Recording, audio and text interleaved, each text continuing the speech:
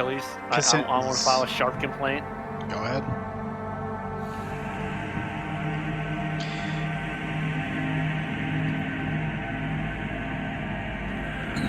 Is chat here yet? Yeah, no, we're already live. Oh, I just had everything muted. Hello, chat. Hello, chat. Hi, chat. Hi, chat. Also, that meme from waiting room, I put it in here.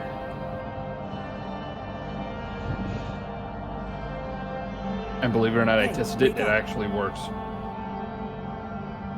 In case you didn't know that already. Oh, Pants really late. What's your wisdom? Sorry about that. I had to review some No problem. uni stuff. Actually, now's a good time for me to passed the grab a course. drink.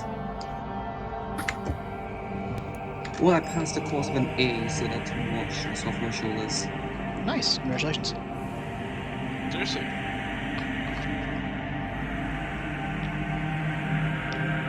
Alrighty. So, excuse me that I'm still eating while we're doing this. How dare you? Well, It's okay. It's okay.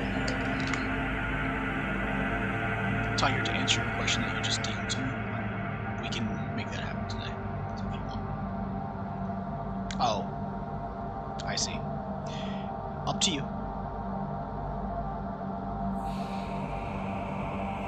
If he's DMing you about chasing guns with a flamer, I'm not involved in that. I'm supportive of it, but I am not involved, sadly. What did I miss? No, Tiger's just DMing. That's okay. So, I know we kind of been on a 2-week break, but does anybody remember what happened last time? I have a rough memory. We got back to the Crusade proper. Got to see the freaking Olympus Star Fortress. Got to do a little bit of a shopping run, quote unquote. And then ran into Tech's new character, which we found out has gone through a rift in the space-time continuum. Well, not that much. All we need now is a dadgum car. Well, that may or may not be true. And a flux capacitor. Oh. Okay. So yeah, you guys did go on a grocery run in an attempt to help Gums make better food. Seeing how a sister battle one-upped him. In cooking. That's just sad. Very. Tiger and Vakken participated in the Crusade's current question of the day, which is how do we deal with the mutants in the Underhive?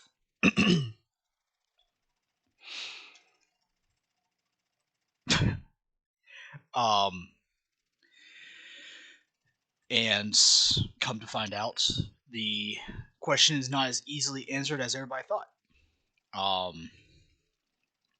Vakken met his counterpart in the second phalanx while aboard the Legion's fortress monastery, which is known as the Olympus, which is a giant star fortress that is currently residing with the rest of the Crusade host. And yes, you guys did meet Ollie, a peculiar individual who speaks with a Brooklyn-style accent, kind of.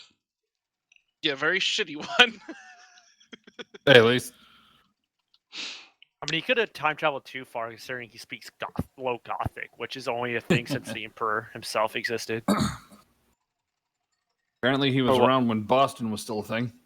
Or Brooklyn. I'm sorry. Gothic, that's just an Australian dialect. So yeah. Cockney accent.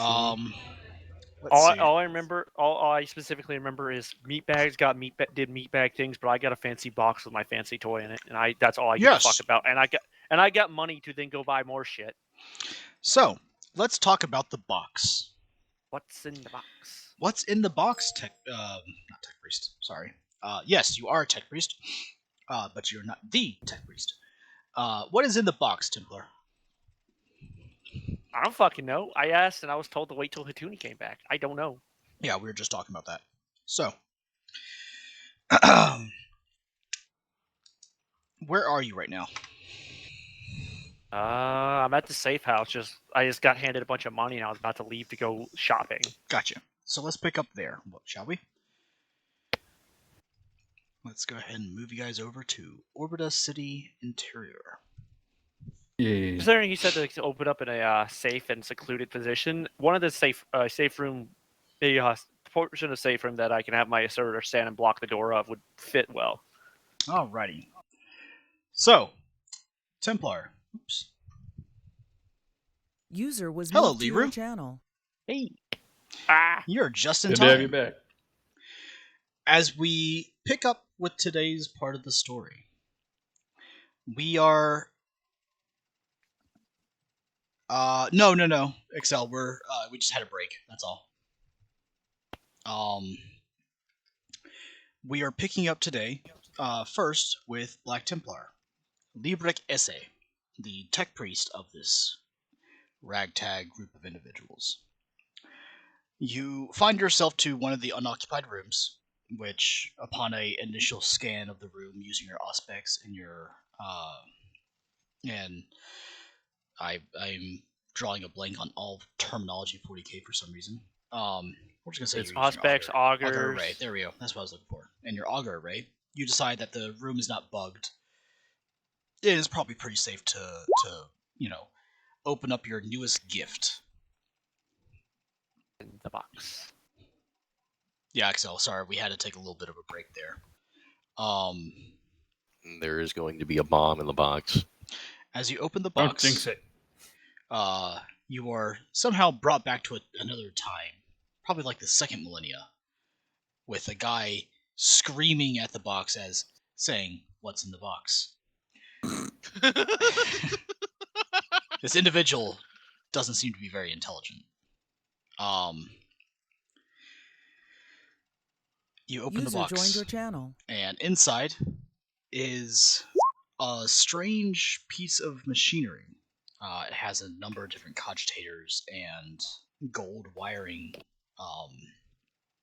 things that seem to affix to a number of different cogitators that as the cybernetic implant, with a large ring that almost seems to resemble an iron halo of some sort. The friendly little note inside, from the individual that you did not ask his name, so User I'm not going to tell joined you your what his name channel. is. Hello, user who has just joined my channel. I would have assumed I just would have read it off of him Breezy. with the Lectus. Yeah. No, it is indeed sanctioned by the Adeptus Mechanicus, and therefore it does have the Electus.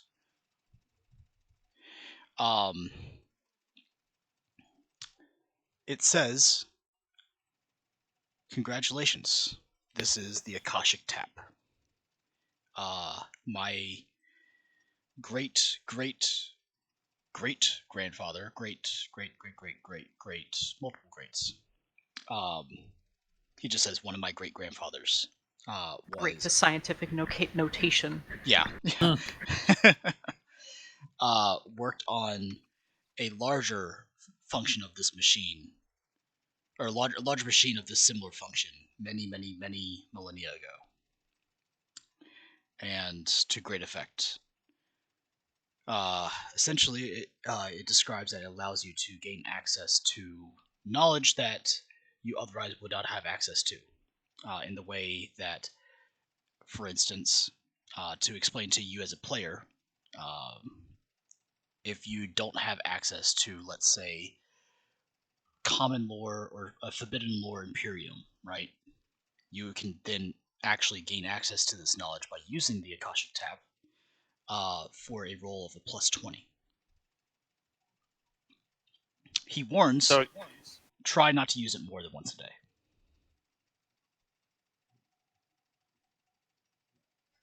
Yeah, and I'm assuming once per day is 24 Terran standard hours.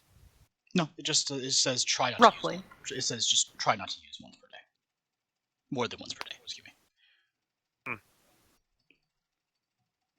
And it's a plus 20 to common or forbidden lore. Essentially, any knowledge check that you wish to make, you can use the Akashic Tap to gain a plus 20 to that roll. If you do not have access to the knowledge. And you can make any of them. Correct. And you also have access to any forbidden lore or common lore of your choosing with a plus 20. For instance, that will basically put it at a flat. Correct.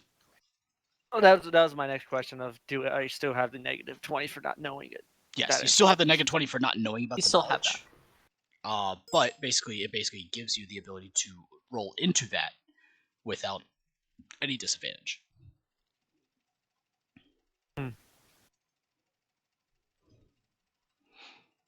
Well, that's it. That's definitely interesting. And you called it a cognic? Akashic Tap. Akashic. I'm going to need that typed out so I can... Sure. I wonder if we should make a very short item page for it. Have we? I didn't. I just wrote it in my journal. Gotcha. So, Akashic Tap, linear older and on a greater scale, gains access to knowledge, otherwise not access to, plus 20 to knowledge / lore test. Don't use it more than once per day. Probably might explode my head. It just says try not to use it once per day. You have the ability to use it more than once per day if you would like. I want to take the advice of the man who fucking built it, not to fuck with it too much. Okay. Let's see. Well, does it have the installation, the procedural installation instructions on it to say hey, it's installed here. It takes this long to recover from it. So the position of which this item appears to have, at least instruction-wise, to be installed, is, in a sense, directly behind your head. Through a spike that will go through your backpack generator, basically making it very reminiscent of an iron halo, save it looks more like a Tesla coil than that. Interesting. Does it have hey, once installed, wait X amount of time? Does it have any hey, you'll be at recovery for X amount of time? You need X-rated installation, someone who's X-rated to install it. Once it's no, I mean it looks as though it installs very easily as any other cognitive enhancements that a tech base would actually have. God damn it! That means I can't just stick it right in my body right now. Damn it! Let's see. Leobrecht, considering your skill, I think you would only need a bit of help, given doing self-surgery is not amazing. But self-surgery is not recommended. Yeah, it's not recommended. But yeah, you know what I can do? I can direct control my servitor and have it do the surgery to me. It doesn't have very good mind motor control. Actually, this model I started with is specifically designed to help in any such task. Oh, really? Okay, yep, never mind. The multi-purpose lathe is designed for fine-tuning to the point where it can actually use keyboards and stuff. But is it allowed to work on your brain? I mean, technically, I would be the one working on my own brain. Okay. I mean, there's also the fact that I had to wait for recovery period, and that's a long time, and I don't want to be unconscious for 2 sessions. No, you won't be unconscious for probably 2 sessions. Let me check. I could have sworn it was in there. It's not something that will hook directly to your brain. Not necessarily, at least. I could have sworn there were. I know there's a table that tells you how long it takes. You roll a toughness versus something.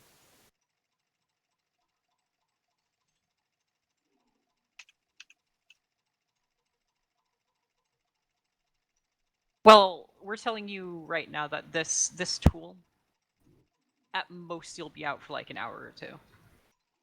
And how? So what check? From anesthesia. So what check would need to be made to install it? I'm guessing a Medicaid. Well, do you want to do it yourself?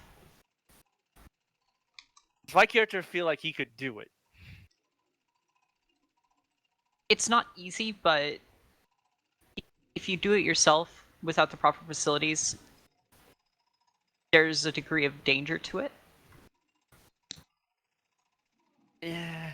He'll just wait. He'll just wait. He'll just go do his shot. He'll just instead just put it back in the box, and then proceed to go continue with shopping. And then once he gets his shopping, he'll eventually find a reason to go back up to the ship and have the medication in his head real quick.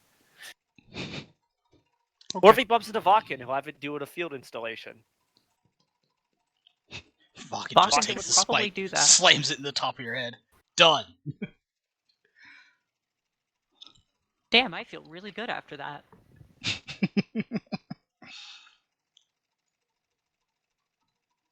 Let's see.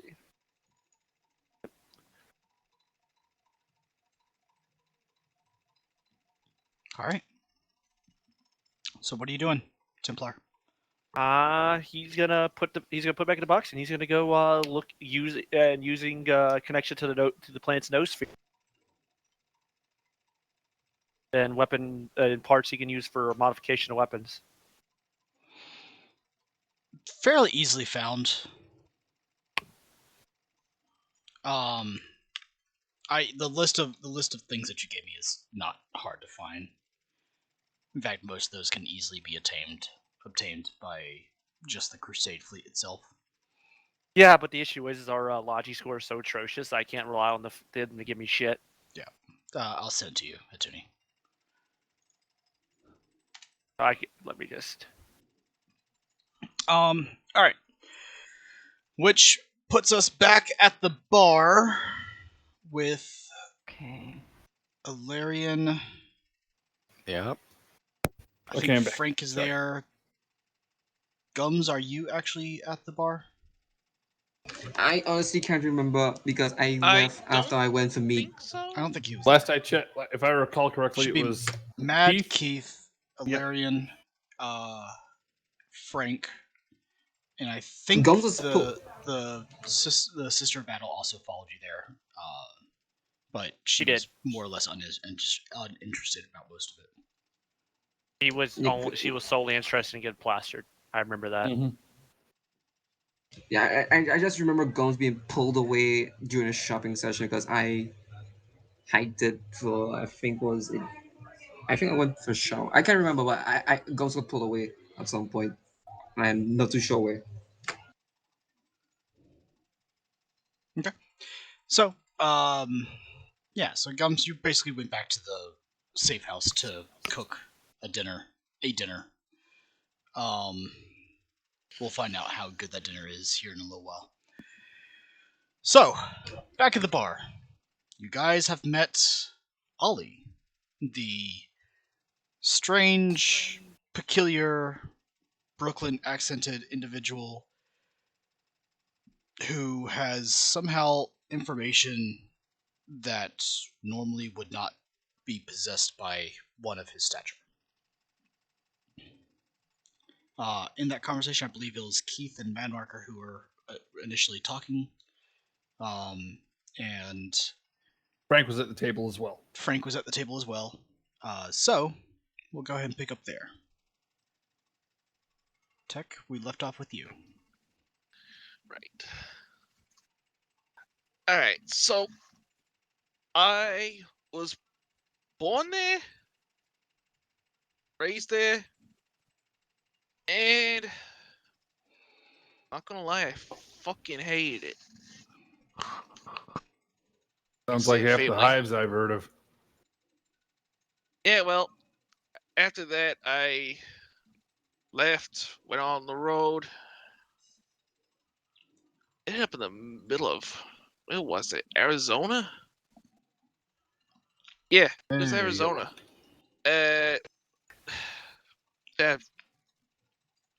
Whatever.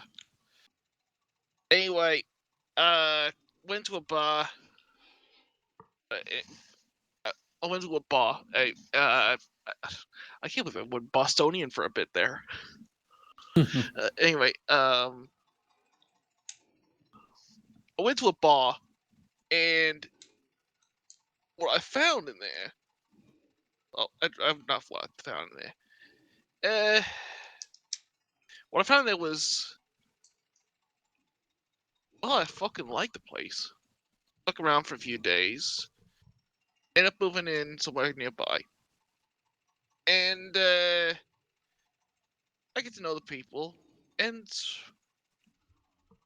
one night, I make a bet with one of the guys there. Smarty Pants. And what ends up happening is that he bets. He honestly, I can't remember what we had to bet about, but not too long after that, I fucking blacked out. And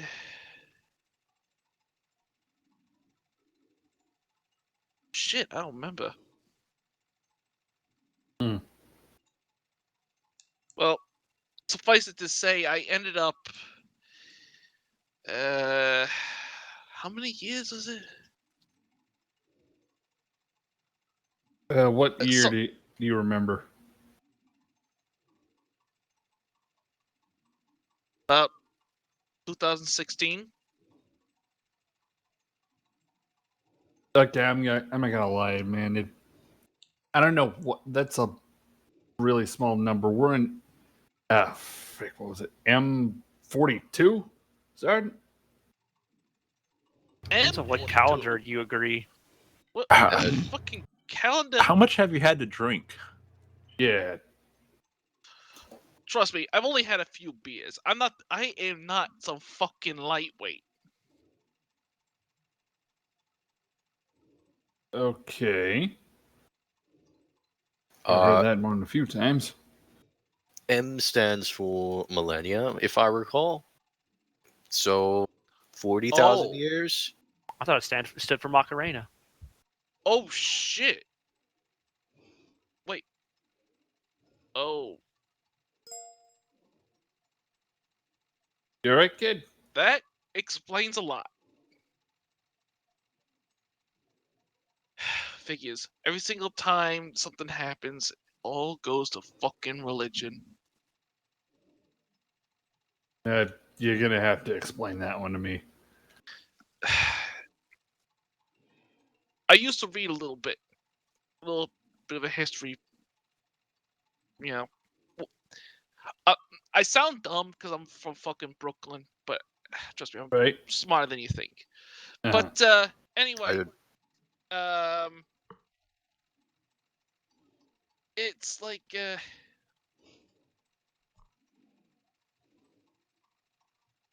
fuck, I lost my train of thought. Happens to the best of us. Look, can you read the question again? Out of character. What'd you ask? I forget. How many? Let's see. It happens with how many drinks, man.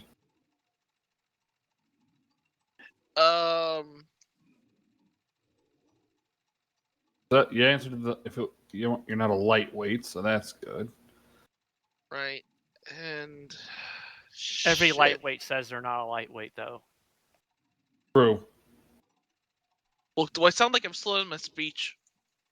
I'm not there. I'm just talking shit out of character. I'm kidding. Anyway, right, the religion thing. Right. So, whenever things get ultra advanced, and then things seem to go to shit, everybody always goes back to fucking religion. And now I'm hearing all this shit about a God Emperor.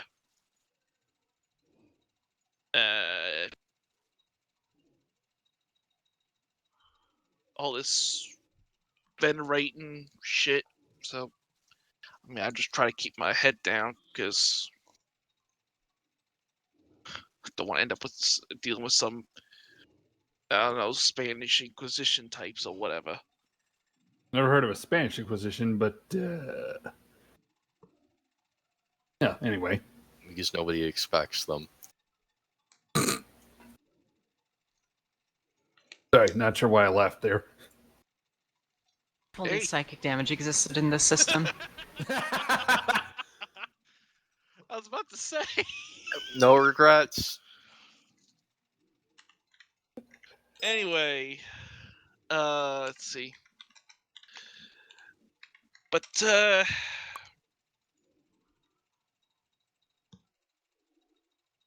no. If you don't mind me asking, you guys are military, right? I mean, we're the Imperial Guard, so yeah. Oh, You're marvelous. all Imperial Space Guard. Marines. I'm Imperial Inquisition. You like to think you are. I Even not she very kind of good. just pats. You're not a very good inquisitorial goon if you tell everyone you're inquisitorial goon. You goon.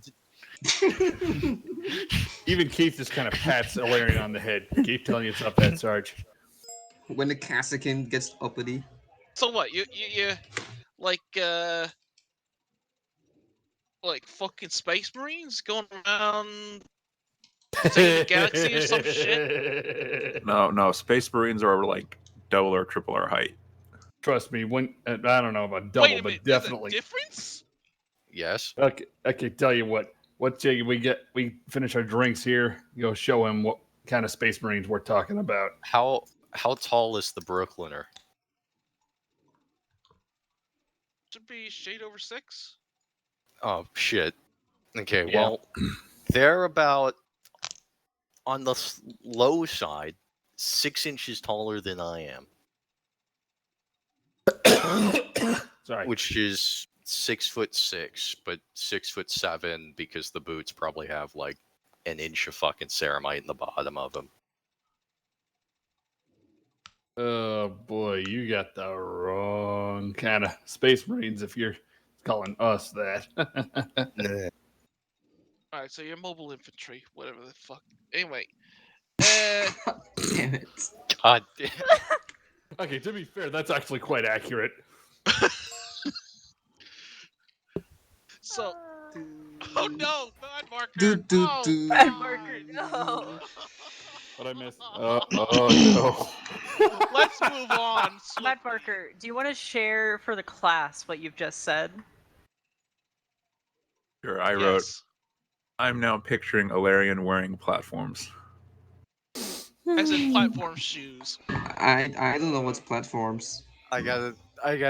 They're like shoes, but the soles are longer. They're taller. They're like heels, but 2 No. 3 inches thick. Hold on, Like, like imagine the heels, bottom but of your it's- shoe, Huge into but disco it's days. thick.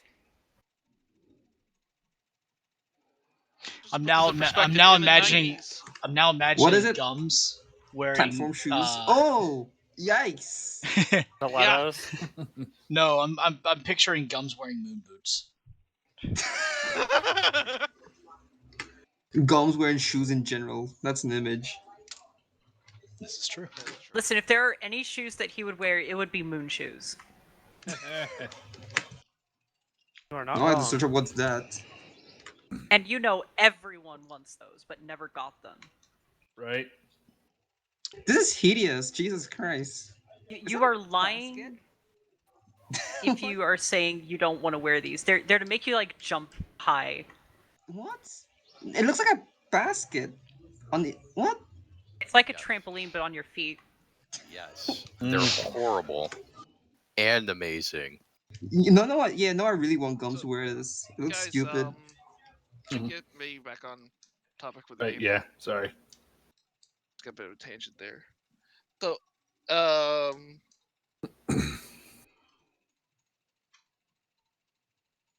I mean, you guys are connected to these other Space Marines? No. Indirectly. Yes, but no. We're not part of them specifically, but we're currently working along.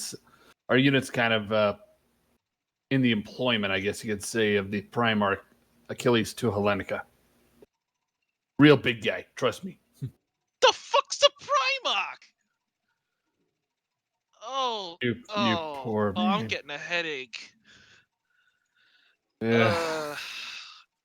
Well, I mean, You sure you're What? not you're not gaslighting me or anything, are you? Nope. Not even sure what gaslighting is. what would you like us to fuck. do? Because if you just want us to put you out of your misery, we can do that, no problem. But preferably not here. These folks aren't exactly used to the sight of death like we are. Look, I'll be honest with you. I know I'm seeming crazy as fuck, but I feel like I'm here to help somebody. And for some reason I recognize you guys, so I guess the answers to whatever weird ass question in my head is somewhat related to you. Oh, it ain't us. We got a few other people that you might be able to help. Just please tell me you're not with some fucking hobbit or something. No idea what a hobbit is, but there's at least one short stack in the group. Rattling. He doesn't know what Trust a me, you'll hobbit learn is. all about these guys. Oh fuck, it's like Lord of the fucking Rings. And you lost me again. Never mind, it's an old fucking book.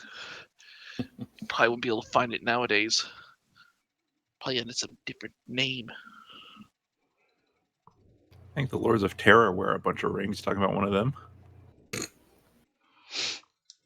Maybe. Sweet. But Anyway. whatever. So,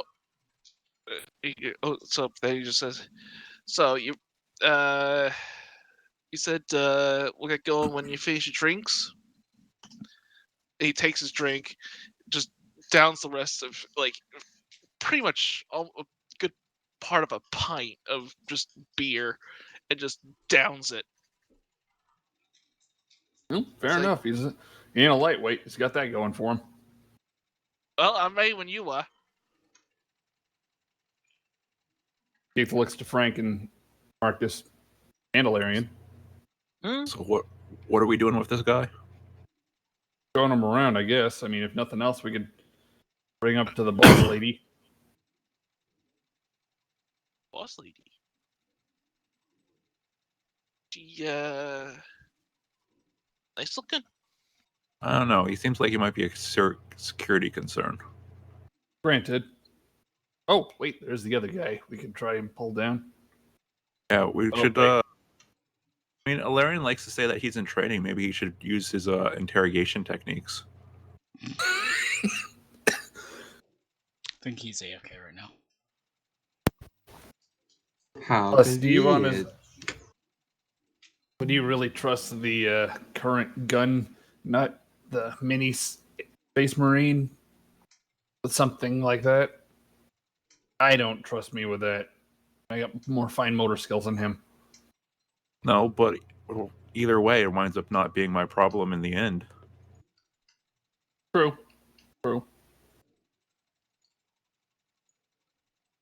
I did want to try and show Cal that, I don't know, what is it, an adventuring shop, I think they called it? Anyway, let's see if he's on the horn. Keith tries to combi. Hey, Cal, you busy? Nah. Beautiful. What you want? Got two things. One is a lesser concern. The other one's he's a weird one, but for some reason feels like it might be a good idea to have you or maybe even Tony come down, talk to the guy. We're at a bar. What's that? What guy are you talking about? Name's Ollie. He says he's from someplace called Brooklyn. Why would I want to talk to somebody like that? Just keep it. Just clear things with the powers that be, as it were. And Keith kind of just brings him up to speed on the conversation. You now have the information that he's told you.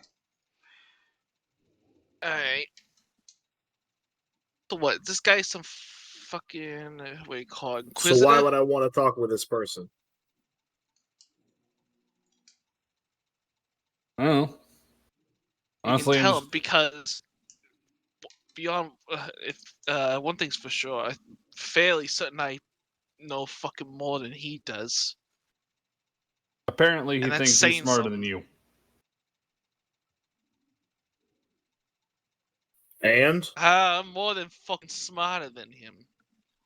Tell Cal that there's some kind of weirdness going on, and it doesn't seem to be induced by alcohol or drugs alone.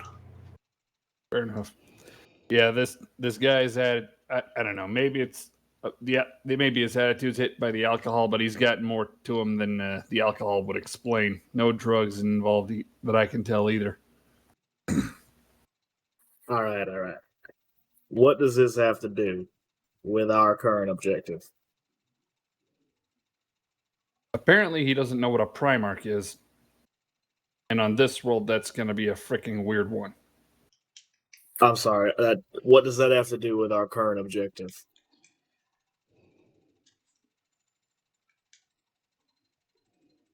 Keith pulls up, kind of puts a hand over the mic. He's asking what it has to do with our current objective. Any ideas? Boy, just covering the mic doesn't mean I can't fucking hear you. As far as I'm aware, it doesn't have any connection to our current objective. Look, just some weirdness that's currently happening. Give that man a motherfucking promotion. He's the one with any brains down here. Contact me when you got something that actually matters. Look, and I end the call. Is this on open comms? He's covering the mic with his hand. I could literally hear you guys. No, I'm asking if this is like on the squad. Did he specifically direct call you, or did he just put it in like the squad comms asking for you? He said right, you want me to fucking prove that I have some weird fucking knowledge? Alright, fine. Let me think of a fucking name that you might know. Who the fuck is that? That's the guy I was telling you about. Apparently, like you can hear him on the mic, even when it's not close to his head. I mean, you guys are literally standing near each other, right? Yep, we're at the same bar table. Alright, look. Whoever you are, if you need me to prove that I've got some weird fucking knowledge and I need to talk to somebody about it, what's the fucking name? What's the name you might know? The fuck? Some kind of German? Hansel Heinz?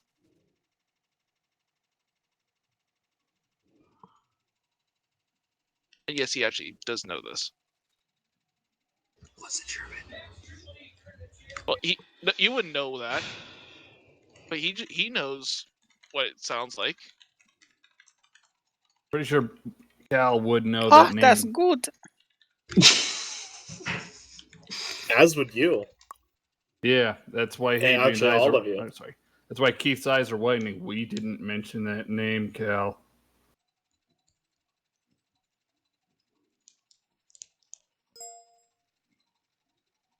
Okay.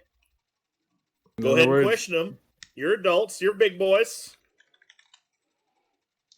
We're guardsmen. We're not trained interrogationists. Oh my, what did I think? You guys could think for yourselves. Well, I'm mistaken, I guess. And then Ollie then points at Larry and saying, but he is. Yeah. Boy, you know how to interrogate, don't you?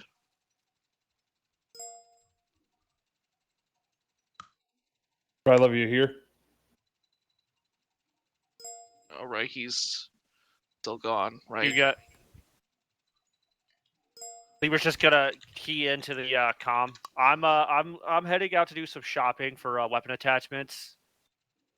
So you guys have fun with your interrogation class. They're just me, or does he sound like a fucking nerd? You have no idea.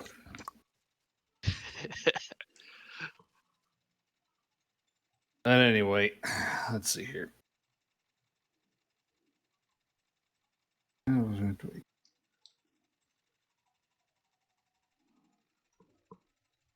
All right.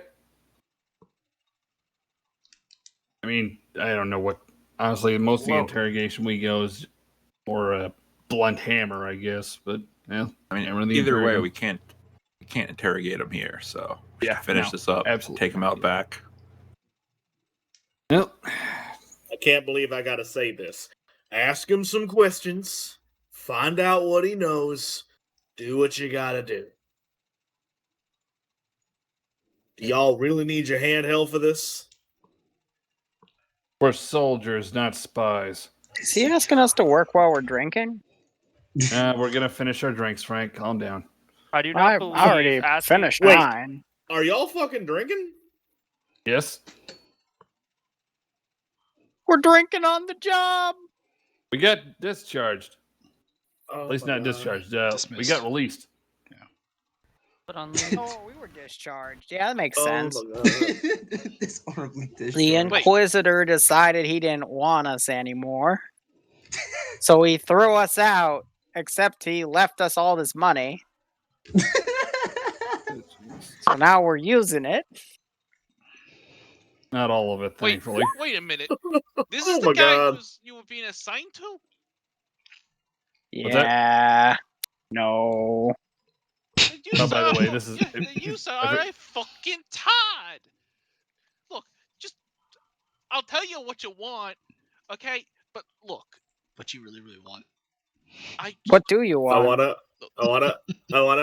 I wanna really, really, really want to sing a cigar. Is he saying that through the comm thing? I'm tell you really what, confused. No.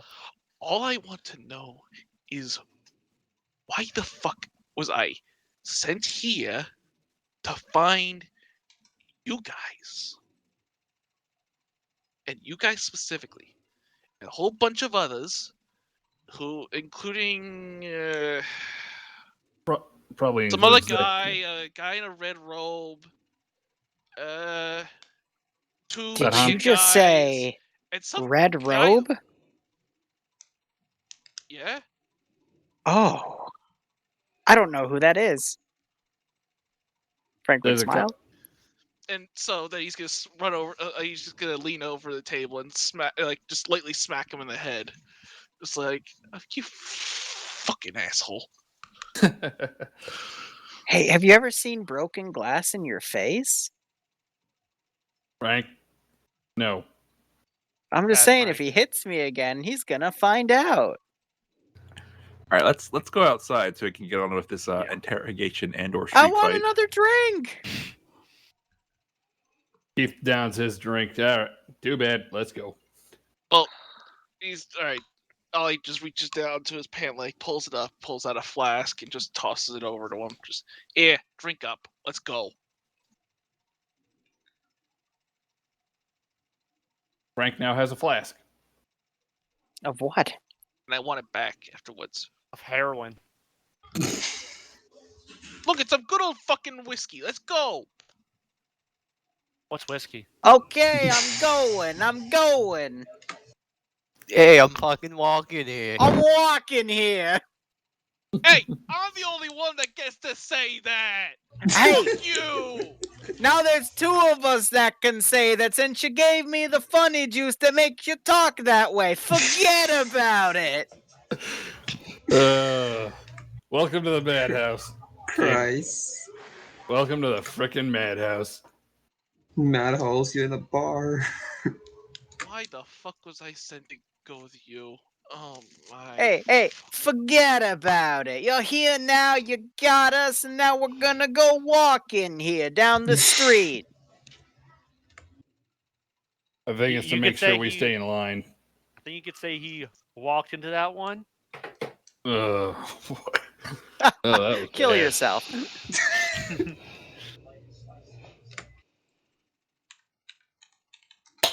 Anywho.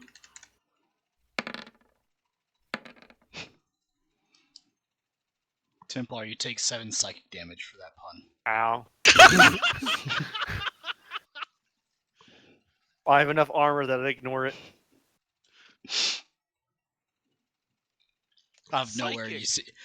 Out of nowhere, your head moves forward, like gets slapped forward as though a psychic pain has just slapped you out of nowhere. Keep going. Oh well. I'm buying some neat shit. I don't care. All right. So, what do you know about Hansel Hines? Well, let's see. Big fucking lots of metal shit on him. Like Yeah. We know what he DNA. looks like. I want some useful information. Well, look, listen to me. I'm trying to think of the guy you're talking about. Okay. Look. All right. So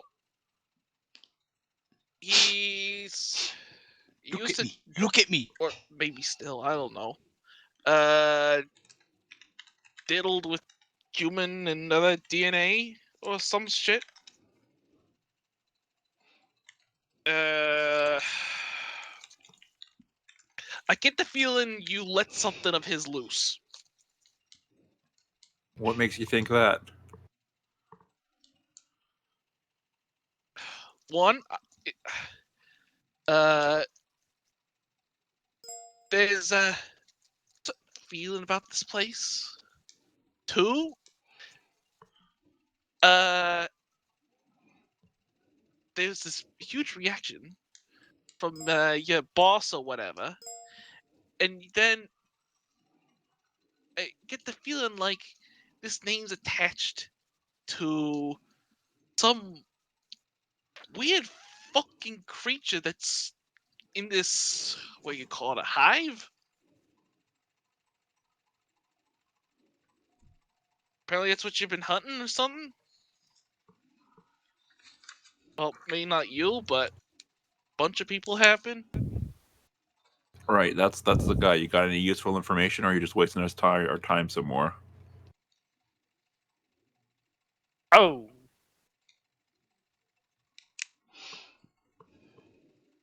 Look, if I told you everything here, I wouldn't get any answers to my own big questions. Hey, don't worry about it. I'll give you all the answers you need. Shut the fuck up before I shut it up for you. And you're not even involved here. I'm talking to this guy. What is entity up? Don't worry about that guy. You're not there. I want to be.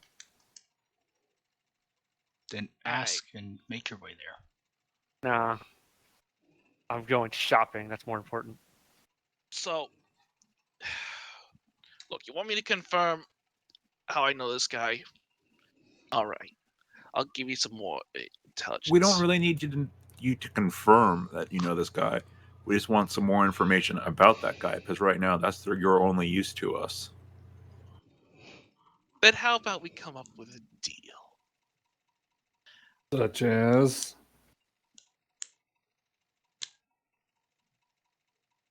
Something I feel right now is that the answers I seek are with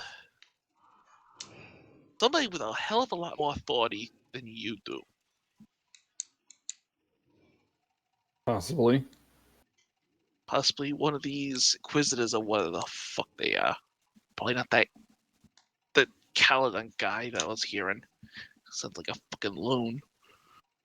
Right, well, he's going to want some actual information pertaining to our mission in order to actually speak to you.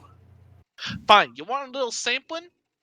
I'll give you that on the condition that if I give you this, I'll give you part of this information now, and I'll give you the rest of the information once I get my questions answered. And I'm guessing that those that I need to talk to are up on one of those big ships up on that fleet. maybe this female Inquisitor has them. Because it sure as hell ain't with the other guy. Well, that's going to depend entirely upon the quality of your information. We're also not really in a place to make you any deals right now, but if you give us something interesting, we can give you someone to talk to. Then how about this? You're clearly connected to these Inquisitors, and I'm guessing that they're not meant to have normal housing, shall we say. They need some secrecy. You have a safe house, don't you? Maybe we do, maybe we don't. Maybe we live on a ship. Which is more often the case, honestly. Well, anyways,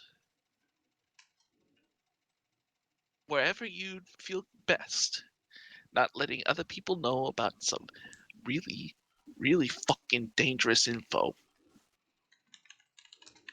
I'm sure as hell, I'm very, very sure that none of you here wants some people to know about the giant fucking monster that's going down in the Underhive, eating people, and taking their fucking knowledge. That's what those... So, let me know when you decide to stop posturing and start being useful.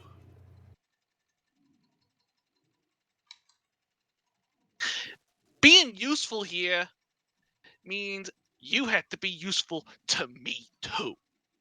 That's how deals work. Man, I really wish I saw my dart gun. Those on me, and yeah, I'm wishing we had that too. Man marker, That you being receive a ping to your comm system. I'll check it. This is for all for all members of the 700th, not currently engaged in conflict, to report back to the Olympus for an immediate message from the Prime Marker. Oh boy. We gotta go shoot. I'll get on the comms and relay that to everyone so they know. Okay. So what do you want to do with this guy here? Well, either he can tell us something useful right now, and we can take him to an Inquisitor, or we can just leave him here. Alright. I say we take him. Here, do give any of you a have a little spare something that's thing of useful. guardsman fatigues? We could dress him up like a Barbie. I carry 3 different types of uniform. Which one would you like? Fucking Whatever. Just dress him up. He can come back with us. No one will ask any questions. We get him to an Inquisitor. The Inquisitor does the talkie talk. We get the info, and everyone. Wait, excuse me. And then everyone else can forget about it. I love this guy's accent. You have any manacles on you? I've got zip ties, 3 pairs. Well, that works. Let's try and keep that as a backup option just for the sake of safety. Or I can literally smack him with my autocannon until he goes unconscious, and we can drag his body up there, and maybe he'll wake up. Bitch, I'm willing to go with you willingly. Okay? Stop resisting arrest. Frank? Hey, we do need to check him for weapons and explosives. That is true. If we want to do a convincing disguise, I'm carrying a full trooper loadout in my backpack. Why? Why wouldn't doubles you? Of everything. I'm wearing 80 kilos. What is wrong with you? Dress him up. Look, my standard kit.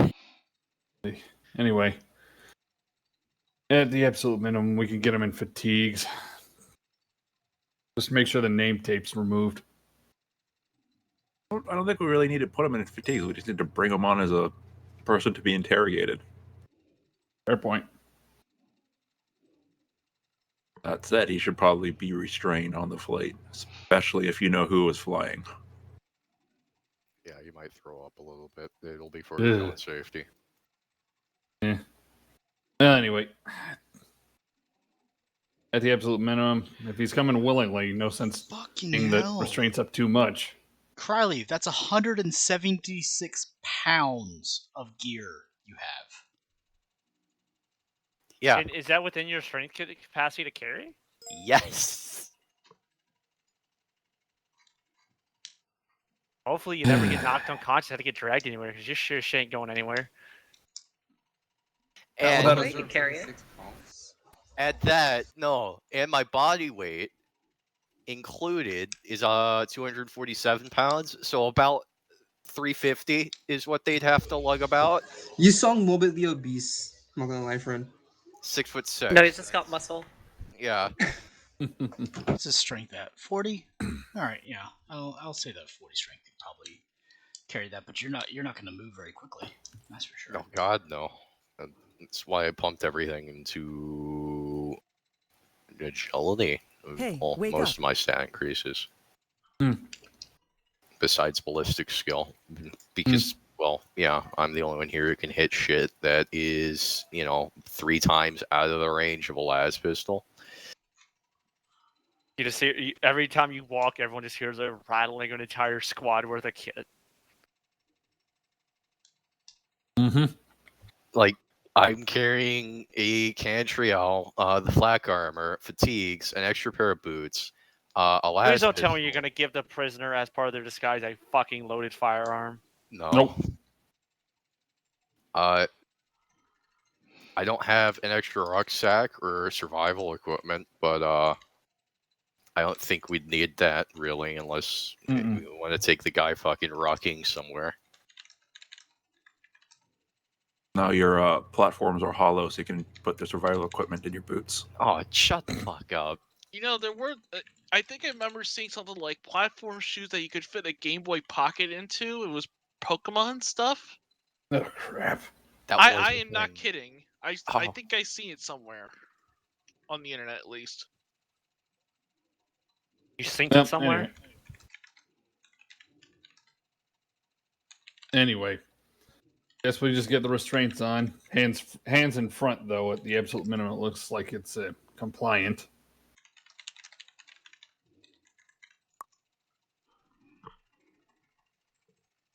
So I'm guessing we don't mind having him see things.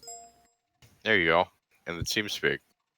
Because putting Game Boy Advances into shoes is fun. And we can put a blinder on him too. That's fine. We should probably gag him too. That way we won't have to hear him, right? Yeah, if anyone gets a gag, it's Frank. Why? Please. I'm carrying a muzzle. Gag. Muzzles and gags aren't the same thing, but Oh, well, depends on what you're doing with them. The gag sounds like heresy. Agreed. I love heresy. So you love tech heresy. Anyway, let's Moving on. just get moving. Faster we get this done, the better. Alright. So where are you guys going? I think our squad's going to be leading Ollie to the starport for the airlift to the ship or whatever. That way we can get to the briefing from the Primarch later, and after dropping off Ollie with preferably Hatuni, but Kaladin counts too.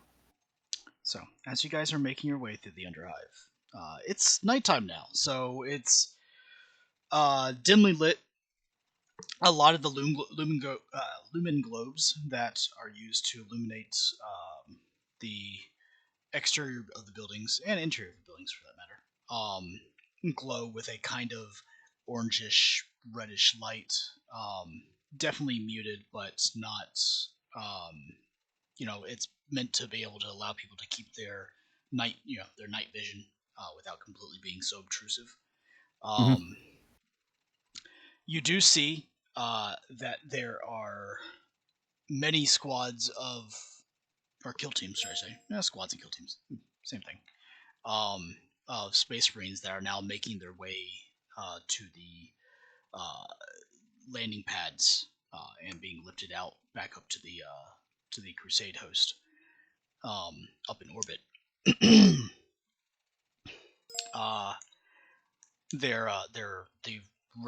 red glow from their helmets, providing a strange but kind of pleasant contrast to the entire interior of the upper hive. For everyone but Ollie.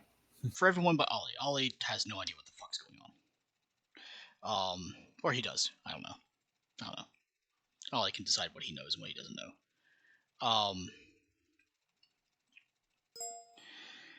With that being said, you do actually eventually meet up with Librit, who has a number of weapons modifications for all of you. Not having been given the time to actually affix them to any sort of weapons, he just kind of has them in a kind of a bag that is being carried by one of his Megadendrites.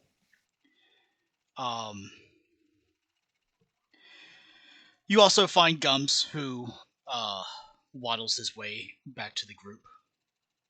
And I believe that makes it for everybody that's on planet right now. There is a Valkyrie, unfortunately, that you're going to have to take because all the Thunderhawks and Stormbirds that were in the area had already been lifting away the plethora of Space Marines that are either coming off their line duty in the Underhive or more or less were wandering around the city as an occupation force. You could probably be sure that martial law has been declared, at least over the Hive force. The site that you see next is one that you all haven't really seen in a very long time. You see before you an entire starry sky filled with nothing but Imperial ships. Across a backdrop of a gigantic structure that many of you, and I would say almost all of you, and all of you would not have seen since the 13th Black Crusade. Coming from the planet, it is a very different sight. As you see the Starfort, the Olympus, with the gigantic structure of the Emperor's Endowment, the Gloriana-class battleship, parked next to it, and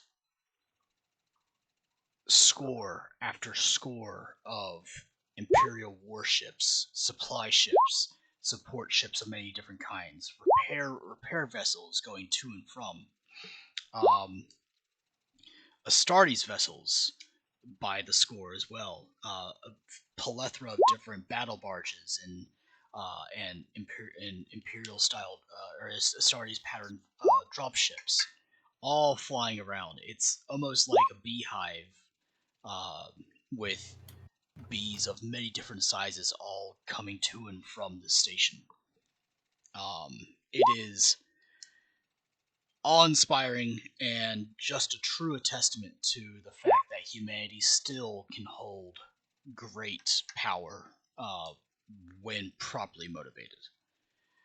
And as you guys fly in closer, the awe-inspiring sight doesn't stop, because as you disembark, you see battalions of Imperial Guardsmen. Many from the 700th and, what was known as the 700th now being basically folded into an old-style Legio that the Primarch basically created, much to the distress of the High Lords of Terra, but none that anybody was really going to fight him against. As he basically has taken on more and more Imperial Guardsmen and folding them back into what is, what he understands to be the Imperial Army. Most of you guys would understand that this is mostly because he comes from a time when the Imperial Army was a was folded into the legions and not just made up in different regiments. He's old. Oh yeah. And he prefers to keep things in that structure rather than having to command 17 different imperial regiments, each one following a different creed and different style of conflict, and would just rather see them as different elements under one command. But they all are dressed in the crimson and gray that matches the 700th of the uniform that you guys took on after the destruction of Cadia. And all of them are on this enormous fucking moving space station. And then, as you guys start entering the center hall, the central cathedral that makes up this fortress monastery, you then see the full amassed host of the Second Legion, the over 8,000 Adeptus Astartes, all of different phalanxes, all under the same code and creed of the Second Legion, amassed. They all stand sentinel, like crimson, gold, and black statues. The cacophony of vox clicks can be heard as all of them are kind of talking to each other from within their helms, all on shared vox links. But basically, all you kind of hear is just a going back and forth across the entire hall, and then of course the constant chatter of the guardsmen, along with other elements that make up the Crusade host. There are small elements of the Adeptus Mechanicus that have been kind of picked up along the way. There are also some Imperial Heralds of the Adeptus Ministorum. A very, very, very small contingent of Sister Sororitas who accompanied the Adeptus Ministorum, mostly at the behest of the High Lords of Terra, but are more content to fight alongside the Orbita Crusade for the sake of the Imperium as a whole.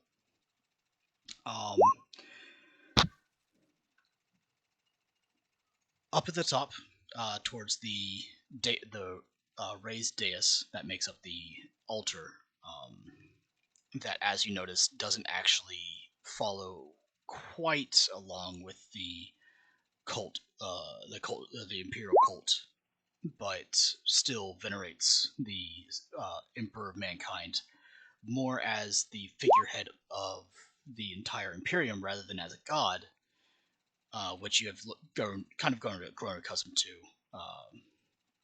as the belief structure of the second Legion. You see the gigantic figure of the Primarch. Alongside him, you see the 8 different Pallmarks that make up the Second Legion. You would understand them to be chapter masters. And then, of course, you also see the Reclusiarch and the Chief Apothecary up there with him.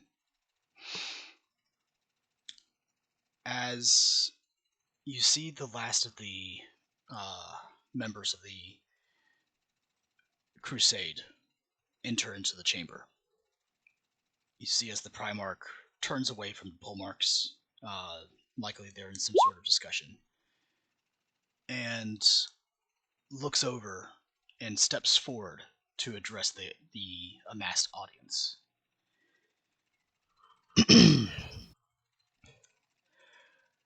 Members of this mighty crusade, hear me.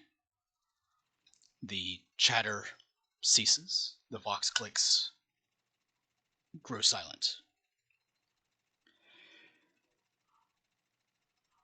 As we have finished one conquest, another so begins. We have been brought to the capital of this subsector. Orbita Primaris stands on the brink of destruction. It is our actions that take place here that decides the fate of this world. As many of you know, a growing mutant army begins to gather its strength below the hive city of Boris. The Polmarks and I have been in deep discussions whether to just wipe this city from the face of the planet or to attempt to save it.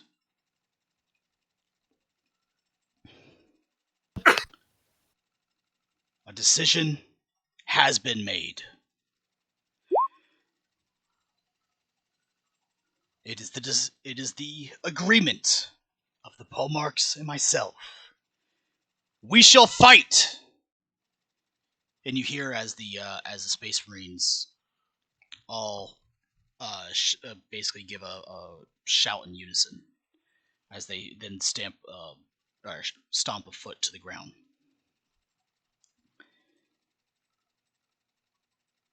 However, a headlong charge into our enemy cannot be the answer for this. More information is needed before we attack.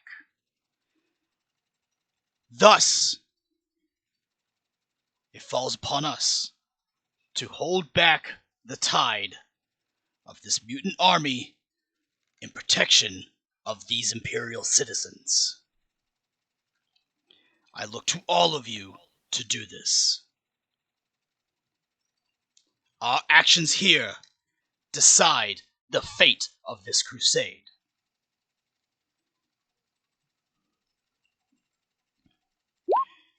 It has also been brought to my attention that there is a deep divide in our forces. Many favor one course of action, while the rest favor another. And upon these divisions grows malcontention in our ranks. I have addressed many of you before, and this will not be the first time that I will address you, nor will be the last. However, in this, I believe one voice can be the voice for what all of you feel. I welcome to this stage a man, nay, a brother, who has not addressed you in some time. Reclusiak, please step forward. At that, the similar cheer then erupts from a much smaller portion of the Astartes, many of which you recognize.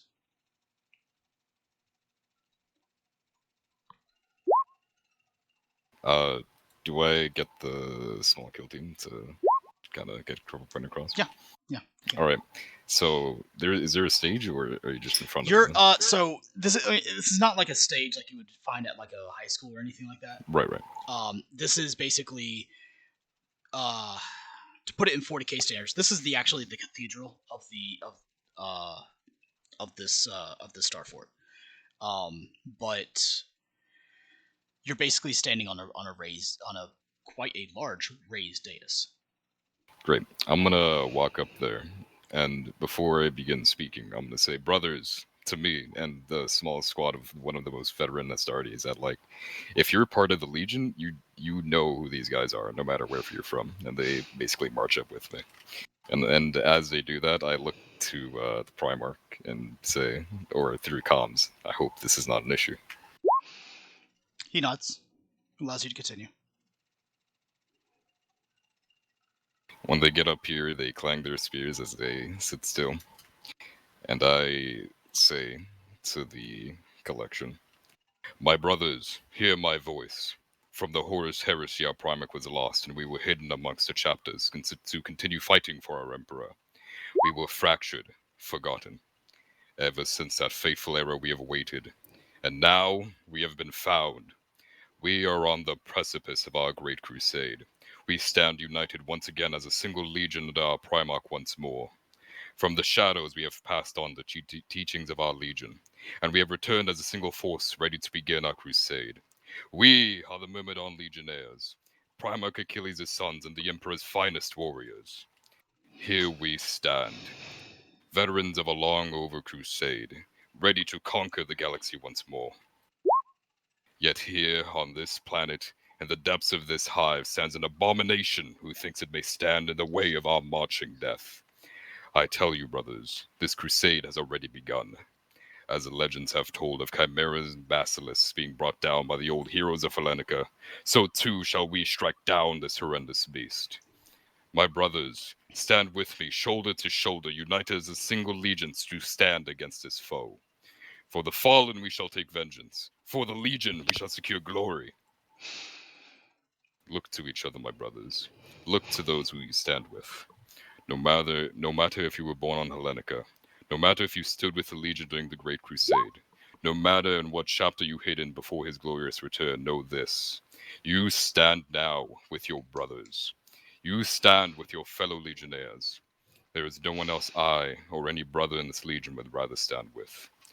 We shall find victory in this crusade, as brothers. And for those of you who lead us, listen to me. For years, we have been struggling to keep our Legion alive. We were hidden in secret, fighting on as warriors with no true home. In the dark, we stood against the enemies of man, nearly alone. That time is no more. Look around you and you shall see once more you stand with your brothers. We no longer need to rely upon ourselves, for our brothers are here to shoulder those burdens.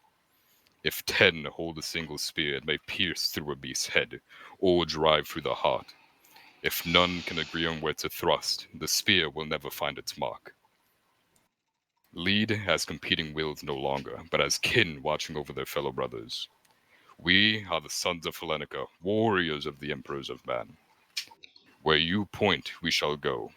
Unto death shall we do our duty, and until the end, we shall fight.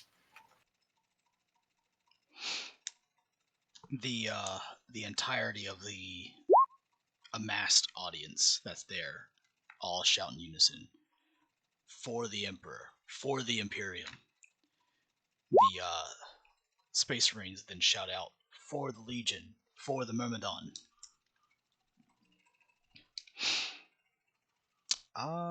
You know what? I like that. To your next skill test, add +5.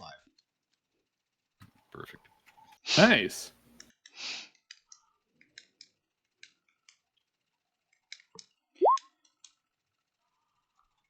The Primarch then steps up as I just dropped my pen. The Primarch then steps up, puts his hand on your shoulder. Go now, my sons! Go now, the Crusade! Slay the enemies of man! The entirety of the audience lets out another shout for the Emperor, for the Imperium. And each formation, more or less, begins to kind of file out the many different doors that lead into this room. You guys are more or less left to your own devices. I will allow Vakken and Tiger to join you guys should they wish. Does my device have Angry Birds? Ha. Somehow, at the cost of... Roll a d10, Breezy. Oh no.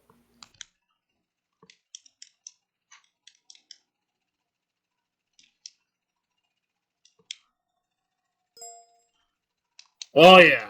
At the cost of 1 psychic damage to you, which does absolutely nothing. Yeah. You somehow have an old program on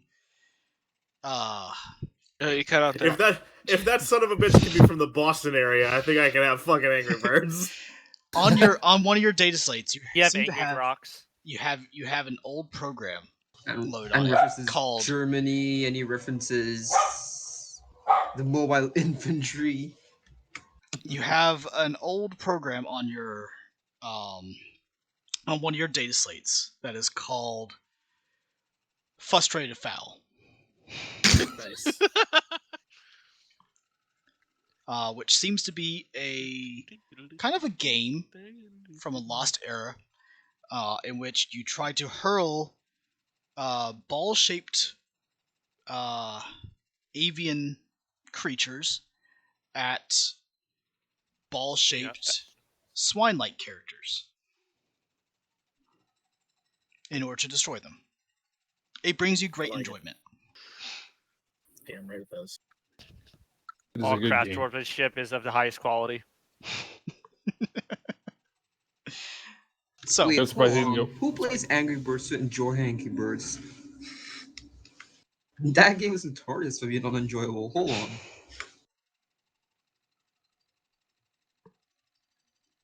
Who hurt you? I don't know, Who Gums. hurt you? Roll a 1d10 and let's see. Here we go.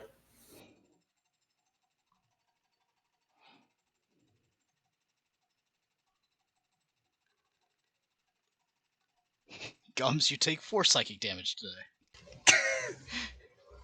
Gums just hates frustrated foul because he wasted many of his youth. And was still beat by a 6-year-old. Frustrated Foul is what kills Gum's family, yeah. Not through animal attacks. They choked on it. They tried to eat the. They tried to eat the. They made meatballs out of the birds. Yeah, they tried to eat the system that the game was on, thinking it was food.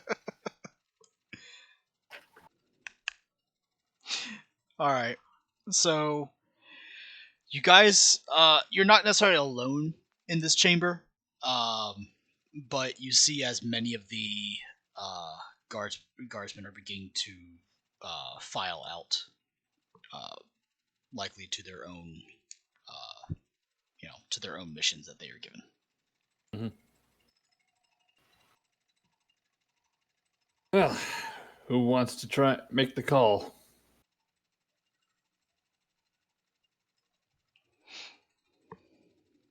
You volunteered. You do it. Should we? Vakken and Tiger, you guys are still up on the dais as of right now.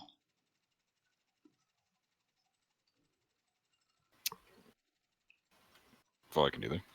Yep. How do you find speech, Ecclesiarch? Yes, hopefully it got through to the bull marks. Was that your true goal on Who to Unite?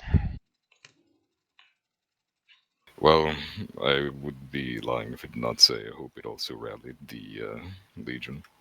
The sight of one of our oldest is definitely not one to be taken lightly. Speaking of, why is the Inquisitor squad have suddenly a new recruit? Do not ask me about the workings of the Godsman Ecclesiarch. You know, they go off, find things like kittens, and bring them back. What does this kitten you speak of?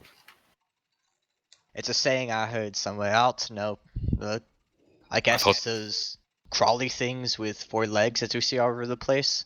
I thought that was the name of an Astartes. I don't know, I remember hearing it once.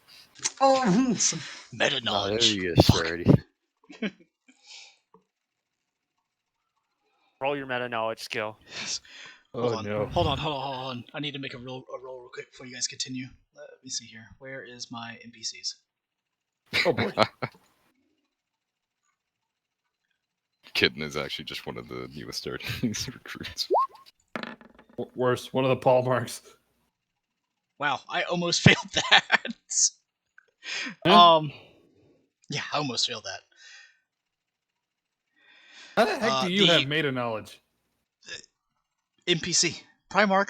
No, I'm talking to Larian. Oh, he just wrote it in. Okay. The Primarch stepped forward. Actually, I think that's the name for one of the Emperor's custodians. Custodians? Never heard of their names. I'm pretty sure it was just one of the recruits. Last time a custodian tried to tell his name at me, I slept through the whole thing. They are exhaustingly histrionic in that sense. Yes, I agree with you. I understand the purpose of titles, Primarch, but at some point, I think once you get so many, they become useless. I'm inclined to agree with you. So, what is our standing order? Well, I need you to collect information about the mutant that was released from Hansel Hein's lab. We can't proceed forward until we know more about its capabilities. If you could also obtain knowledge about the numbers of the mutant host in the Underhive. Report back in a week. It shall be done. The Primarch then walks away, likely off to the command bridge, or the commanding area of the station. Alright, let's go over to the guardsman squad. Alright, so, as all of you come to meet each other, Tiger and Falcon, you see there is a new individual with the guardsman, who is currently in bindings. Is He this basically the new looks like an eviscerator? unwashed. He basically looks like an unwashed space bum, to put it simply. That implies they cared after they saw you were new. I did not know you guardsmen were interested in the form of play many of the planetary governors I have seen. No, no, brother. It must be an eviscerator. I heard they chained them up. Probably one of the Inquisitor's pets. The fuck are they talking about? Why does he speak weird? It's his accent, Reclusiarch, Apothecary. Broken? Chief looks over to Ollie. Don't mind Have you tried turning it off and on again? Yes, I believe the tech priest has a solution. Oh yeah. By the way, Ollie, the tech priest is also there. Beep boop. Oh hey, there's the red robe guy. If it's the one you mentioned earlier, no, it's not. No, not Hansel. He's Liebrit? So the eviscerator knows of our charge? More than you think, bud. By the way, nice speech. Galere. It was a compliment, Reclusiarch. No, seriously, it was really good. Reclusiarch, did you just say the word glare at us? No, baby.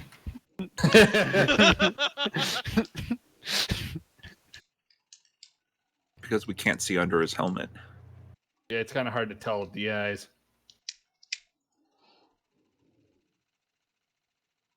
But anyway, they were apparently the guy has some kind of information regarding the thing mentioned in the speech, and we're going to try and get him in contact with either Kaladin or Inquisitor.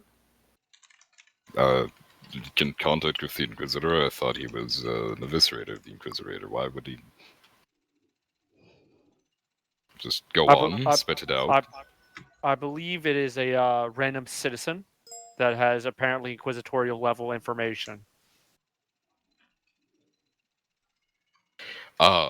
Interesting. He's gonna stop talking out loud, and on the comm says, after he gives us the information, give him the bolt pistol. That wouldn't be a good idea. You can't hear that. I'm kidding. Sorry. I'll take it back. Anyway, let us go to a room where we can figure out what he knows then. Agreed. There are plenty of rooms on the Olympus. Any one in particular that you're looking for? We take 2 steps to the left. Okay, 2 steps to the left. There's a room. 2 steps to the right. There's another room. Are you gonna slide to the right? Don't crisscross this time. Crisscross Open the door, see shave room. No, next one. Left foot, left Not try real smooth. We're gonna slide to the left all the way to an turn it out. Ah! 2 hops this time. Everybody clap your hands. Anyway, So you, after a little bit of searching, you finally find a room that doesn't have anybody in it, and you enter, close the door. This is, to kind of describe it as best I can, this seems to be like some sort of ready room. There are armor servitors, weapon servitors that are basically there to keep to upkeep weapons and things like that.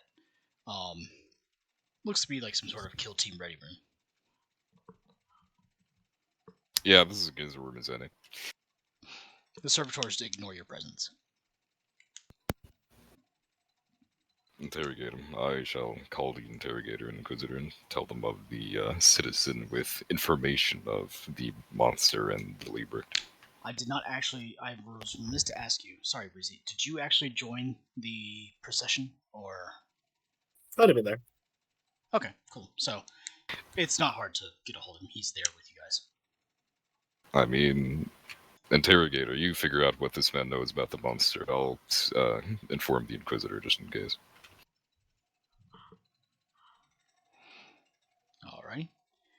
Breezy, how would you like to interrogate Mr. Ollie? Do we have an interrogation chamber? You are standing in a kill team ready room right now. Look, the servitors have enough tools. Like, you got this. Oh boy. Depends upon how you want to do the interrogation, Breezy. If you want to be,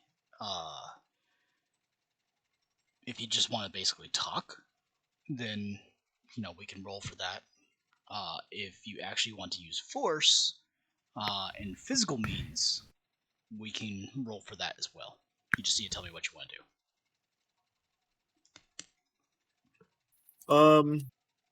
do. It'd probably be a mixture of both, honestly. Okay. Well, then we'll be rolling for both. How would you like to be? Excuse me. How would you like to start? Well, I'm going to start with tell us what you know. All right. What do you want about to know? The monster and about our robot-y friend. All right. First, the bug. I know the following. Yeah, as a sampler. First of all, I know this guy goes without saying, it's getting pretty smart. And I'm not just saying it's learning. It's eating people. And it's getting smarter. And I think it knows that. That this is how it gets smarter.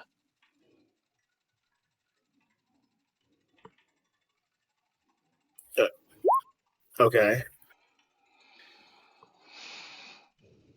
What is it?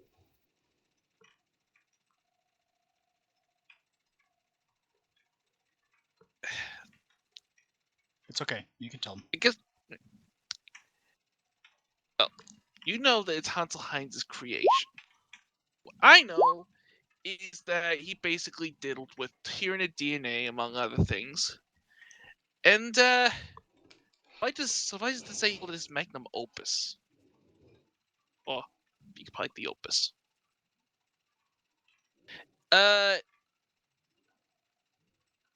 It's an evolving Tyranid, basically, at this point.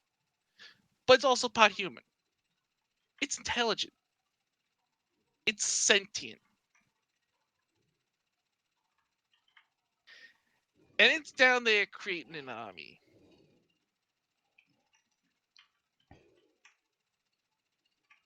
How's it doing that? It's creating mutants. How? You wouldn't know. Exactly, Nobody knows. Yeah, I don't fucking know, but it's it ain't pretty.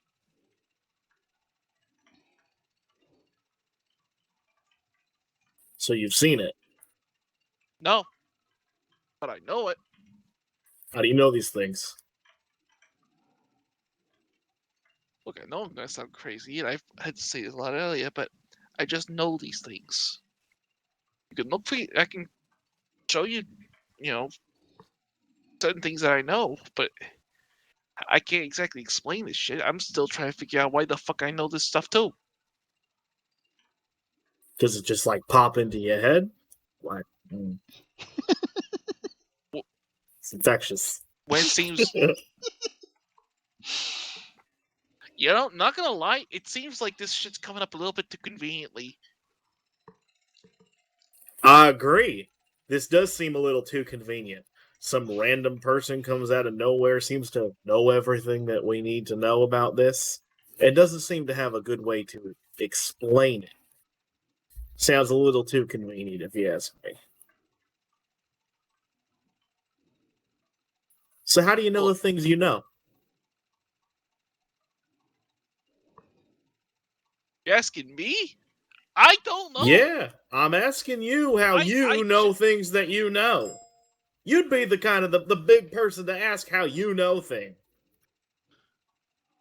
I'll be honest with you, I really don't. I came You up here keep looking for saying answers. you're going to be honest with me, but I am don't being think honest. you've been honest from the very beginning. People who say, "Let me be honest with you," or "I ain't lying," but they usually lying. So let me be honest with you. God damn it! I love how Paladin's going to his accent. Shut up. Exactly. Let me be honest with you. If you don't tell me what I want to know, I'm gonna pull out the dagger. I'm gonna start taking off fingers.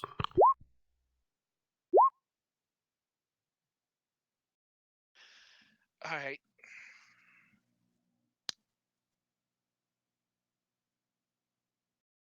Any day now, Twinkle Toes. I'm working on explaining it, okay? This shit doesn't come easy. Alright. So I thought you didn't know how it came at all. So now it comes easy. See how the story changed. No! I say it doesn't. Record does show he said does not. He did say it does not come easy.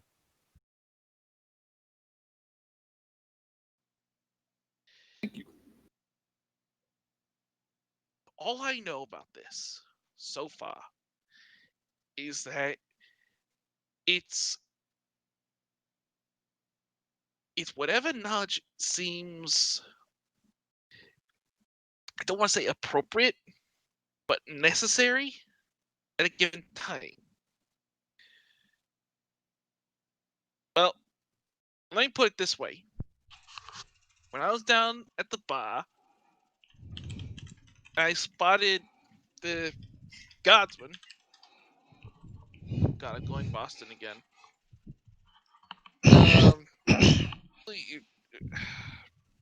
When I found I'm gonna start spinning the dagger around in my hand. Look, when I'm I found so fucking ready for when some I fingers. found the guardsmen, all I knew was they were, I felt I was basically, I felt like I needed to go with these guys. Like I was being sent to them. So you were sent to us. It's the only way I can explain it. Who sent you? If I knew, I would have told you already. I feel like you wouldn't have. Who sent you?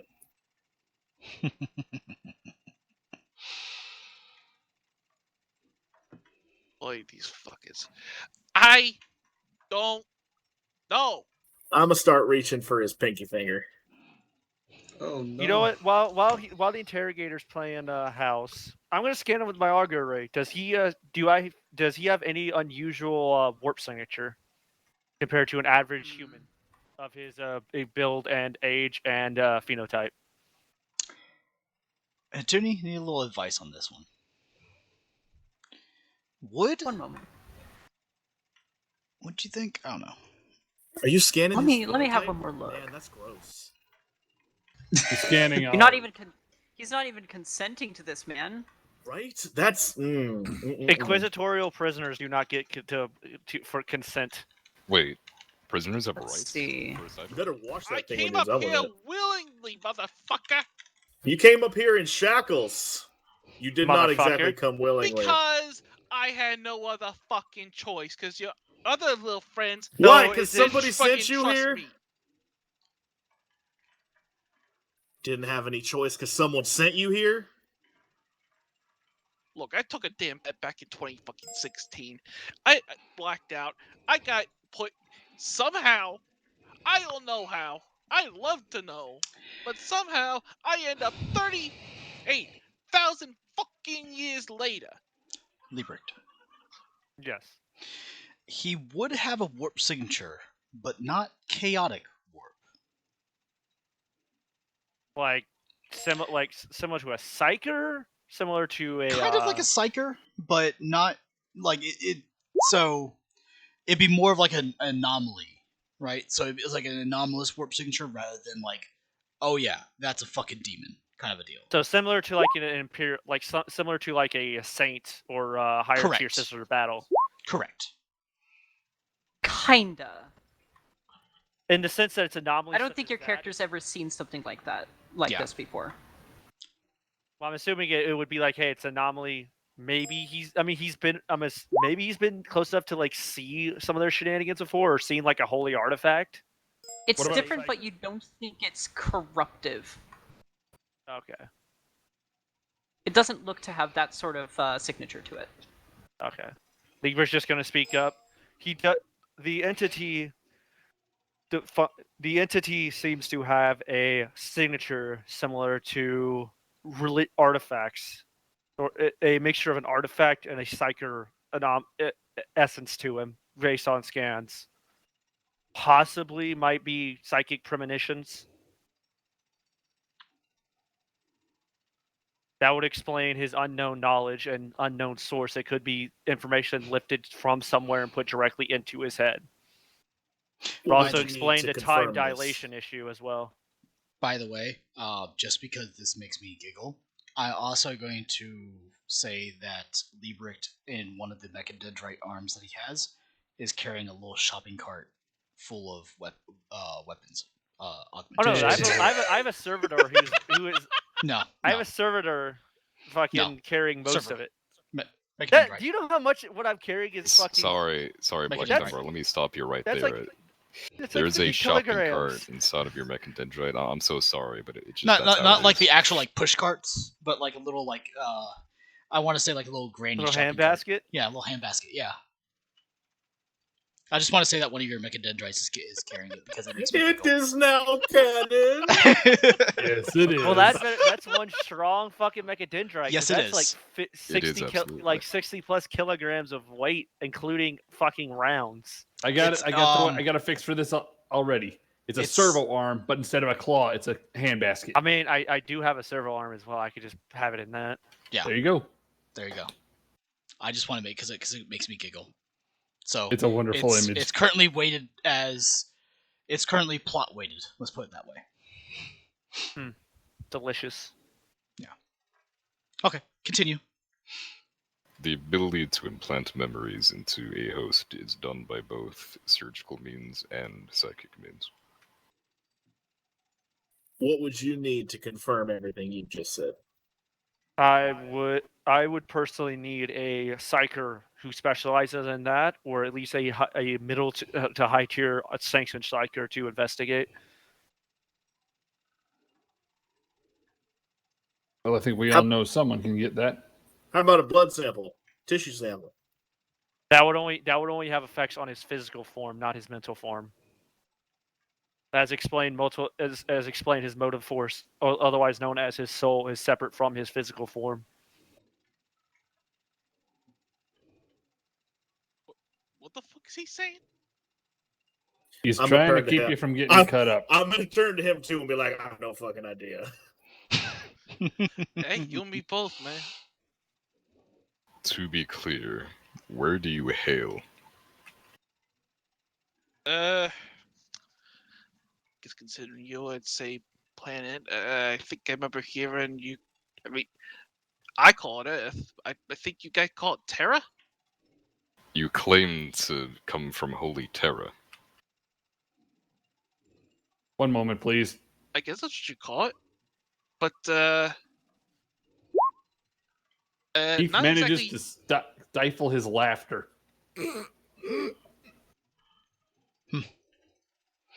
Little place, North American continent, little place called New York.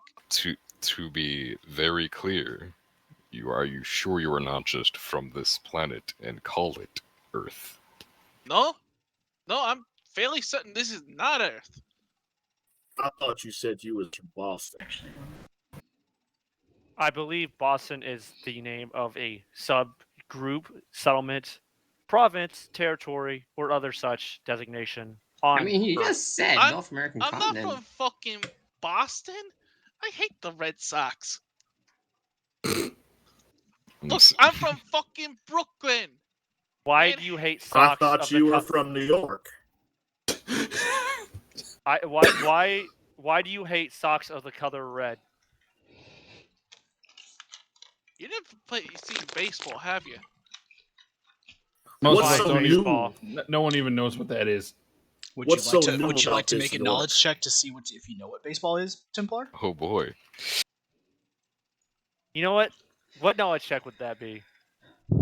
Maybe he one day in his youth played baseball. Or maybe You were you do a useful. card thing. Or would you like to make a knowledge check to see if you know what baseball is, Black Templar? What would it be? Is it intelligence? Forbidden lore. God. Forbidden lore of God. Forbidden Lord God, got it. Yeah.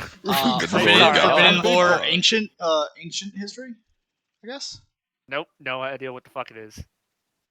You can make a roll if you'd like to. Oh yeah, I don't it's have not that thing in installed. my head yet. That's true. Oh. Oh, by the way, hey, apothecary. I'll get that installed after we're done interrogating some man. It'd be rude to, in the middle of interrogation, get something stabbed in my fucking head. It'd be traumatic for the prisoner. Your thing is, your thing is turning light, but you're not saying anything. Who, me? Yes. No, Vok. Hey, there you go. This motherfucker's lost his mind. I don't know what to ask him now. Please help me out before I kill him now. We need to get a psyker expert. Well, if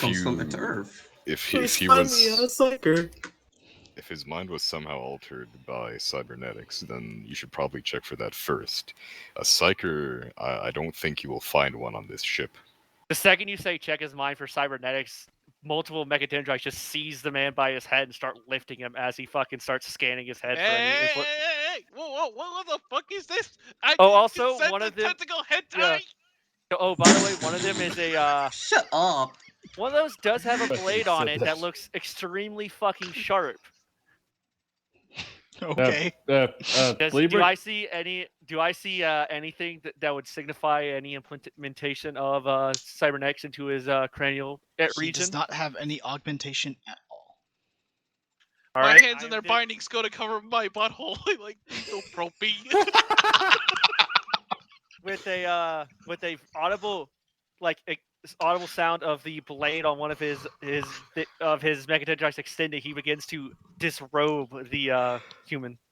Whoa. Okay. That's not necessary. Leather jacket. Calm down, guardsman. This is purely medical. I don't think I can cook him. What are you doing? Why couldn't you just take off the fucking bindings and buy me dinner first, for fuck's sake? See if he has any incision in his head to show that it has been done before. He's just gonna give him a 100% once over to see if he has any markings anywhere, including the area he is for some reason guarding for any cybernetics. If he's guarding it, there's a reason he doesn't want me to see it. Obviously, he does not seem to be. He does not seem to be hiding any sort of cybernetics. Cyberdog. Sorry, we might need those fatigues now. He does not seem to be altered in any shape or form that I can identify. I mean, can we just ask him about his food? Fucker. You realize how much I love that jacket, and now you tore it the Just fuck put up. it back on. It's fine. Quick answer to that is, how many fucks do you think I give? Ooh, is it 0? Someone wins a cookie. And he just pulls a cookie out of the little shopping cart and hands it to him. Hell yeah, I'm gonna take a fucking cookie. Hell yeah. It actually tastes good. God Flavor. damn, that's a good motherfucking This is cookie. the most chaotic ass Look, episode Tin we've been Can, in. you want me to smack you upside the head with a paradox? A what? If you would what? like for me to, we can take him to my operating table. There's nothing a couple doses of drugs can't fix to make a man 1 speak the truth. equals 0. What? Huh? Oh damn. What? No, don't disregard that rule. Sorry. Gum's just gonna hold his hands while tries to count 1 plus 0. Is that just 1? Yes. No, Oh, it's damn. a. That's a logical fallacy. It's a logical paradox. It's a Gum, Reckon a fallacy. Templar If 1 equals who's 0, oh, dadgummit. then true equals false. That's a fallacy. What nonsense are Not you to a spouting? computer. I don't understand his computer- math. It's not good. But he's not a computer. He's human. What? He's He a doesn't highly know ad- that. Well, Anyway. he said that out loud to him. Yeah. Boy, I you just gonna tell did. me how you know these things, or I'm gonna cut your goddamn finger off. I'm gonna slap the table. What is your fascination with cutting off the minor appendages of this man for My information? fascination is with getting some goddamn answers. And Well, cutting for- off his appendages Goddamn! would get that into Goddamn! what meaning? Proceeds to just cut off the appendage anyway with his mono blade. Well, you're gonna have to say that one more time. What now? I cut off the finger you were threatening out of curiosity to see if he actually does speak. Oh baby. Yeah, you Put just cut that off. the fuck back right now! Yes, calmly yell at That- somebody, that's put a it very- back. That's a very calm reaction to losing the finger. Put it right back. Hey, you put that back where you found it, mister. See, no change in his knowledge or information based on the removal of a minor supplementary appendage. That's okay. I got at least 9 more to go. Actually, you have 19. He has his And he's toes. gonna give you a dirty look like, give me a fucking break. I'm trying to be cooperative.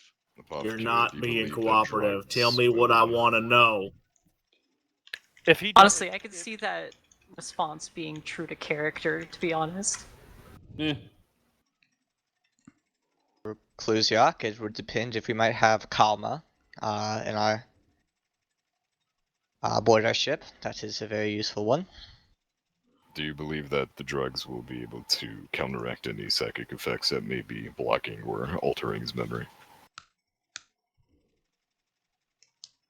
Well, I do not have much knowledge about psychic things, Reclusiac, as you know. That is not my specialty. But I do know, at least to my knowledge, psychic things infect or affect a body, and the body itself can be modified and changed. Can I say just one thing here? As soon as the, on the condition that I get that finger back. 'Cause not gonna lie, I kind of want it back. Gums You're is not getting gonna the reach finger for the back. That's my finger finger because he now. has sick recipe plans with that He's gonna finger. give it to Gums. Gums takes the finger. Is he gonna make a fucking necklace? I don't. Damn it's it. not gonna Do be- not Good, eat yeah. that finger, Rattler. Gums sniffs it. I Does- will strangle you if you were to put that in your mouth. The finger smells like French fries. Is that yours? I want to roll intimidation to get him to not eat the finger. Sure. This is a challenging -50 because Gums really wants to eat that goddamn finger. No, it's just a contested roll. Alright, look, can someone just put a bandage over my finger or something? Just Oh no, so I it don't bleed cauterized the it. He already cauterized it. It's Oh. mono. He Gums, didn't notice. roll a willpower against Tiger's Intimidate. Ooh, forgot my chaplain's. Gonna roll on that one, isn't he? Nope. Gums, you are fucking terrified so much that you drop the finger on the floor. Like your mouth is still open. You nearly put it in. and then you just drop it as you stare. His rattling instincts heard fear, and he immediately dropped his food. Scurries. I just imagine Gom just runs off like the Halo grunts. Run away! Run away! Arms swinging. He's scared enough to. By the way, abandon the running for Gums is quite hilarious because he just kind of like does this, like his arms are spinning forward, helping him create momentum as he waddles faster than usual. Besides It's like a drugs, breaststroke motion. Yeah.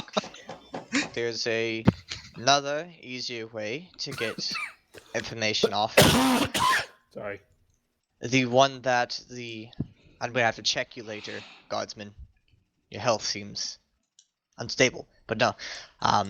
One way that the Primarch looks very down upon, if you know. Go on. I'm just gonna look around It suspiciously is, like well, he's what like the he's worried. wrestling was attempting to possibly do. If you were to do it for Clusiarch, you would possibly gain information off the man, as you're aware, but the Primarch does look down upon that practice very heavily. Right. I assume he's eating the finger. Yes. That is what you mean. Are you saying this while you're eating the Is finger? that you eating in real life, Tiger? You don't mean it to be? Is that you literally eating the finger? Huh? No, sorry, I'm eating chips. Are you planning to I also thought eat the that was finger you. while you're saying that to add to the fun hilarity of it? He's eating a protein packet that came from his armor. It's just shaped like a finger. We do gain information through the consumption of tissue. Primarch looks upon it, but the Primarch looks upon it very poorly, so I would refrain from so, but it isn't always an option. Look, I understand. Fucking. I understand how the fuck that works, and I'm telling you right now, something about trying that makes me think it would not turn out well. Like, How it do could you drive understand how nuts. that works? Maybe we get a psyker to check. Look, if what they're saying is true, and there's some psychic bullshit going on, look, Or I'm you could willing use to your finger, Clusiarch. I'm willing to submit myself for that kind of testing, even if even the chemical shit. I want to know what's going on as much as you do. Or the Clusiarch could eat the finger. But I thought you knew what was going on. You were telling us what was going on. No, all I know about what's going on is that this knowledge comes to me when it seems disturbingly convenient. Interrogator. That's very convenient. I hate to say this, but please ask the Inquisitor for some way to check this prisoner for psychic influence. Already did. And did she reply? Well, she said that either the Primarch or some level of leadership might be able to give us an astropath. Oh, wait, right. The astropaths could probably do that. Yeah, I know where they are. Come on. All right, there we go. I don't like Can I have the some of your protein astropaths. packet? While we're walking, I take one out of my belt and pass it to him stealthily. Guys, can you do me a little favor? Just take off these cuffs. I need to stretch. No. Chief takes them off. No. No. Why not? Would you like to resist an order? It's a very Fair good point. protein packet. We're trying to be compliant. Just. I know. Yeah. Librix, the server, just walks over, picks up the still naked, bound prisoner, starts walking towards the astropath area. Put on something on the man before we go. Hey, Why? Sergeant That would waste Vesnor. time. Ecclesiarch, do you still have that pink robe? Whips it out as soon as you say it. Perfect. That would waste works time. too, I guess. The Throws server it onto did the not naked stop, by man. the way. The server just kept walking. I mean, yeah, just throw it onto the naked man as he's being carried by the servitor. Ah, yes, perfect. Oh, boy. Okay. Anyway, So we're off to going the to the astropaths. apothecarium. Astropath to check for psychic Astropath. bullshit. Okay. So the astropathic, I guess, temple here on the station is essentially one of the spires of this station because it's basically a floating city, quite literally. In there, you see many gray-robed individuals, heads down, that make their way from one point to another.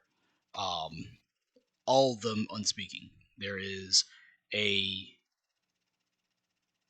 coldness in the air to all of you that are not in hermetically sealed suits.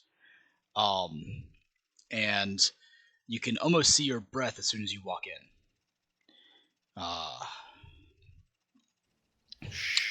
It's kind of the same experience that you guys had once the Chaos Gates were opened on Cadia. I would like to say that although I wouldn't have, bolter in hand, I would clearly be in a combat-ready stance just upon entering the room. Okay. Be Just very quiet. A individual approaches you. What brings you to the Astropathic Temple? Astropath, we require your services to understand whether this citizen, he gestures to the man being carried by the servitor with the pink robe on him, has been influenced by psychic powers in the mind. This is but a trifle. We are ever here to serve the Astartes. Please, follow me this way. You see a bony hand motion towards one of the nearby rooms as he kind of shuffles his way in that direction. Well, can I get at least a medical gown or some shit? I feel like it's not exactly very nice to be dragged around with my dick hanging out, okay? I'm gonna toss him a pair of my fatigues. I mean, I can You already have a pink What robe. am I supposed to do with these? I can't fucking put them on. Okay, I mean, well, yeah, then I'll problem. I start can putting cook them it. on for him. The servitor is not letting you do that. The servitor is still holding it at above his head as it walks. How high are we talking here? Oh God. At least not touching the servitor's head, but above his head, where like along his path of walk. Insert cry wearing platforms trying to jump up and put on. So just basically bench pressing him. To a degree. Insert cry wearing platforms trying to jump up and put on combat fatigues onto this naked man. Heresy. Look, the information we require is time sensitive and needs to be gathered as fast as possible. Wasting time on his decency is not required. You guys don't know shit about psychology, do you? Not a clue. Nope. I have a degree in psychology. Yeah, I call it bullshit. No, you don't. I didn't think say he's it was a talking good IRL. degree. No. Lyric does. It's just not a good degree. Okay. It's more in the psychology of making you into a servitor. That's still technically psychology. Oh, so it's more of a psychological anatomy degree. Sorry, let me work out lobotomy. my roll of PhDs real quick. Let me unravel the scroll. Forsooth the scroll. Looks like we've been Forsooth walking the for scroll 10 once minutes. said. We've been walking for 10 minutes. Vakin unscrolls the scroll. It goes all the way to the door. So, in there is a throne for the Astropath to sit. There is nothing else for anybody to sit in. Which is not really that bad for the Space Marines because they don't really care. I don't care either. To be fair. The Tech Priest also doesn't give a shit. The Sister Battle also doesn't give a shit. Well, she can just lock her joints. Correct. Basically, everybody that's in Gums power doesn't armor. care. Everybody that's in Gums power doesn't armor doesn't care. care. Gums doesn't care because Gums standing Gums and isn't sitting here. is exactly the same. Oh, Gums is not here? Yeah, didn't he scurry off? Oh, well, No, he's yeah, here. I got intimidated. Yes, I got intimidated by the chaplain, but I don't know what else I'll do after that. No, Yeah. Gums has no issue standing because he's always sitting. Correct. Yep. You're standing and He's at- sitting are exactly the same height. No, I was Well, I was referring more to my saying comrades. he was probably having his comrades carry him like usual. No, that's true. He can never give Gums fatigue from walking anywhere because his comrades do it for him.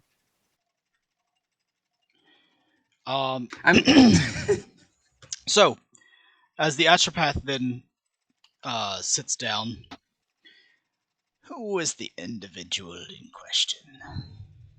The servitor proceeds Everyone. to throw the prisoner onto the floor in front of the astropath. Does the servitor also yell "eat"? It yells in Technocant. You cannot determine if it is or is not heat. But In your other words, heart it is, and in we your just can't soul, you know understand it is the word of yeet. God. I feel like I should have just all of you just constantly rolling fucking meta psychic damage rolls. Just willpower for insanity all the time. Yeah. Wait, roll willpower? I can't be affected by mind-altering psychic attacks. Busted. The psyker, excuse me, the astropath, which is a psyker, hasn't really looked up. He just kind of, it almost like in the same way that Emperor Palpatine never really actually looked up when he was when he had his hood on. He just kind of turns towards the Ollie, and you see as he then pulls back his hood. You do indeed see that the astropath does have. Wait, no, that's a navigator. Do astropaths have third? No, No, they astropaths don't. have. No, that's No. navigator. That's Astropaths navigator. they don't have sight. That's right. God, I don't know why I always get those two confused. It's okay. I do all the time too. Yeah, It's an easy thing to mix up. So you see as They his get weird eyes. mutations though. Oh yeah, they also die at like the age of 30. It'll buff. You see as his eyes are completely clouded over. They're almost like white within white. And he looks That is towards. unsettling. Yeah, it's really unsettling. And you see as he turns towards Ollie. So you're the one. Very well. Let us begin. What kind of roll would this be? I guess it'd be a D100 for me anyway, but Let's see how it ends up. it'd also help if I spell roll correctly. Fine. Well, it's a 9, Hatuni.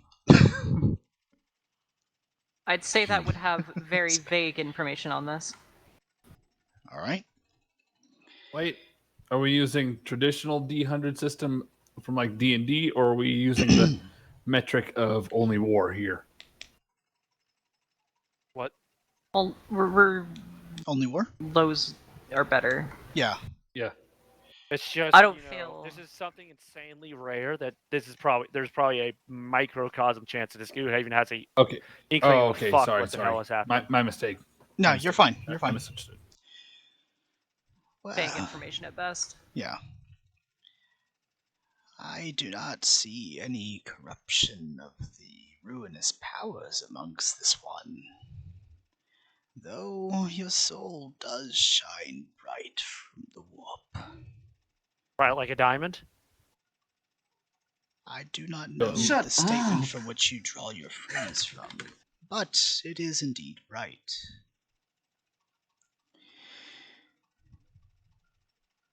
Who are you? Oliver Jenkins. I don't know. Look,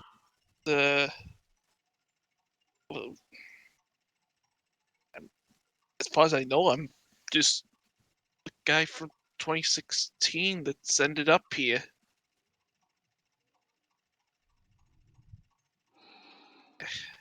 Indeed, you are older than you up here.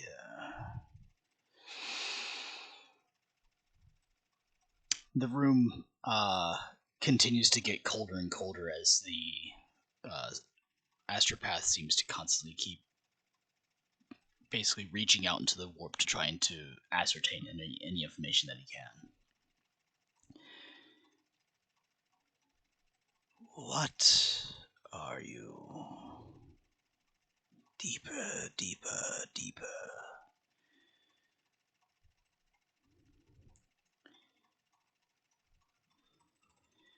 What are you?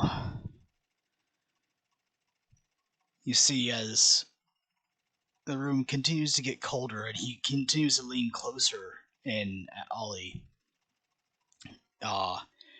the white within white eyes almost seem to kind of drill right through you. And you see as he kind of tilts his head back. And then it's almost not like it's visible to any of you, but you can almost see it without seeing it. A bright flash of light as the astropath kind of gets, pushed back into his chair. Fascinating.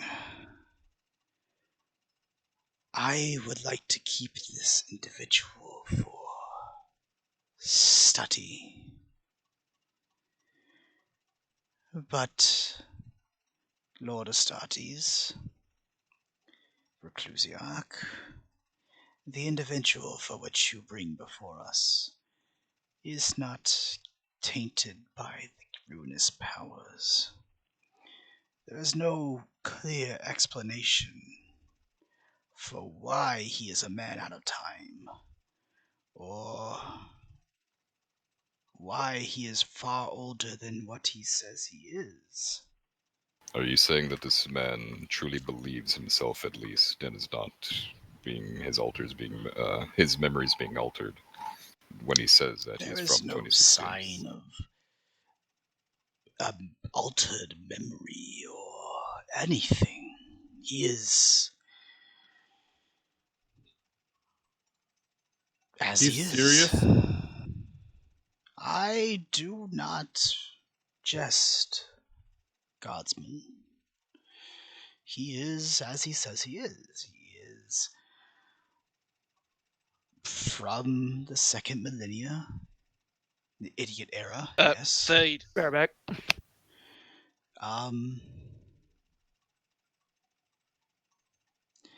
But he is touched by the warp, but not of chaos.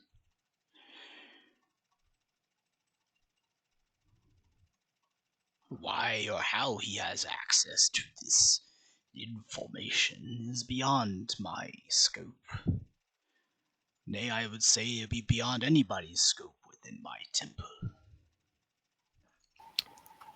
I'm gonna turn to the squad, including Breezy, and say, well, I believe if no one else has any more questions, I believe we should just leave them to the... No. Excuse me, Reclusiarch. May I cut in first? If you have information you glean from the man, then go ahead, and we'll keep him for now. But when this is over, we won't kill him. We'll just give him to the No. Shh. Reclusiarch.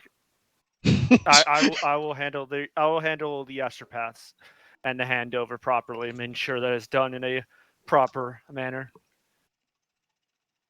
Did he just shush you? Brother, what is this? What is the toaster boy trying to do? Reclusiarch is tempting fate. Ah, yes, interesting. Is it that he wishes to see the power field of Crozius up close? He is challenging you to combat, Reclusiarch. That I am not. A challenge to command is a challenge to combat. That it is not. Maybe we should just kind of take things slow. Adrian, I'm sorry about that. Keith looks over at the astropath. Is there any chance we could establish some kind of class visit or something like that? Like he shows up for an hour and then comes back to us?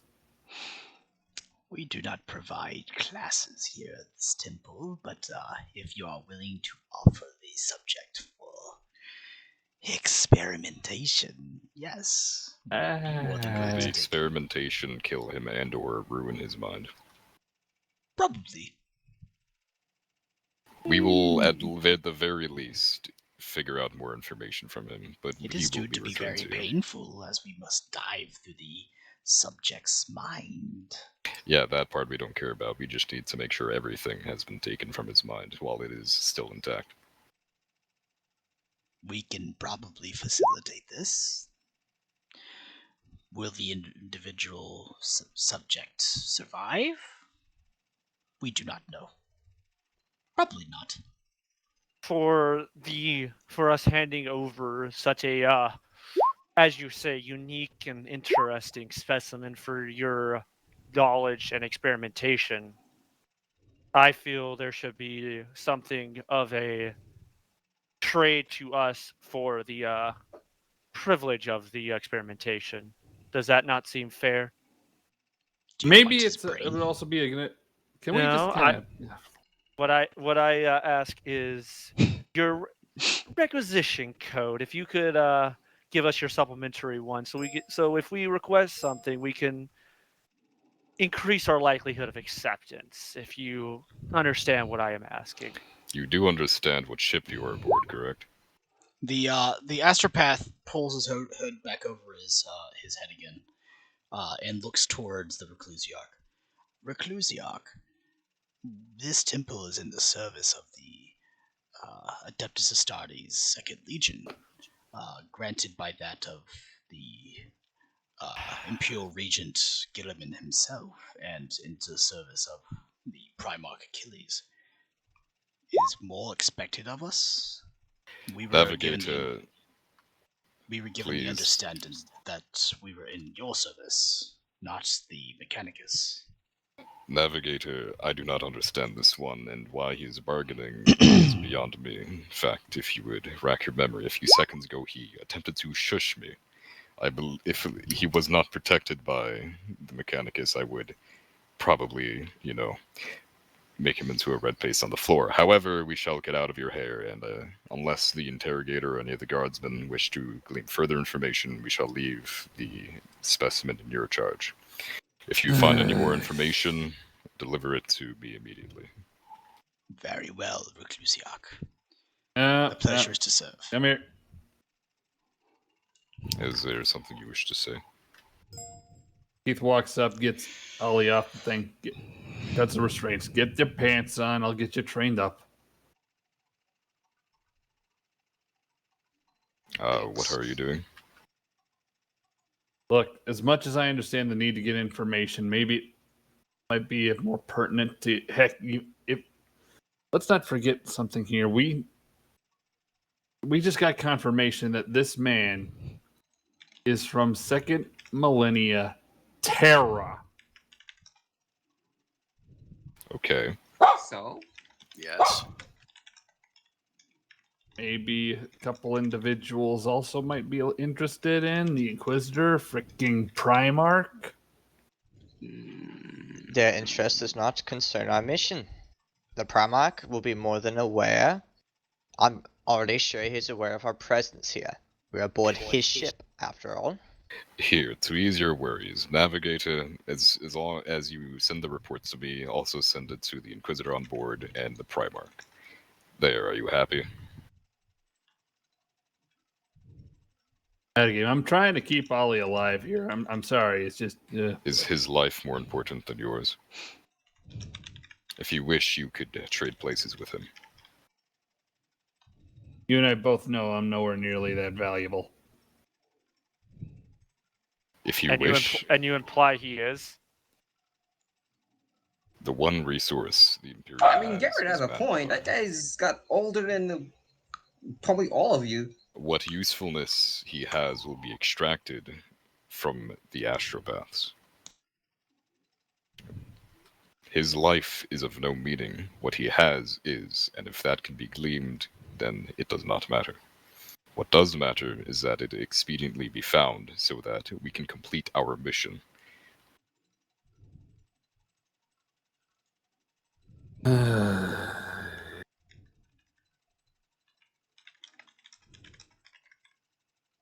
we have any complaints? Yeah, one. You are not an Imperial citizen. You get no complaints. I'm fucking human. Then You are we not are an Imperial agreed then. citizen. Navigator, be careful if he attempts to resist. I don't know, do whatever. God, how many ways do I have to spell it? I want to help. So why are Yes, you and how do you treating me propose like you do this? that? What You more get used usefulness to do you it. believe you You're have? treating me as subhuman. Unfortunately, Or that's the common treatment you get from Space Marines. No offense for Clusiarch. It'll be fine. Congratulations, Ollie. You have served the Emperor well. In your death, know you have done a duty. And he's gonna walk out.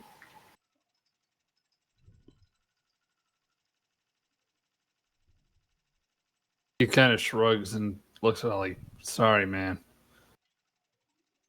Something tells me right now, if I die, you could be surprised later on. Yeah, probably. Let's Then, just hope we don't end up dying for it. Ollie, what you do Keith, is wait, you hold- are do what Look, you do is you look, do what you are apothecary. speaking. Just let me speak to him. He's the only guy that showed me any sort of respect here. I'm Trying to be about nice. to tell you what you do. If you wish to help us as you are speaking, then what you do is you work with the person who your life is in the hands with now, and they'll most likely not kill you. Will it be painful? Yes. But will they kill you? Most likely not, and you shall survive and you shall be fine. If you wish to help us like you say, then do so. Yeah, you got a fair point. I'm sorry. I guess the distrust up till now has been grating. To be fair, I don't think anyone's ever going to be able to relate to that, so. But Sorry. I appreciate apothecary. How do you put it? What is I would be Scotty's? following Tiger out at this point. And Ollie would just shrug like, that's the way things go. But look, yep. Keith, thanks. If I do end up off of me, even if it's by accident, look, I appreciate the vote of trust. You know, even if it's just just to give a shot. Thank you. Yep. Well, here's hoping the information gleaned is worth it, man. Hey, if you live through it, I'll see if I can teach you a few things about to keep yourself alive. Trust me. You'll be alright. These days, everything's out to kill us. You're barely alive. What are you going to teach? Well, if I guess if your religion does have some back into it with this God Emperor guy, he's hoping he likes me. I'm into that. He then looks to Gums. Like you're one to talk, flesh ball. Fucking shortstop.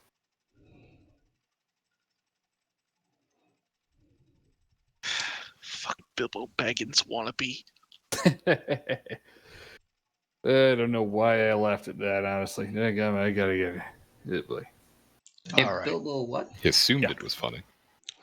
All right, guys. So let's go ahead and take our break for the evening in there, and pick up here in about, let's say, 7:20. So about 10 minutes.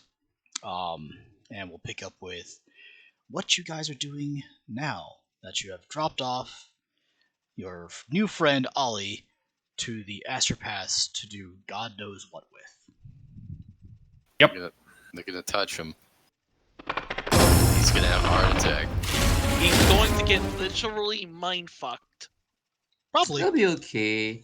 Welcome to the 40.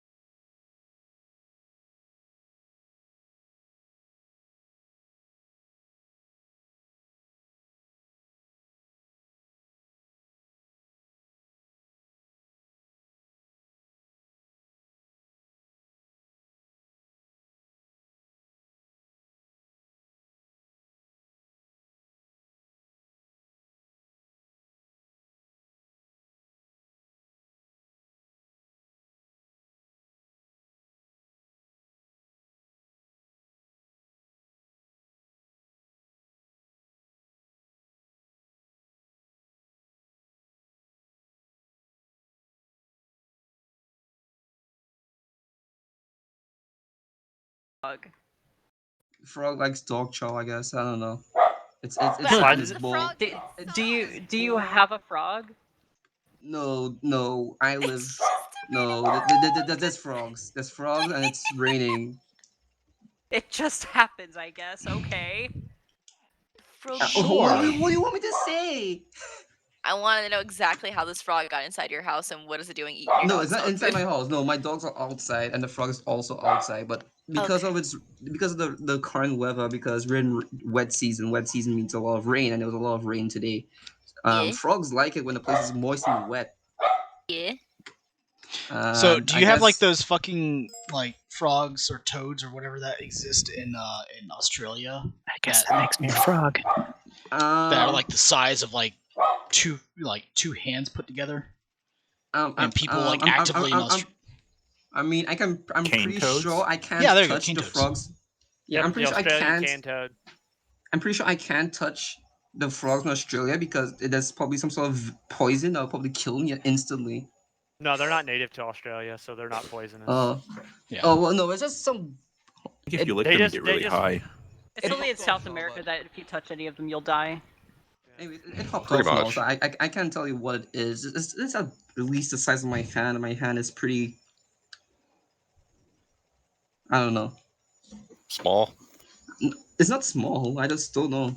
I don't know what a small hand looks like unless it's a woman. I don't know what a small hand is. All for a right. man. You're Imagine fighting you it, were aren't a you, woman. Chili? Look at your hand. Stop sniffing. I don't know what a small hand looks on a woman and a man. Somebody was seen a- just sniffing into their I see. mic. I've seen a lot of small hands on a woman, but I've never seen a small hand on a man. True. Have you looked down? Oh my I'm looking at my hand right now, and it's very. I've seen a big Fire. hand on So a you guy have though. small hands? He was also a football player. I don't know if I have small hands. Why I do have you long have small fingers. hands? I have long fingers. But small hands. I This don't is know the if it's small nicest or I've not. ever heard Killjoy be. I don't know if it's small or not. Haha, baby man. Baby man's. Okay, so Baby people laugh at Trump's So he hands. I is see a nothing wrong ratling with his in hands. person. This is when Ah, Spark comes so out and that's- tells us he's 6'7" and is a hulking beast. Wait, he does Oh, the boy. metric system. 6'7", Wait, Spartan, you do 300 metric system, pounds. right? Wait, what? You do the metric system, because we're the only people who do inches and feet. Right? How tall are you, if you don't mind me asking? 5'8". Okay, so he's normal height. Bro, are you small? Gums. He's a manlet. Shut He's the not fuck 6 up, foot. Malkin. He's not. He is a How- normal height. How tall is Spart? 5'8". He's about 5'8". 4 inches Oh. shy of 6 foot. Yeah, he's He's short. Yeah, he's That's 4 not foot of a. short. He's That's 4 foot short. manlet. He's not. a 4-inch short manlet. Like, 8 like, inches taller. He's I a am normal height short. for a man. Okay, Shut up. so just to make it clear, unlike a lot of white guys in the United States, I don't have any sort of mixed breed with some sort of Slavic / Nordic white Here we go. blonde Oh, hair God. person, okay? Indians and East Indians especially are usually short. Swiss. Alright, I will I'm do- Swiss, not Slavic. Slavic / Nordic. Okay, I But my looked- point is okay. made. Are you You're wait, mixed wait, bred wait, with wait, wait, wait? somebody. Are you saying you're not aware of the Slavic Swiss? Shut up.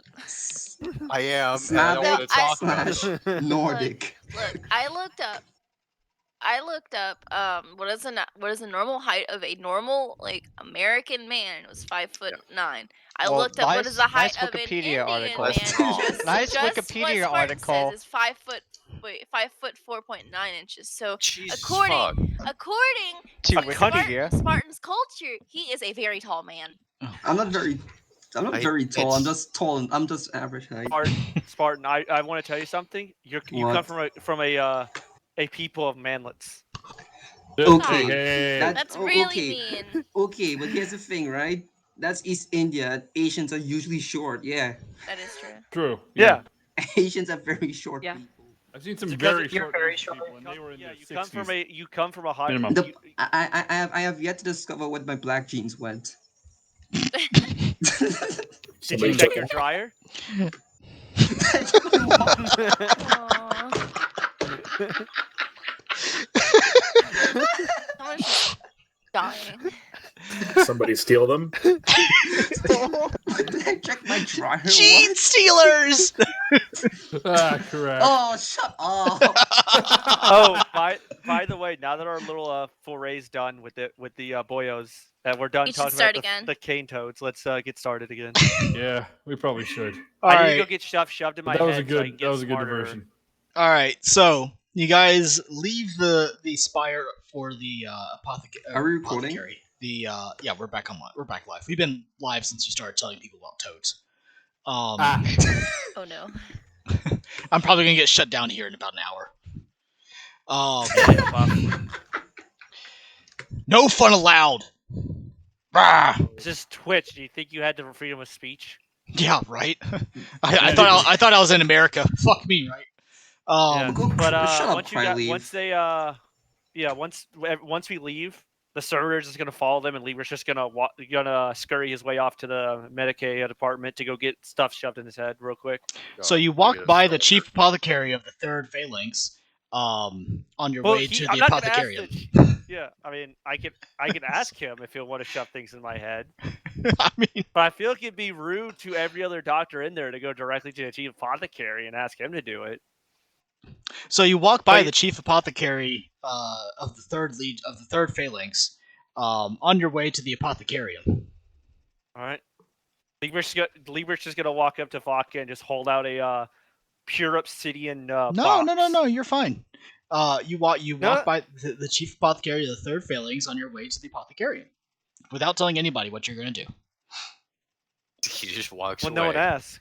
Yeah, no one. If anyone asks, he'll tell them. Just no one asks. And besides, he's still cognizant of what's going on. He has a servitor there, and a pair of servo skulls, so he's fine. So, a servitor and two servo skulls,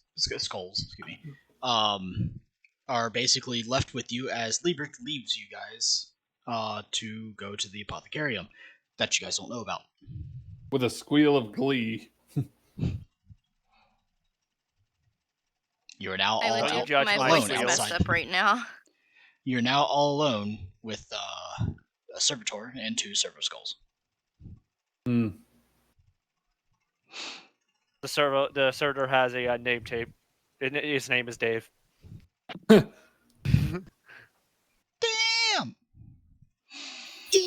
Close. Keith looks up. Dave, do you respond to your name? Beep. What? Beep. I'll take that beep as a yes. No, it's just. I think it's just beeping normally. Beep beep beep beep beep beep beep beep beep beep beep. Stop playing to Root Sandstorm. Oh, it says you're. Cal all of a sudden starts dancing to a tone that he doesn't know. All right. Well, anyway, that's dealt with. So, Hey, by the way, what are you guys doing? You guys are outside of the astropathic temple of the Star Forts, the Olympus. Well, since I mentioned it earlier, anybody want to learn how to handle a different weapon system? Or weapon type, I guess? I got most of them. I'm going to start walking after Liebert. Okay. I can shoot better than you on any system. Kaladin chases after Liebert. Oh, no. I'm not. I am not rushing. Okay. Cal, Swaggers? Swaggers after Definitely Liebert. Swaggers. Swaggers after Definitely Liebert.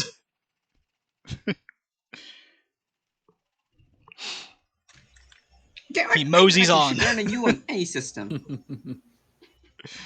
I think John would have been a better word. Anyway. Emmy is going to walk around and just chillax, walking around until she finds someone, I guess. All right. So Emmy, you are on the Starfort Olympus, the fortress monastery of the Second Legion, the Myrmidon Legionnaires. The vast majority of the populace that are on board the station is actually that of Space Marines. However, there is the occasional Imperial Guardsman, and there is a very small contingent, like I'd say probably less than a platoon size element of Adeptus Ministorum individuals to include Sisters of Battle. They're not from the same order that you are from, but they do offer a small familiar sect. But it's basically you're on what would be tantamount to like a floating city. It has spires. It is essentially a weaponized city in space. Cool. Let me know if you're looking for anything in particular. I eventually just want to like talk to the people in my group. Eventually, I don't know. Okay. I feel like Emmy needs to talk to more people in her group because she still doesn't know half the people in her group. Garrett and well, Gums so leave when you're Gums is again, just like fucked you're up with yeah. Keep in mind, you and Cal are from a different, a way different, and far away segmentum, which is like a sector of space of the galaxy, than where the majority of these people are from. And this Ordo I'm is from not Mars. He's from Mars. You technically you left your Ordo to go into the service of the Inquisition, and by happenstance, you found yourself attached to this crusade, which I don't think any member of the Inquisition would tell you, no, you can't go fight alongside one of the only two known living sons of the Emperor. So, while they do offer a bit of respite from the typical boy band that is the Space Marines and the somewhat exhausting presence of the Imperial Guard, and I guess added on to that would be Calden as well. They are technically of like a whole different. It's like almost like being like part of a different unit within the same religion, so to speak. Okay. Tony, can you give me an Ordo of the Sisters Sororitas that I haven't used yet? I mean, Oh, you know what? Give me one moment. Yeah, this is where my knowledge kind of comes to a stop. I apologize to any big fans of the Sisters Sororitas out there. I, however, have not done a lot of research into the Adeptus Ministorum. Yes, he's sorry for all two of you. Achilles. So you're looking for Sister one of the Battle. major orders? We can use one of the minor ones. That's fine. Call me minor. You are a minor. There's a minor. No, I am not. You are so a minor. I'm not. Definitely. Yeah, totally a minor. All right, whatever. Believe you want. Do you dig tunnels? Fuck off. Apologies. I just need a tiny bit more context because I'm dealing with something somewhere else at the moment. You're fine. There are only two miners here. I just I don't think because I think the other sororitas order is actually on the Adonis Crusade. So one of the minor ones will be fine. I know that we've used Sacred Rose already. So I think something other than that.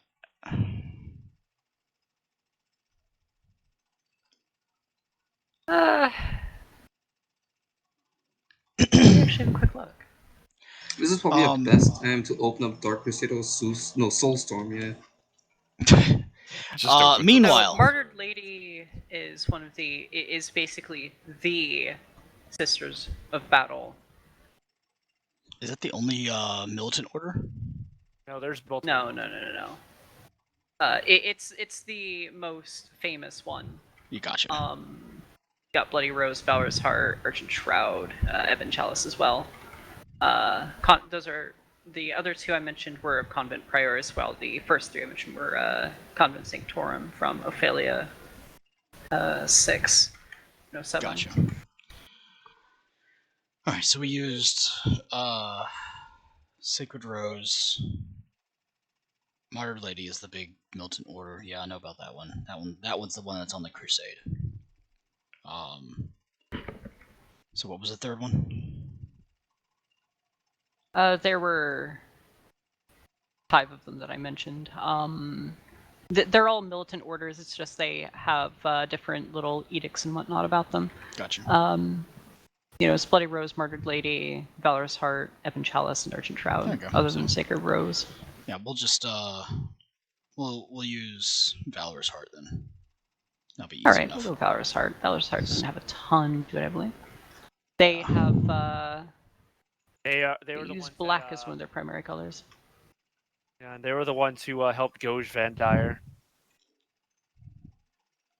They all helped Goj Van Dyer. No, they were his personal bodyguard.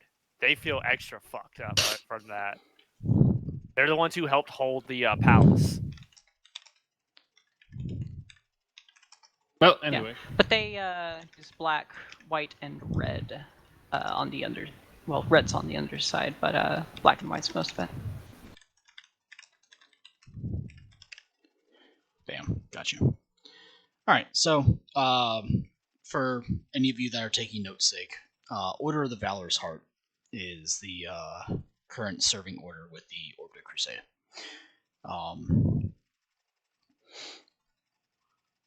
And you find your way to probably the only real Imperial cult section of the station. It's actually kind of a chapel in a way that's kind of been sectioned off here, mainly because the members of the Second Legion do not believe that the Emperor is a god, as he ordained it to be. So they mostly serve as a stabilizing effect for the Imperial Guard and the Adepta Munitorum, which is the logistics arm of the Imperial War Machine, and of course the Guardsmen, for those who still want to keep the faith.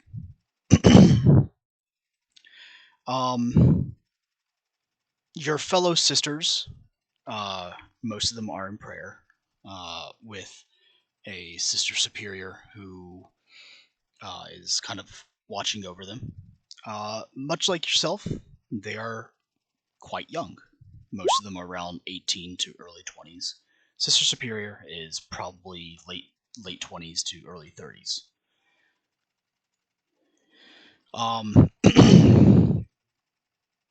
These are some very young sisters. Yeah. Most of them. I mean, for the most part, most of the sisters of battle are only around 20s and 30s. Yeah, their life expectancy isn't, measured in decades most of the time. Yeah. Most of the leadership ever take juvenile treatments. Yeah, they're the only ones that live that long. This is also true. And the Sister Superior sees as you walk in, kind of looking around, and begins to walk up to you. Sister, what brings you to our humble chapel?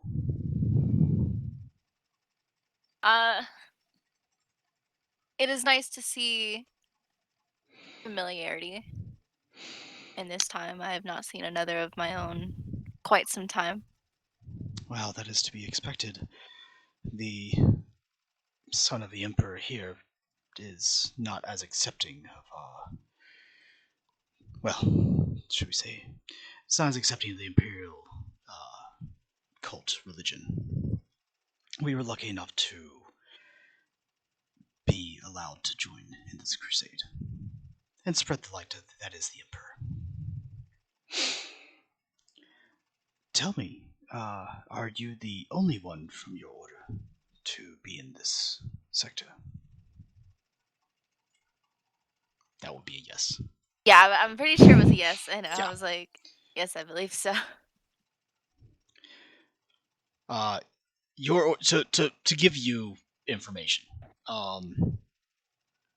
the Martyred Lady is your order, which that would be the order that's currently serving alongside the Adonis Crusade, led by another Primarch known as Rabute Gilman.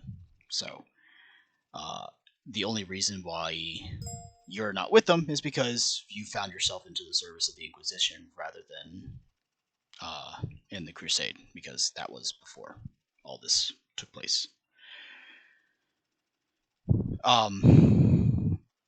Now, getting back to the fucking NPC that I literally just created in my mind. I see. Well, if you'd like to join us in prayers, you're more than welcome to. The use of our humble chapel is yours to use at your will. I think I will join you guys in prayer. Okay. Most of the other sisters are in silent prayer. You can actually hear them mumbling under their breaths. There doesn't seem to be an ecclesiarch anywhere nearby to lead in any sort of sermon or anything. Mm-hmm. So you're mostly left to your own devices. All right, well, I guess I will also slightly mumble some prayers. Okay. Meanwhile, the rest of you heathens. Hey, I am the only one who follows a true religion. What? I have a treaty from your god saying my god's legit and he is not a god. We got some beef. Getting to that fight later. Yeah. Emmy's gonna beat the fuck out of you. I hope you know. Emmy, roll a D100. Supposed to be a butcher shop because we got some fucking beef. All right, man. Let me roll this D100. It's gonna say I'm gonna beat your ass now. If I can get to it, 1 second now. 1 second now. We're gonna beat your give me ass 1 second. anytime. Yeah, Any second.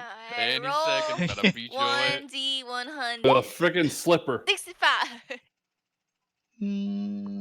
Okay, yeah. You don't get a meta ping in your head that tells you that somebody just committed a heinous act of heresy. You lucky this time.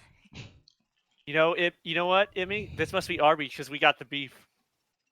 Oh boy. God. Don't let me catch you out of the hood. That was Alright, lame. Hey, Templar, roll another D10 for me, please. Let me bite you. Welcome back, Bakken. That means about to beat the shit out of that Templar. Oh no. With a slipper. Libra takes 10 psychic damage for that pun. And I have 9 soaks, so that's only 1. Okay. Hey, I told you I could become a soak monster. By the way. 9 soak. Fucking insane. Anyway. Dab. The rest of you are... Breezy is swaggering after Black Templar. Killjoy is praying.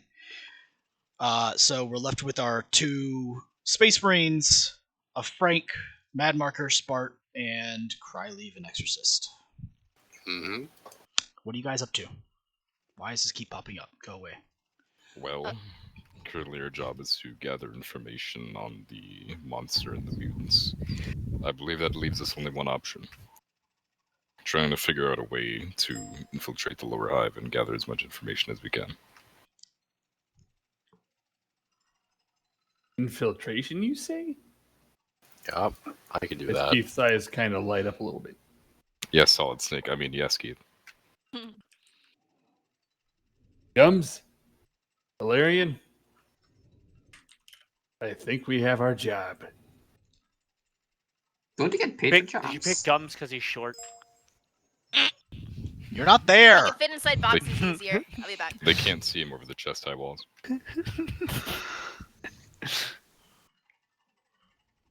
Well, Cruzak, I think the first place to start or get our way in. I leave talking to the local PDF aboard planet that are guarding the sectors would be a viable option. Although they aren't as organized as our guard forces, they are the ones who take first contact on any form of situation. I believe currently the lower hive is in an ongoing battle even before we got here. I think there will be both guardsmen and PDF. Who believes they are best to talk to officers, try and glean information? Everyone looks to my marker. What do you say, Exorcist? You're quieted because he has priority speaker. That's right. I would love to speak to officers, but I'm not there to say that. Yeah, I just think everybody turns to Sergeant Marcus. Yeah, that would probably be me, unfortunately.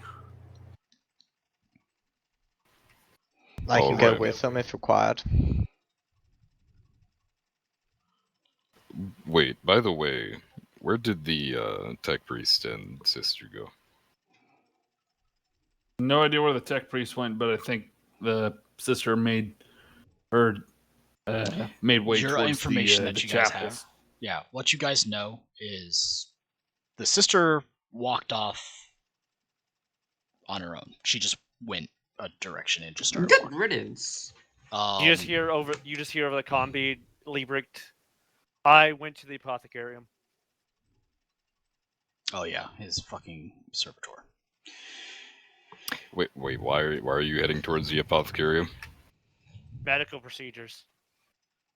Brother, I swear, this tech priest has no bounds.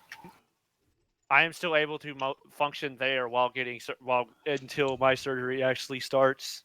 There's no reason I cannot begin the process.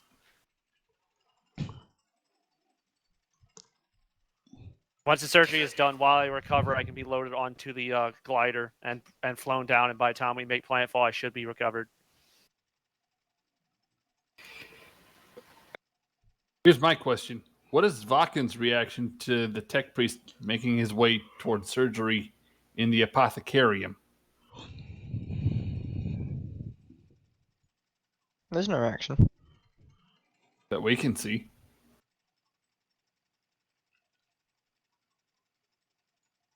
Well, the initial recon of the lower hive shouldn't be too dangerous unless you arrive at the time the mutants are attacking.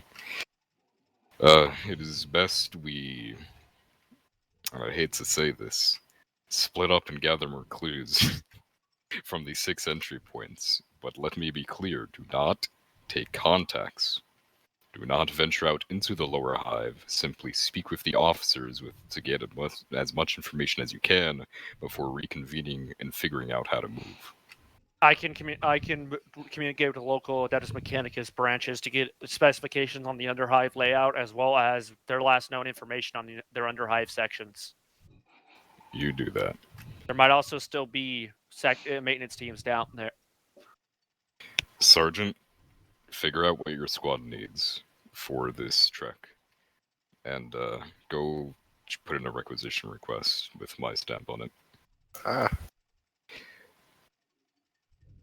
I'll go find the sister and tell her of basically what we're doing. Okay. Does everybody know what they're doing currently? Why am I getting phone told for this? Do you just want us to talk to people down there, or are we doing actual recon? The recon will be done as a group as we venture into the lower hive. We need to do recon to figure out which entry point, because there are 6 into the lower hive that are currently being guarded.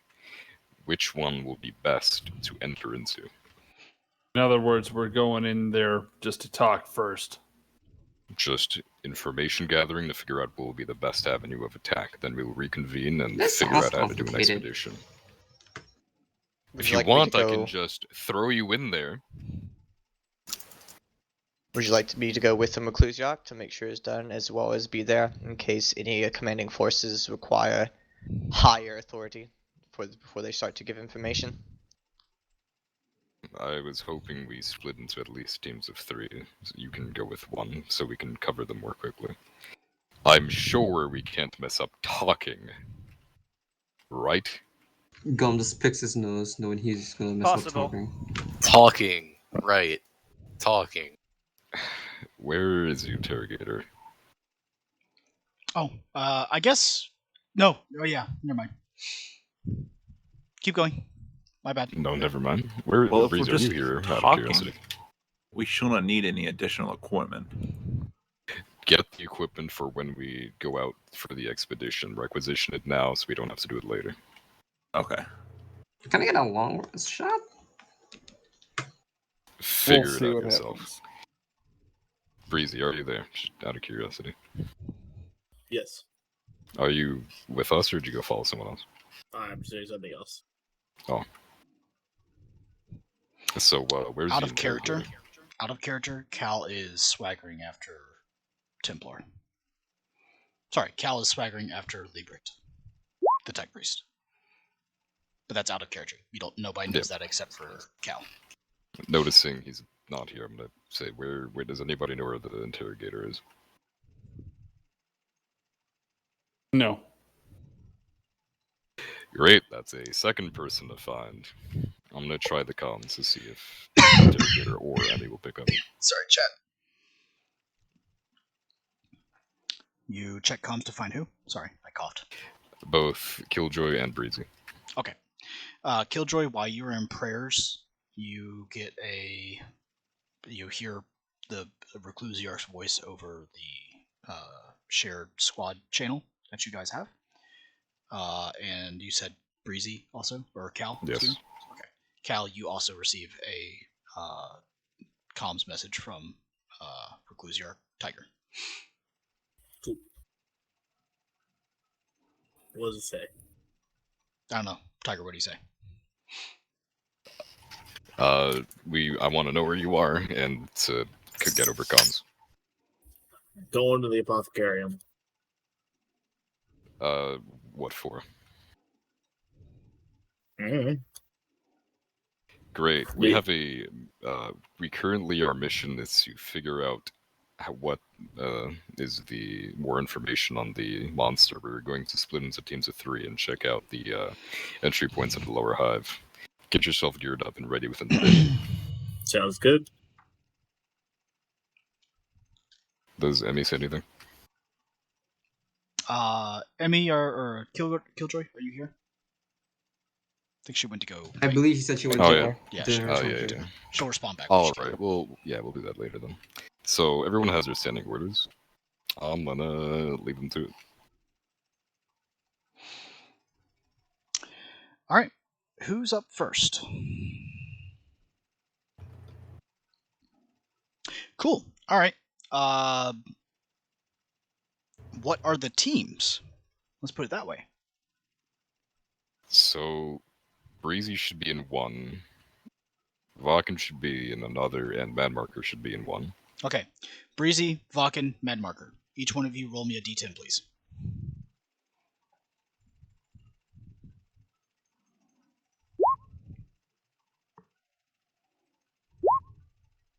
Oh, Vakken's good.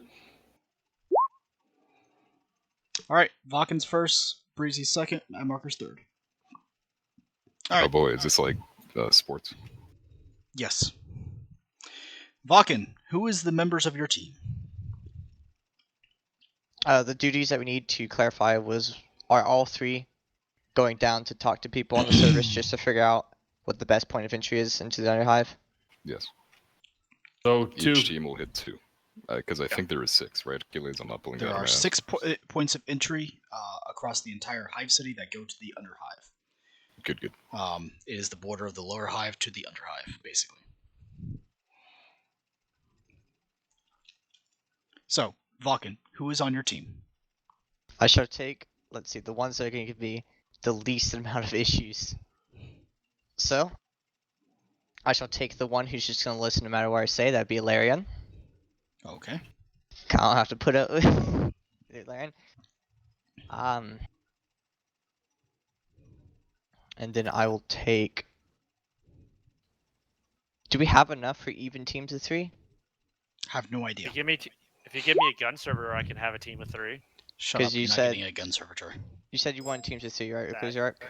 Yeah, there are 10 people, which means there's 2 teams of 3, 1 team of 4.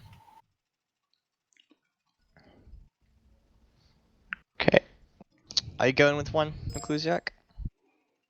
I didn't put myself in charge of one, but I guess I can go into one. I mean, this is what this is for. I mean, he had 3 people roll, so he's gonna have Breezy being one and everything. So everyone be in charge. As in, you 3 are in charge. You are now picking teams. Go ahead. Yes. Yes. So you have Larion. Cry right now. Oh, sorry, Larion's with you? Yeah. Who else? Oh, I'm gonna hate this, but Frank. I put it in chat. Oh yeah, Frank is. Frank? Oh, so that's 2 teams of 4, 1 team of 3. So. All right. A walking meat shield, Vakken, and Frank. Yes. Oh God. So, I'm guessing you're gonna pick the team of 3, Falcon? Yes. Okay. You, Alarion, and Frank all catch a transport back down to the surface, which drops you off back at the all too familiar landing pad that you guys always use. We will go with you first. So let's go ahead and do this real quick. I am going to draw a shape on the map. No. The thing. It's drawing stream, guys. It's art stream. Poggers. Poggers, bro. Poggers, Epic dude. bro moment. Poggers. Pog, bruh. Epic bro moment. You know, the more you guys do that, the more inclined Achilles is to kill you, right? Yes. Yes, I Bet. do. I want the sweet release of death. Can you stop baby raging, bro? I'm sorry?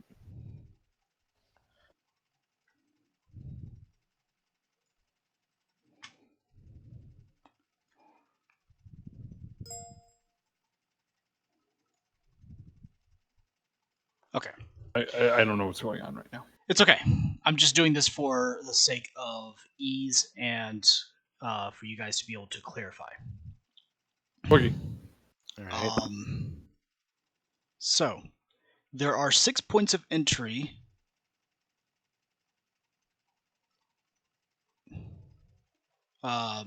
into the lower hive. 4 that take up the cardinal directions of north, south, east, and west. I know that's supposed to be. I know that's supposed to be a fucking inn. I don't know why that didn't actually turn out the way I wanted to.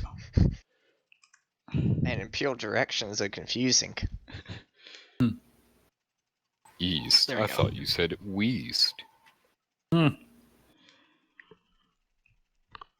then there is northwest and southeast. Fucking damn it. Drawing with a fucking mouse is impossible. True. Is it?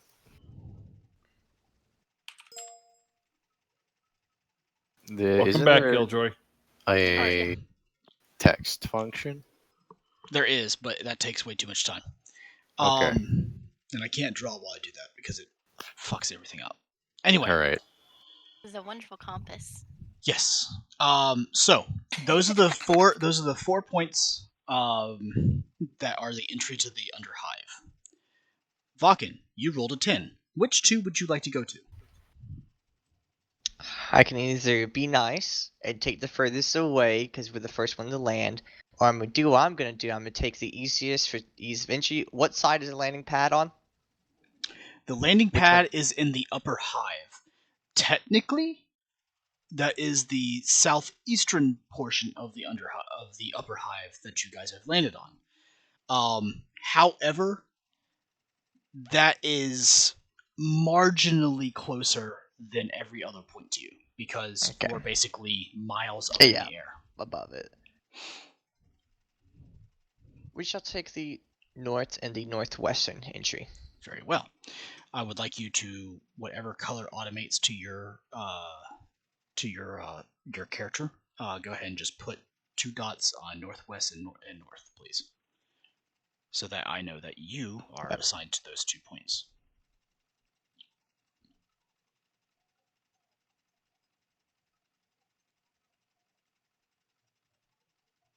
All right. That work. So, as you is there any one particular that you're going to go to first? We were gonna start at the north one and head down. Gotcha. So, after about 3 hours of travel, interchanges that take you all the way lower and lower and lower, you finally find yourself to basically what is like the bordering part to the Underhive. These are not gates like they would be to like outside of the city inside. It is actually a large cargo elevator that is like it's a bulk elevator. That's capable of lifting many tons of equipment, manpower, and whatnot that allow underhivers to basically mine or do whatever below the city. The elevator itself, you can see, is currently being worked on by probably some sort of Imperial engineer, while a kill team of Astartes are standing there basically facing the door. They're not in any particular formation right now, but you could tell, even though they're just standing idle, they are basically standing ready to attack whatever comes through. There's also roughly a platoon-size element of guardsmen who are performing general maintenance on their weapons in the meantime while the elevator is still closed. I do want to ask. I did mean to do this first time game plan. Would I have gotten my would I've been able to call my Cyber back? Oh yeah. Since you left him here all alone. You left him here. I didn't do shit. You're the one who forgot him. Here's still watching that one guy. All right. Yeah. I know a lot about that one guy. I know what hand he wipes with. I know all about it. You okay? Whoever's dying. Whoever's dying, are you okay? Can you at least mute yourself when you die? I'm kidding. Not Sorry, to be I was rude, but trying if to you're gonna mute fucking myself. die, don't do it on stream. I'm sorry, I was trying to mute myself. You okay? Messing around. Your dying is just mildly inconvenient to the stream. That's okay.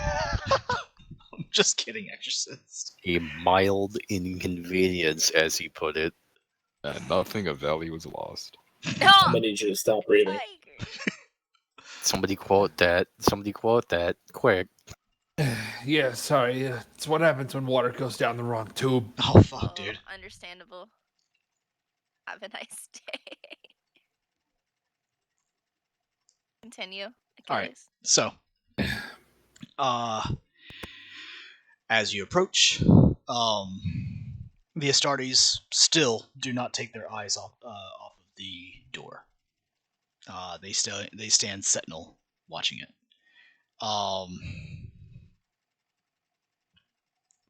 However, a guard officer, as best as you can tell, it's not like you really care about the guardsmen in their ranks anyway, approaches you. Lord Apothecary, what brings you to the Underhive, sir, or the border? I'm under orders by my Reclusiarch as well as the Primarch to inspect the area and gain more information. As such, I'm interested in what information you may be able to provide here, as a few of my brothers as well are here and know more of the information on a real-time status. Well, as best as I can say, we haven't been attacked in about 2 hours. But it would seem as the creatures have the ability to climb, which is unsurprising. And they are really just using these cargo elevator chutes as a means to transport themselves, not actually using the cargo elevators themselves.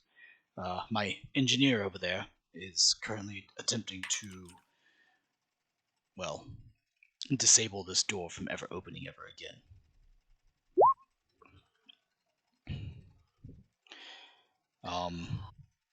Do they happen to come in many numbers when they climb the chutes? Dozens. massed volley of fire seems to be able to dissuade them from entering. However, it would seem that melee weapons work better. If it wasn't for your brothers here, I believe that we probably would have faltered long ago. I would say probably the previous incursion was about 2 or 3 dozen. Not of any meaningful numbers, mind you.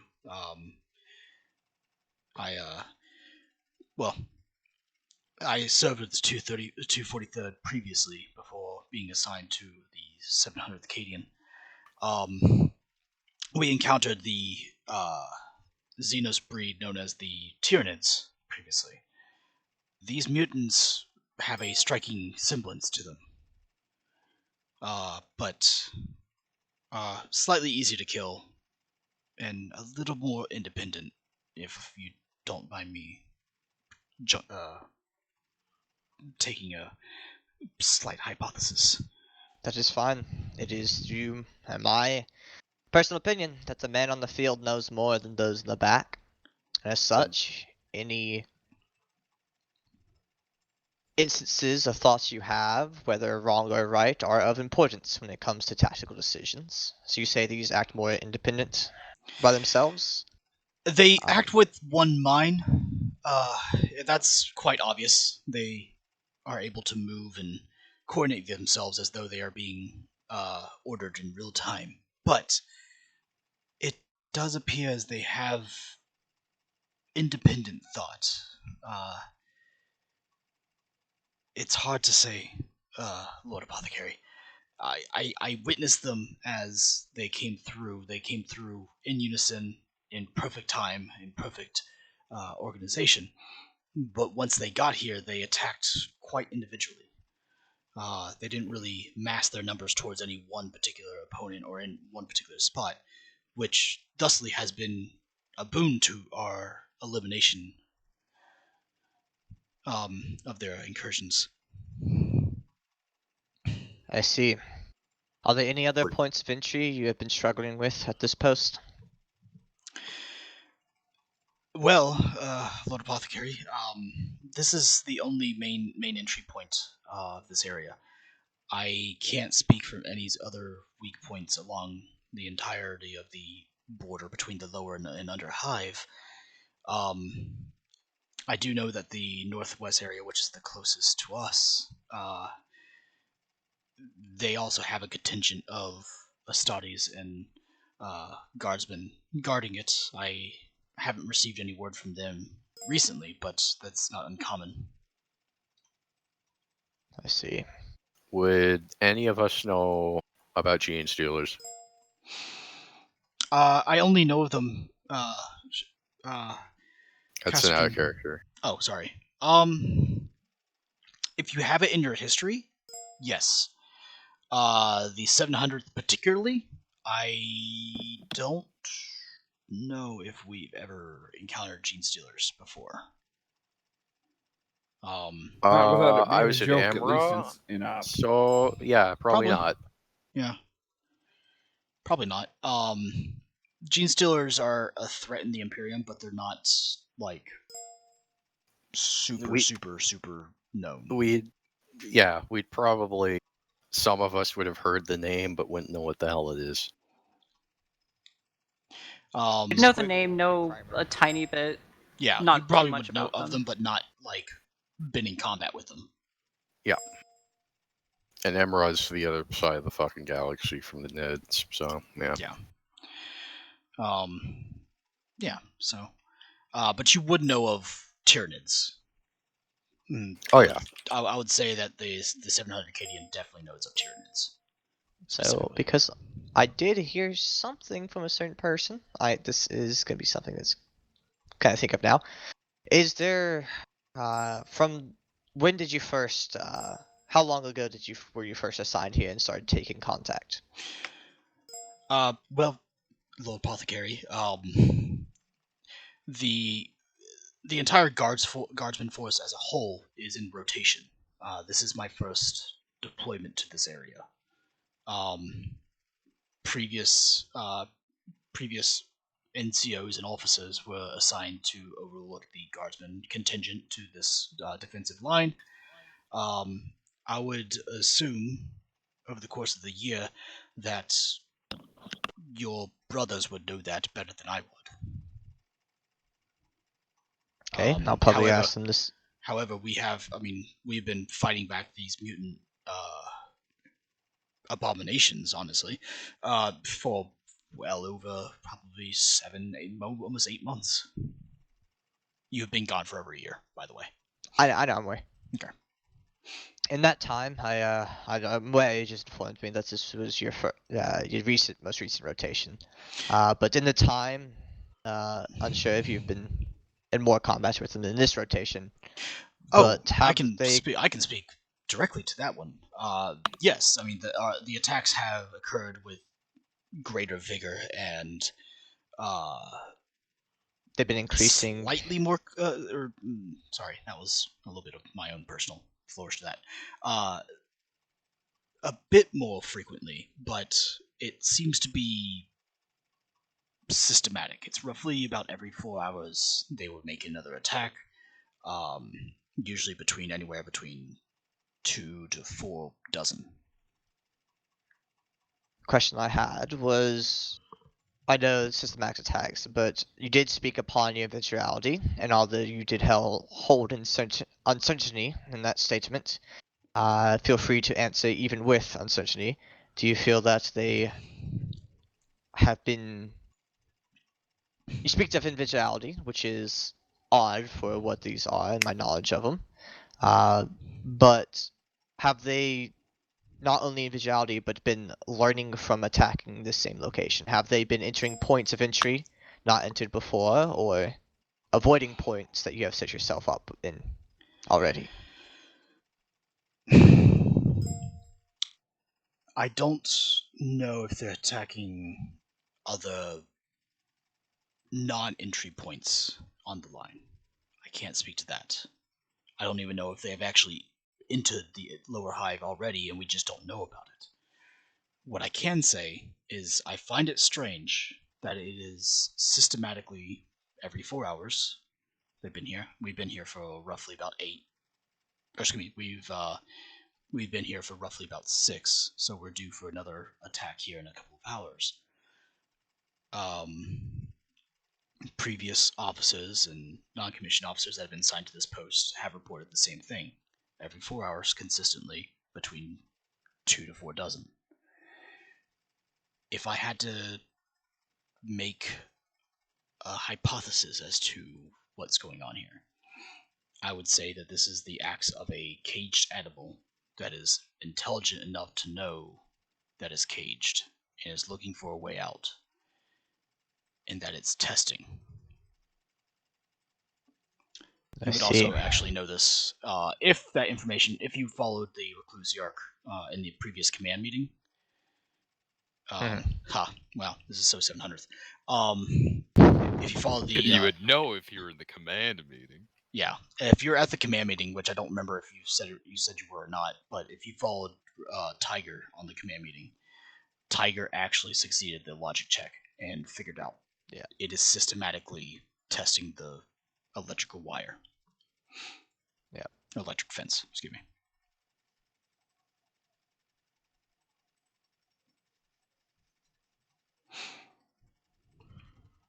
I see. The information was invaluable.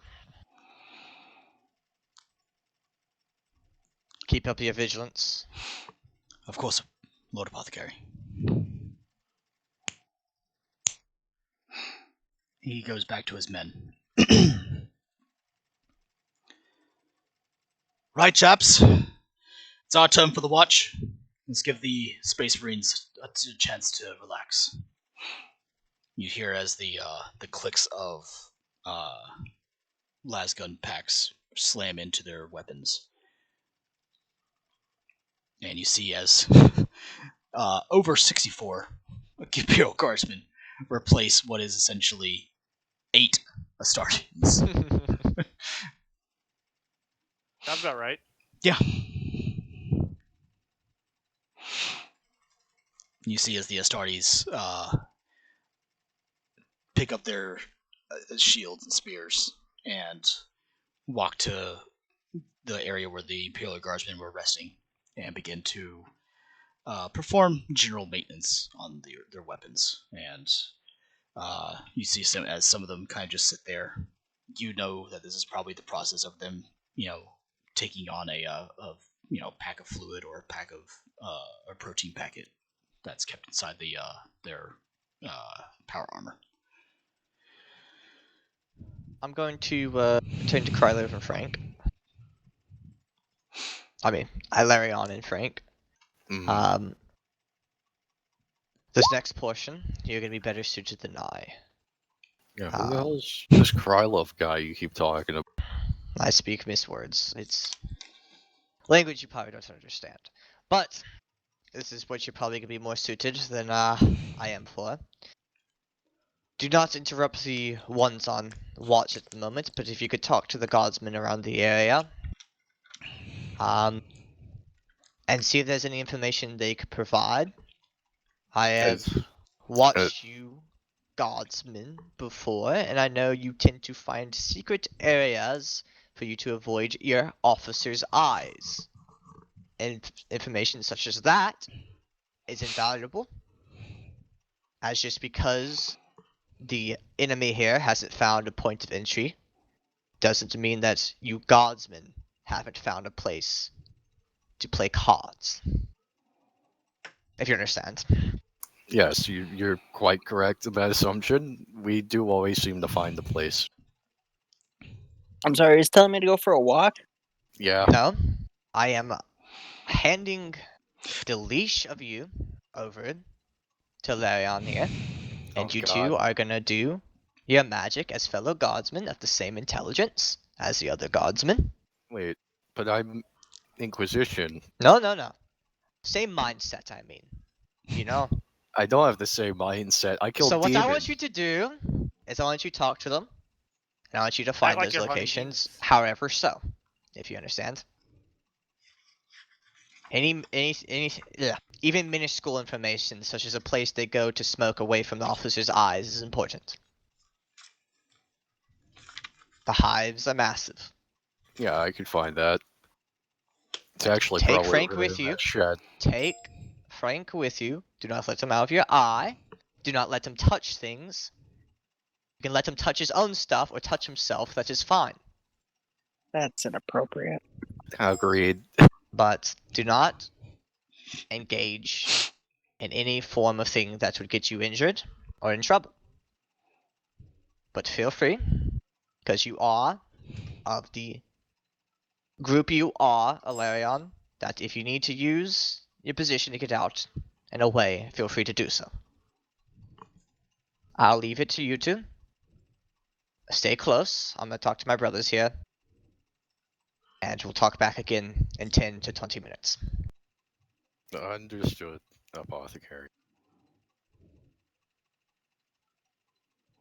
Alright, Frank, let's go for a walk. Okay. Are you guys actually going for I'm going to send my a Cyber walk? Raven with them.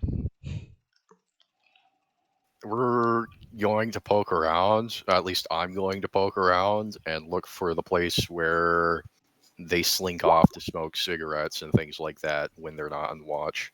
Roll me a perception check. Plus 15. I'm gonna fade. Okay. You see, as you look around, you don't really see much, right? It's kind of dark and dank down here. Until you see a small puff of smoke. Off behind what looks like a few generator conduits. Okay, I'm gonna pat Frank on the shoulder and then start walking to that area. All right. You walk up, and you see, like a group of 2 or 3. Yeah. Okay. So I don't even say things. You see a group of 3 guardsmen, all enjoying a couple of low sticks. which in the Imperial Guard, smoking a glow stick while on duty is prohibited because it is technically a narcotic. Yes. I don't give a shit.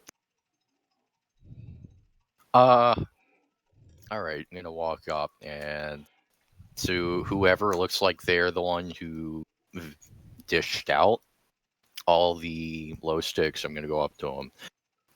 Hey, you got a spare? Oh shit! Oh, who are you? None of your fucking business, but I'm a sergeant. That's what you need to know. I'm sorry, Sergeant. I just don't recognize you. Yeah, it's fine. Oh, he's just sorry. We don't actually have. No, he's in cassock armor.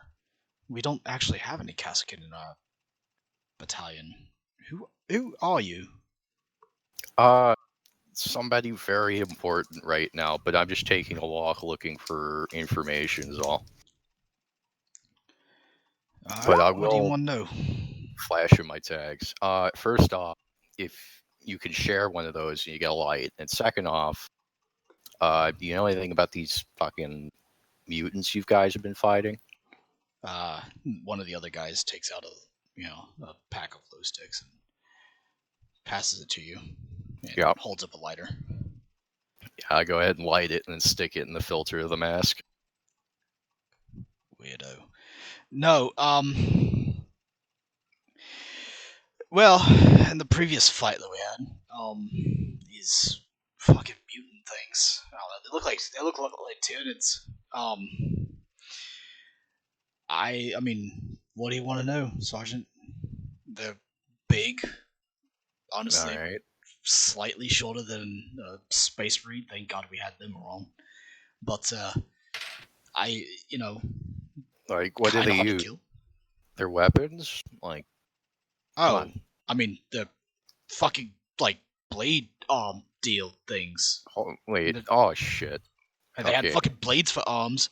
Another one spat acid at us. Oh, this is sounding familiar. Go on. Fuck.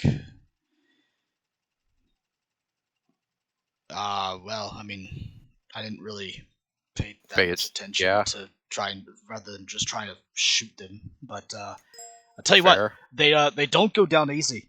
Yeah, they don't go down easy at all. Fucking masked Lasfire barely made it go down. I think I saw it twitching after it fucking died. Like, how many guns shooting at the same time? Well, you see the platoon out there. Oh, all of them? We had 68 of them firing. Oh, it took about around 12 of them to really take one down. So we basically just started massing fire in groups of 12 or more. You guys really do need the fucking Astartes here to help. All right. The Astartes hold them at bay. We more or less slow them down. Got it. Yeah. Is it true they're actually going to start sending more of them down here? God, we need the help. I want to go home. Can't say that. I'm sorry. But, yeah, you know how the fucking officers are. And, well, the Inquisition wouldn't be too happy if I said anything either. But that's just in between me and you guys. What about, like, leaders? You noticed anyone they seem to follow or, like, what they look like? Follow? No. No. They have taken a particular interest on the Space Marines, though. Yeah? That's who they try to kill most often?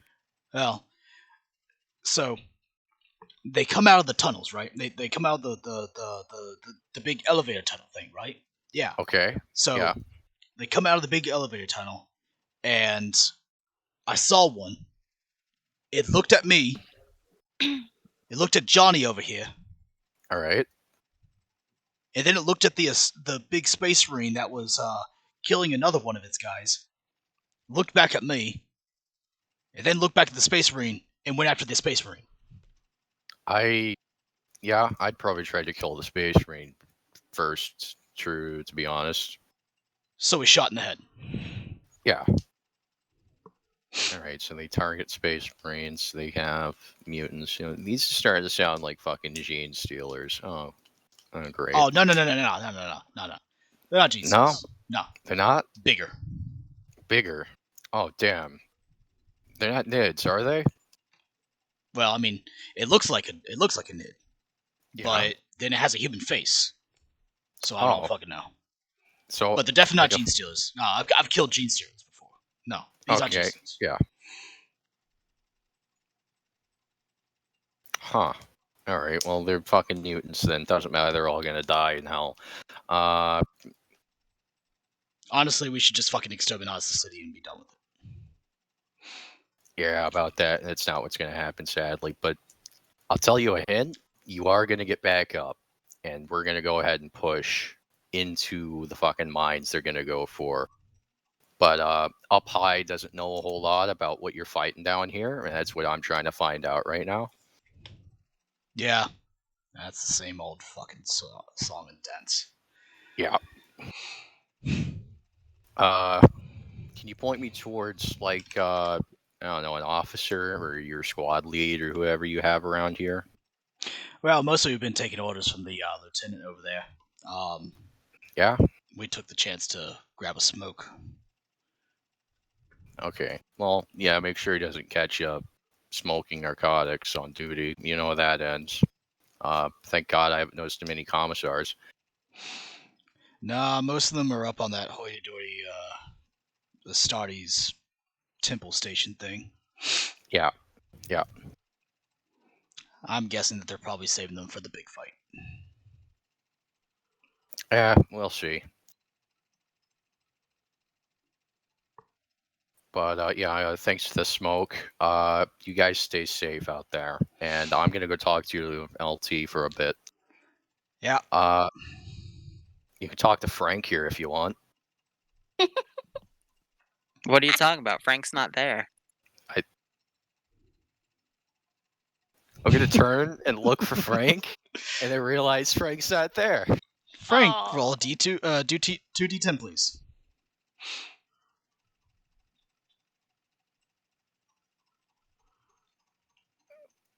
Why Frank gotta do that to him?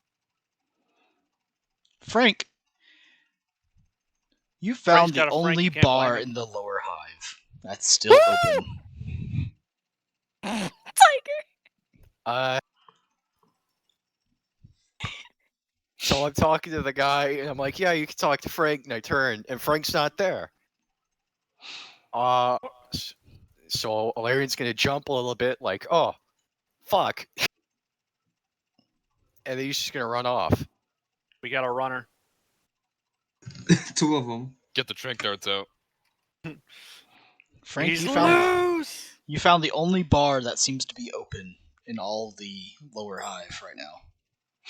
Excellent. Do you go in the bar? Of course I do. Tell me, Frank, and Leroy, have you ever heard of a place called Coyote Ugly? No. Okay. It's a little bar. I say little, it's actually a big deal now, thanks to the movie. It's a bar that's in the Riverwalk of San Antonio, Texas.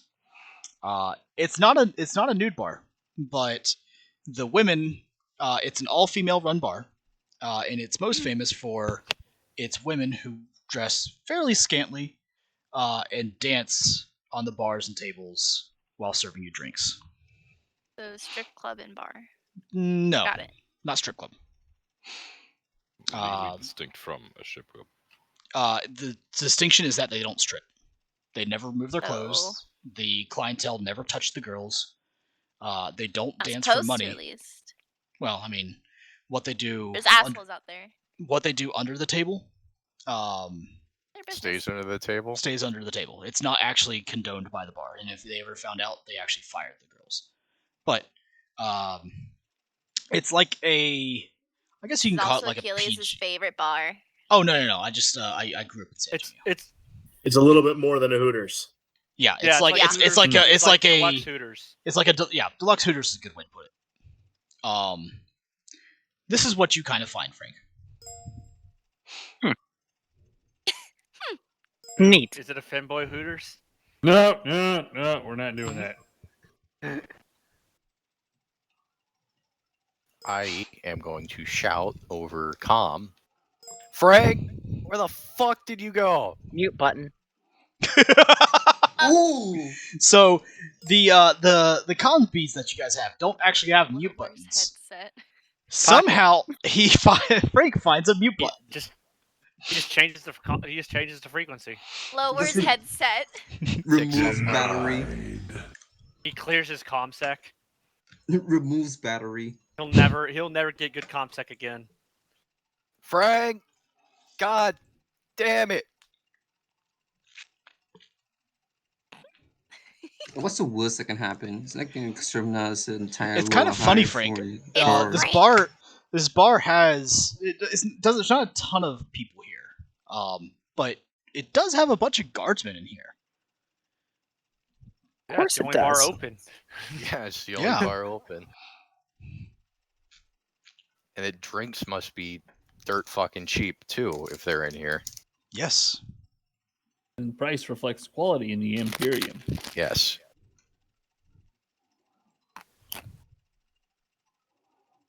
What would you like to do, Frank? I'm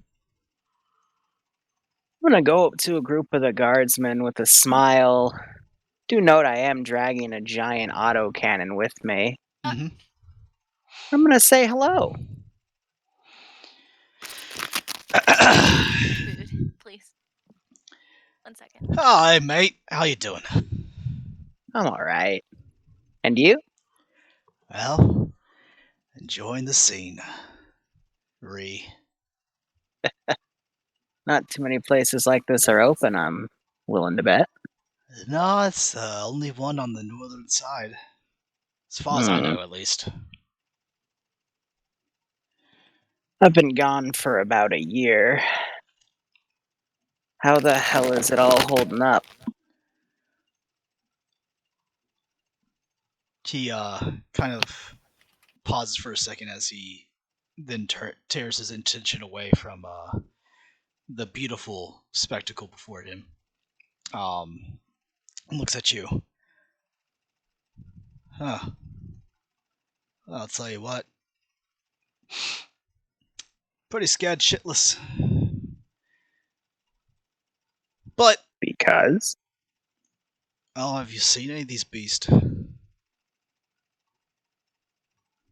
I had one that kind of just stared at me with a contorted human face. It was a human face, but that was not human. No, sorry. It was some weird amalgamation of tin and human. I don't think I'll ever sleep soundly ever again. Well, that's what the girls are for. To help you get comforted for the fact you saw some twisted aberration. Yeah. Yeah. He just kind of now has like this 1,000-mile stare. Before he picks up his drink and takes a swig.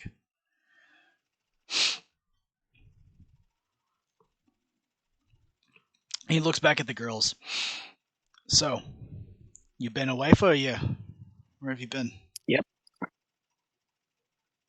I'd tell you, but then my boss would kill me, and then you, and then everyone involved. That's fair. Yeah. Kind of messed up when you think about it. Compartmentalization of information. Ain't it a bitch? You know, it's funny, they put a guy in charge of me because I have a tendency to wander, and he's already yelling my name, and I had to put my comm bead in my pocket. Yeah? I am going to be outside asking people if they've seen a buff idiot with an autocannon anywhere. Roll me a fellowship check.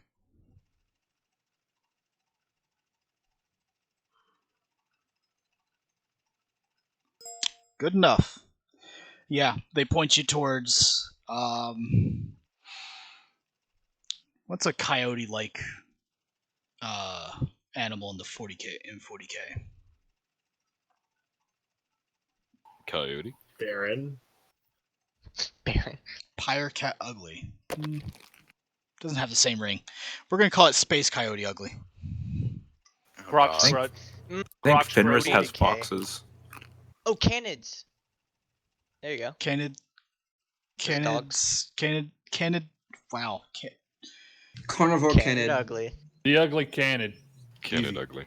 No, okay. We're gonna just do coyote ugly. Fuck it. It translates. Anyway. Legally distinct from coyote ugly. Yes, space coyote ugly. Coyotes ugliest. Yeah, sure. Why not? Yeah, you get pointed to the bar. And you see Frank talking to kind of a group of guardsmen while staring at probably the most beautiful woman you've seen since coming to the Underhive, which, mind you, I will warn you, it's been about 4 hours now. Well, I'm a cold motherfucker, so I'm gonna dismiss that, and I'm just gonna watch Frank, and hope to God he didn't notice me. Frank, roll a perception check, please. Or roll me awareness, please. Can I roll stealth? Say what? Can I roll stealth? You're not gonna need. Oh my god. Well, nice. A 9. Interesting. You can roll a stealth if you want, but Okay. It's a plus 30 because of chameleon. No, it's plus 20. Okay.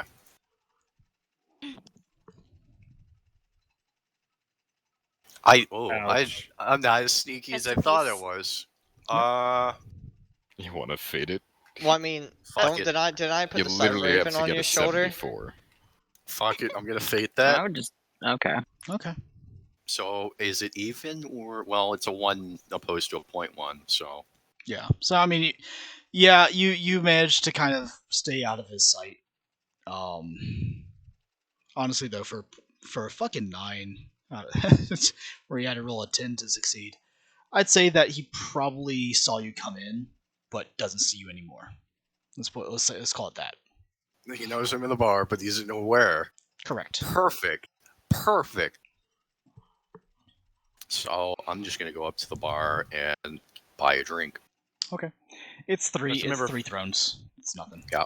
Yeah, I can pay that. That's Just pretty remember, cheap Frank for a that drink. Yeah. 'Cause- It's a well, lower you were- hive. Yeah. Practically moonshine here. That's 3-day wages, by the way. I know. Yeah. Yeah. I'm just reminding people. I just want to remind that a throne is literally a day's wage.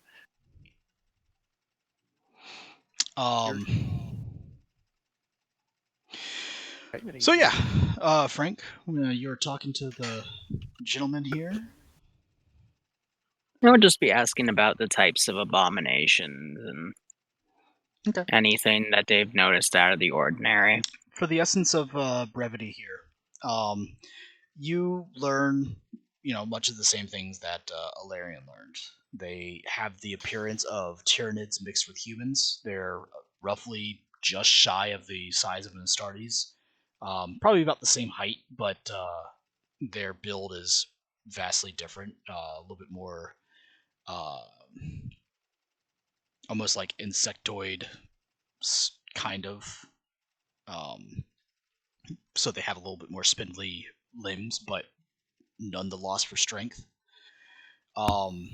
There's some that spit acid, some that have blades for arms, and others that seem to have like claws that are able to just snap Space Marines in half through just sheer force. And all of them have, a horrifying kind of visage about them of tortured human faces attached to Tyranid-like bodies and arms and stuff. They seem to come in groups of around 12 or more. and have a consistency about them, about their timing. It seems to be on a period of about every 4 hours, as though they are, they are systematically doing tests. For the sake of brevity, you guys move along towards the northwest side, or to the northwest entrance. You get much of the same information. The grizzled sergeant who's in charge over there, tells you much the same information.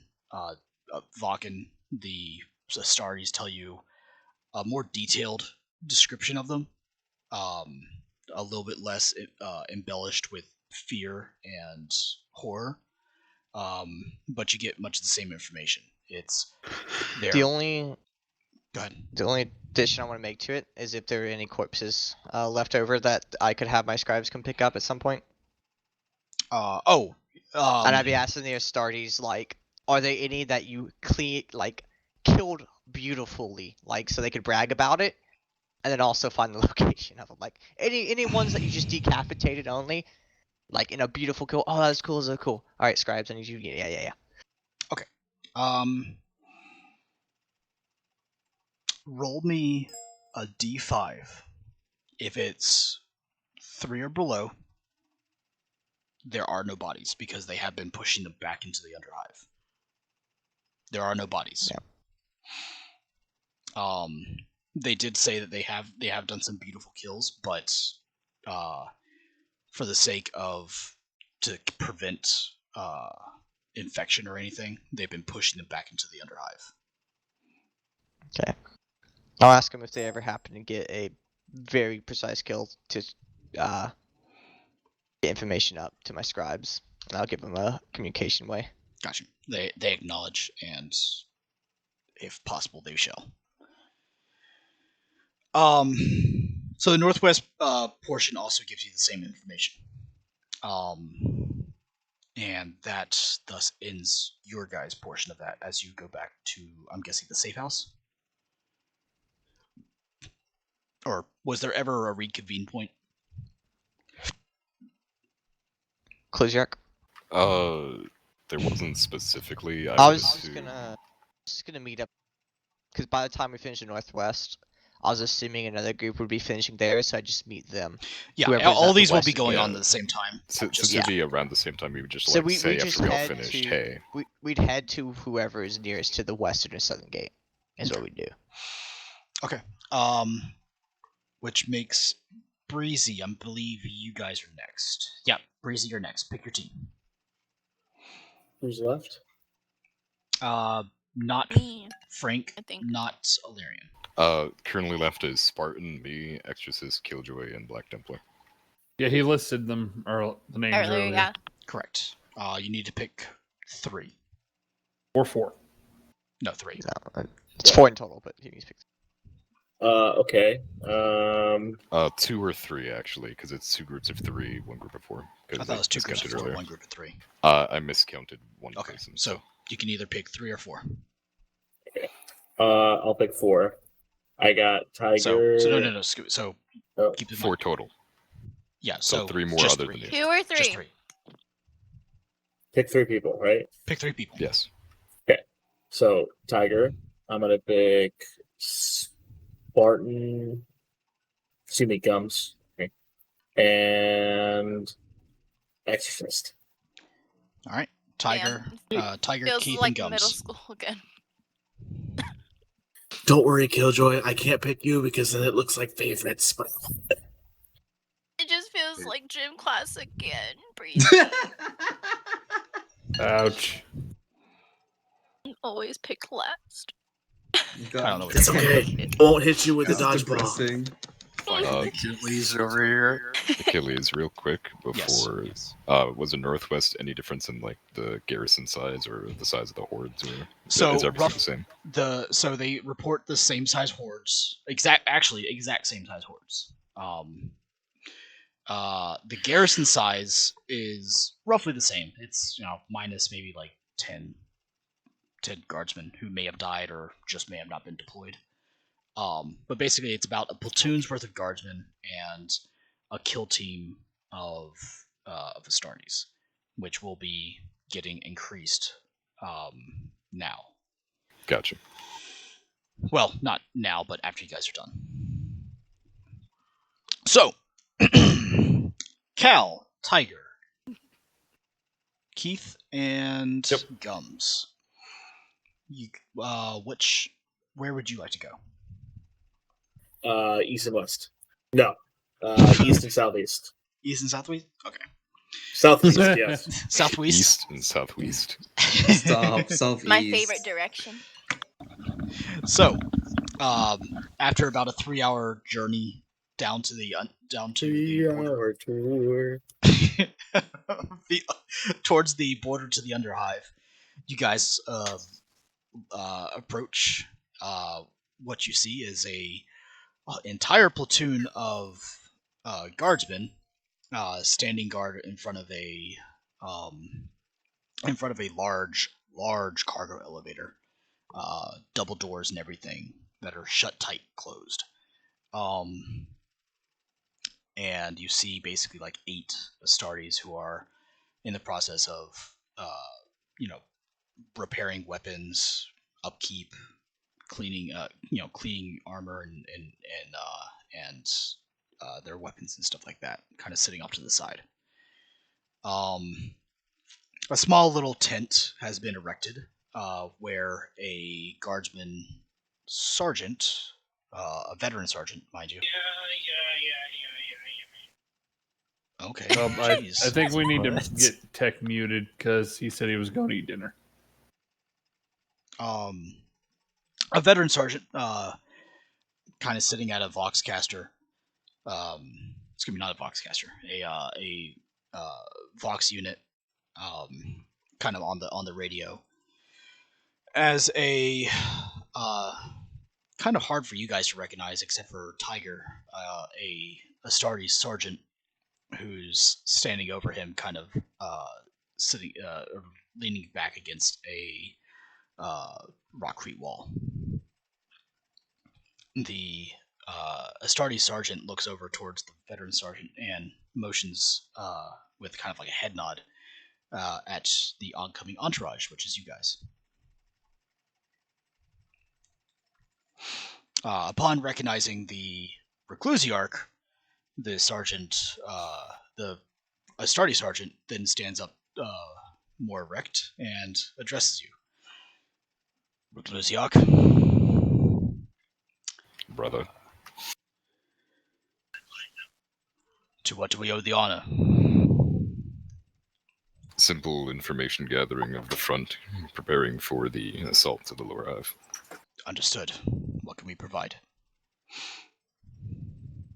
I'm gonna nod to Breezy and tell him I'm gonna go and talk to the veteran, the officer. Okay. I'm gonna go over to the veteran sergeant. Oh, you go to the guardsman? They're both sergeants, okay? I know. I get confused. One's the guardsman is a veteran sergeant. The Astartes is just a regular sergeant. All right, Breezy can go to the guardsman sergeant. I'll go to the space marine sergeant, and whoever you want to do first, you can do. Go ahead, Tiger. All right. Reclusiarch, what information can I provide? First, is this large doors? These are where they come through, yes? Yes. It would seem as there's some sort of smart mutant who is opening the doors periodically, which then allows a regular, I guess you'd call it, incursion of the mutants to pour through. I've never seen more than roughly a full dozen. 4 dozen? No more than that. Right. User disconnected from your channel. How often do these attacks happen?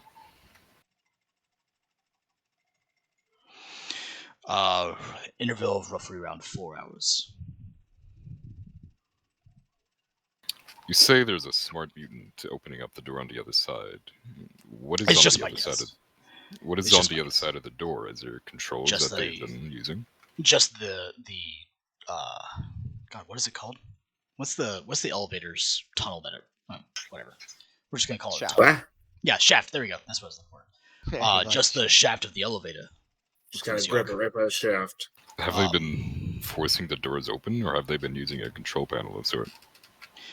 Well, what I said by smart mutant, I think that they're back down on the lower hive. Sorry, the underhive. Excuse me.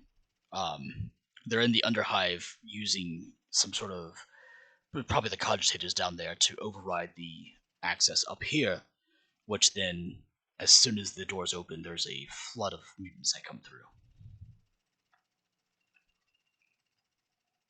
How curious. Is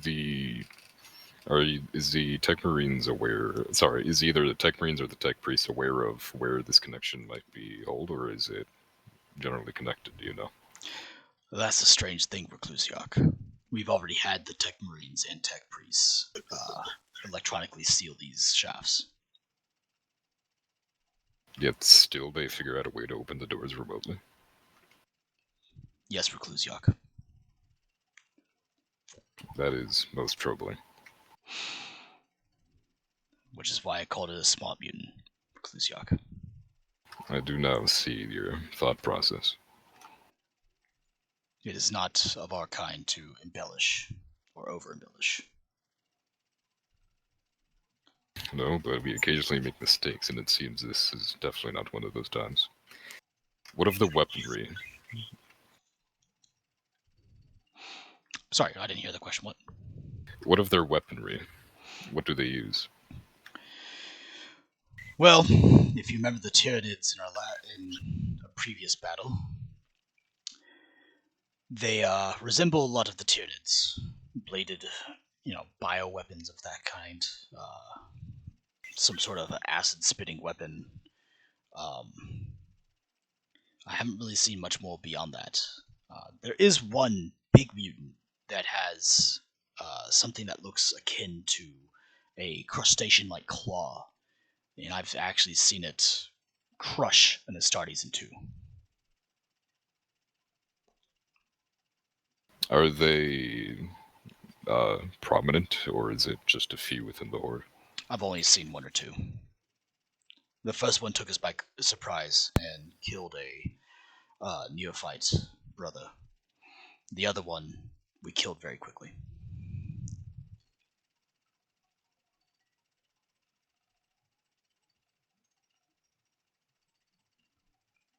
What of the defenses? Are the guardsmen able to hold them back?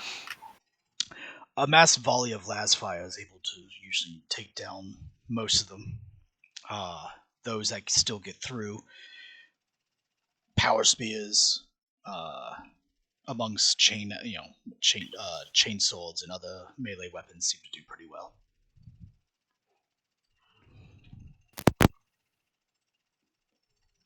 Interesting, very interesting. I have a question for you, Sergeant. Yes, Reclusiok. Do you believe there is purpose to their actions? No more than 4 dozen at a time, intervals of 4 hours. I would say that there has to be some sort of method to their actions. Whether it is the method of a mind greater than their own, or whether it is collective intelligence, I cannot speak to this. When the hordes manage to push forward, how far do they usually get, out of curiosity? They usually don't go beyond this perimeter that we've established here. I would almost say that they are probing our defenses rather than just trying to make full-on incursions.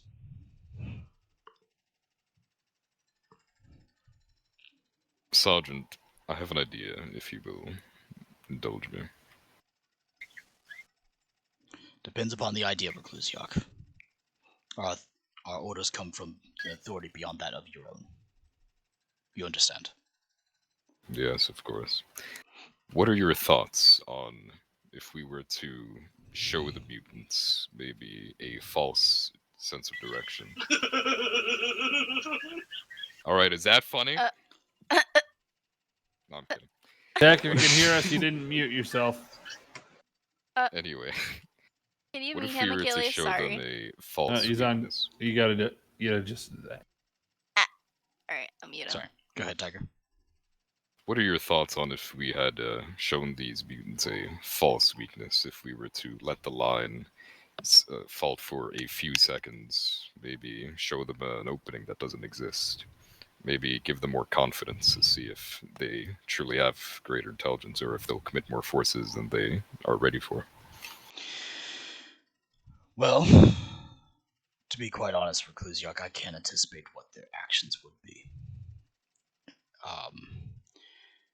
What I can say is that if you do desire that course of action, that perhaps you should pass it by the Primarch himself, and should it be approved, I believe what we should have is a perimeter around that area far enough back that it would lull them into a false sense of security, but also present them with an inability to move beyond that line.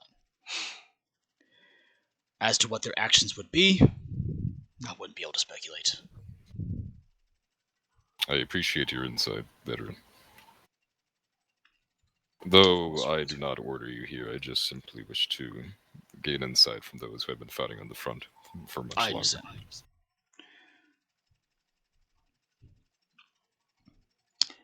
I thank you, and I'm going to... I believe we are done here. I'm just going... Wait, before I move on, actually. Yes, Recluse. You said they were in intervals of 4, correct? How long was it since the last incursion? Looks at the chrono. Approximately 1 hour and 37 minutes. Grumbles slightly under breath. Very well. Thank you for your information, veteran. Of course, Reclusiok. I'm just gonna... Until Breezy's done, or unless he calls for me, I'm just gonna inspect the defenses. Okay. Breezy, you're speaking to the veteran sergeant of the Guardsmen. Hello, sir. Tell me what's going on here. We are currently holding the line. We've been ordered to make sure that there are no mutants that make it past this elevator shaft, and thus that's what we're doing. I see. Well, you're doing a wonderful job of that. Thank you, Keep sir. up the good work. Thank you, sir. What type of enemy are you facing? Honestly, sir, probably a sickening amalgamation of Tyrannid and human. It's very disturbing. I see. So, by chance, do you have any of these corpses left that No, we sir. can see? In the previous orders that we had, roughly about 6 months ago, all corpses are to be pushed back down into the lower hive to prevent further incursion of the infection, if it is indeed such an infection. Have any of your medical professionals done any tests on this infection to make sure that it is being handled correctly? Well, the Medicates that we have on staff, should I say, I've been checking them in on regular, about every hour to make sure that they are not infected. We have not seen any evidence of further infection other than when the mutant first started attacking. There were multiple reports of the mutant would cause some sort of abrasion to bodies, which would then cause them to begin to mutate with some sort of strange Tyrannid parts. As best as I can remember. How long did it take for this to happen? Matter of minutes. I see. Did those who were infected hold on to any semblance of humanity, or were they turned into this Tyrannid mindset? Oh, that's the thing, sir.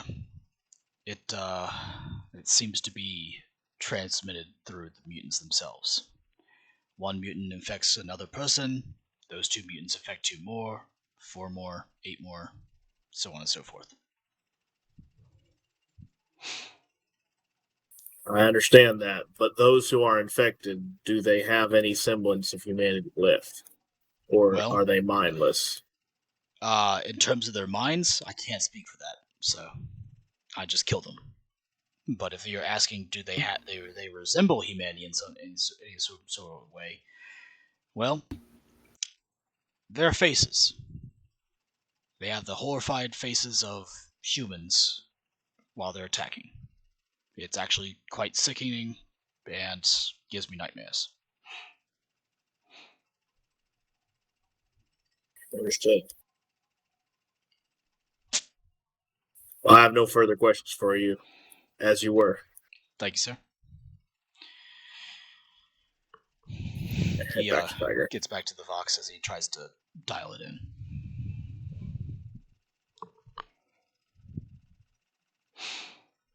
All right, is that it for you guys? That's all I need. I believe in your group was Gums, right? And who else? Yeah, Gums and Keith. All right, Keith, Gums. Do you guys want to do anything with the? I mean, it's just interrogation session. There's not really much for Gums actually interested in doing. Okay. Yeah, I think Keith will go approach the rank and file, I guess. Most of the rank and file are at the door guarding it. There are a couple that are performing general maintenance and stuff like that on their weapons. You could talk to those guys. Sounds or good. You could talk to the guys at the door if you want to, though they seem very intent at watching the door. Yeah. I'll let them do their watch job. Okay. So you see a couple of guardsmen who are kind of huddled around a gas fire. That's kind of been put into a chopped in half oil drum, or should we say promethium drum? So it's promethium fire. The cut is clean. You could tell it's probably been done by a power weapon. And they're kind of just huddled around it as they're generally just trying to clean their weapon and upkeep with it. Well, as an icebreaker, Keith looks at the promethium drum and says, "Let me guess. Souvenir from when a Space Marine had cut it in half." Yeah. Sorry, that was me. Rest in peace, Achilles. Yeah, I know. Oh man, he's dying. And then you see him turn into a fucking mutant and starts killing everybody. Yeah. Every time Killjoy giggles. Every time Achilles Could be a hell of an encounter. as the happy little sororitas giggles at the side of a space of a fucking guardsman who dies horribly. Happens. Wouldn't be the first time. I'll spare him more. Oh fuck. Come on, Coco. Coco. Come on, Coco. Coco. Fucking get Coco on the bed. doesn't want to cuddle me. Coco, come here. I'm laying on the floor. He doesn't want to cuddle me. It's probably because you're calling him by his incorrect name. It's Chocobo. Shut up. Anywho. Continue. Final Fantasy nerd. It's Chocobo. Anyway. Continue with my stories. Oh my god. Peasant. Oh, fucking hell. Killjoy, go ahead and roll a 1d10 for me, please. No, fuck you. Don't worry, I refuse. If I Nothing could tell bad the can happen DM, if I refuse. if I could tell the DM "fuck you," I'd be so You take 9 happy. You take 9 psychic damage, by the way. Oh no. Oh Psychic man, damage. 9 damage. Whatever will Whoa. they do? Oh no. And before soaked. Oh wow. Continue with our story. And I would just soak that. I wouldn't care. Nothing would happen. So anyway, she they're does being too. wrong. Souvenir about something. Continue. Oh, Corporal. Yeah. No, one of the Astartes was nice enough to cut an oil drum in half. Or, sorry, promethium drum in half. And we lit it on fire.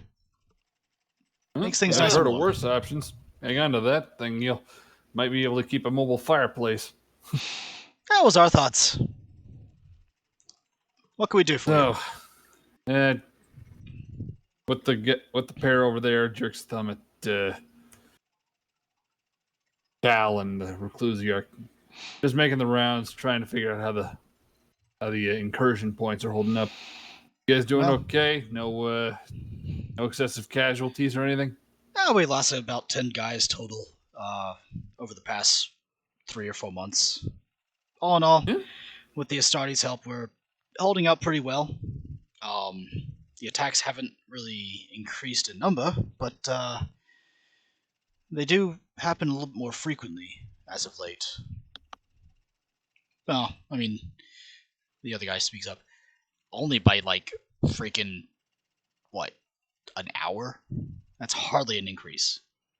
Yeah, but still, man's asking. True. And it might be something. Who knows? By the way, has anyone tried dropping firebombs down there? Like even the small ones? Oh, early in the times, yeah. It didn't really do much. Shame. Alright. Is it always...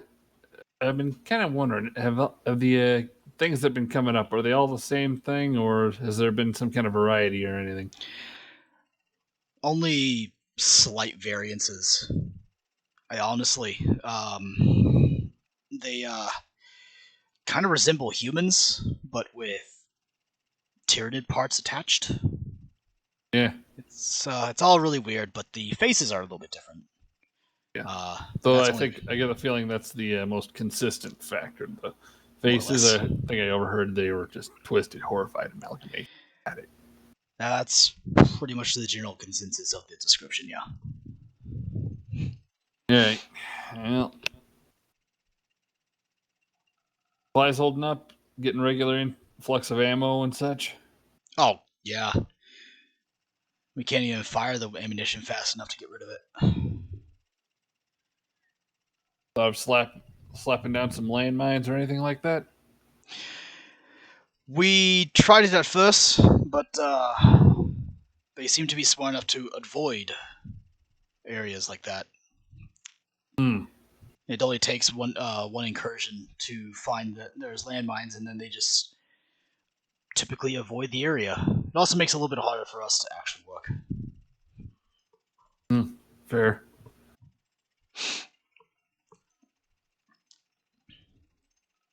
Got anything you might need? No. The sergeant said that they're going to be sending more troops down here, so that'll help. But honestly, I would like to get on with fighting an enemy that's I know. These things kind of are kind of the things of nightmares. Believe you me, friend. Everyone likes fighting an enemy they can understand. Yeah. But anyway, nothing else. At least you're not dealing with artillery fire. Yeah. That's true. Sorry, Cadian. Some of the habits die hard. Yeah. Anyway, I'll let you be. Have a good one, Corporal. You too, guys.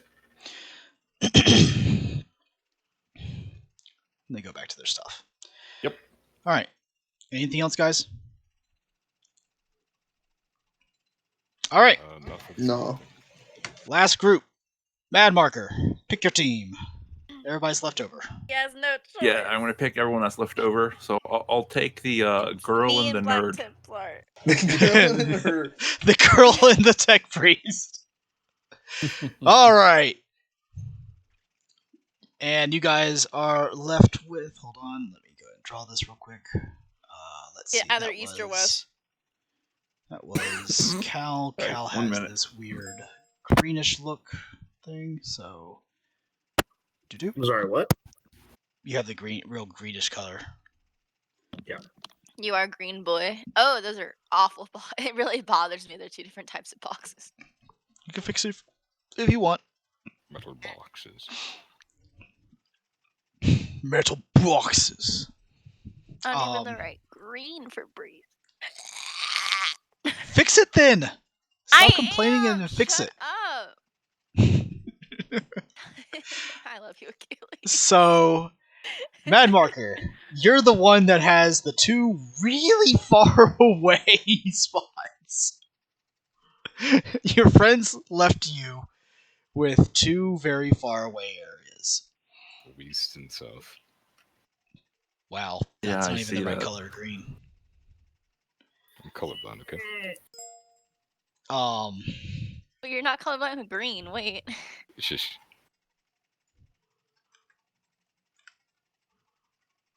Fix it. Fix. So, where would you like to start first, south or west? I'll start in the south. Alrighty. So, you arrive in the southern entrance to the lower hive. Standing there is a. You know what? Roll me a d3, will you?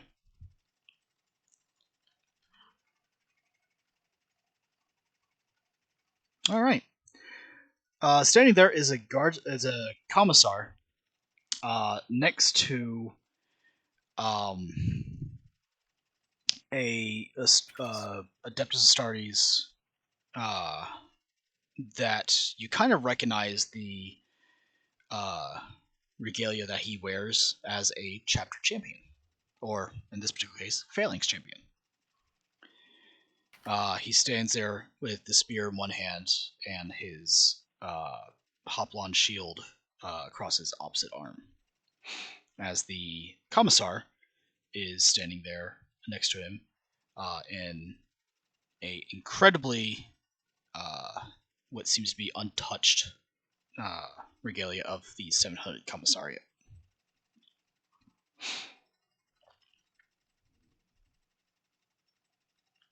How would you like to approach? They are currently turned away from you. Are they just standing there and not doing anything? They are. Looks like they're watching their men. You can see in the distance as a basically the platoon of guardsmen have taken up kind of a overwatch positions, watching the door, or watching the large double doors of the elevator shaft. I'm going to walk up to them audibly so they can hear me. Okay. You walk up and... Oh, do you just walk up to them loudly, or...? He's not trying to hide himself, that's for sure. Not trying well, to no, hide I understand myself. that. You can kind of, as you walk up, you can kind of yeah, you can kind of overhear them talking about the defenses. It seems that they got here recently, and they're talking about the intervals of work and rest, and how long they should stay on the line before they switch out, stuff like that.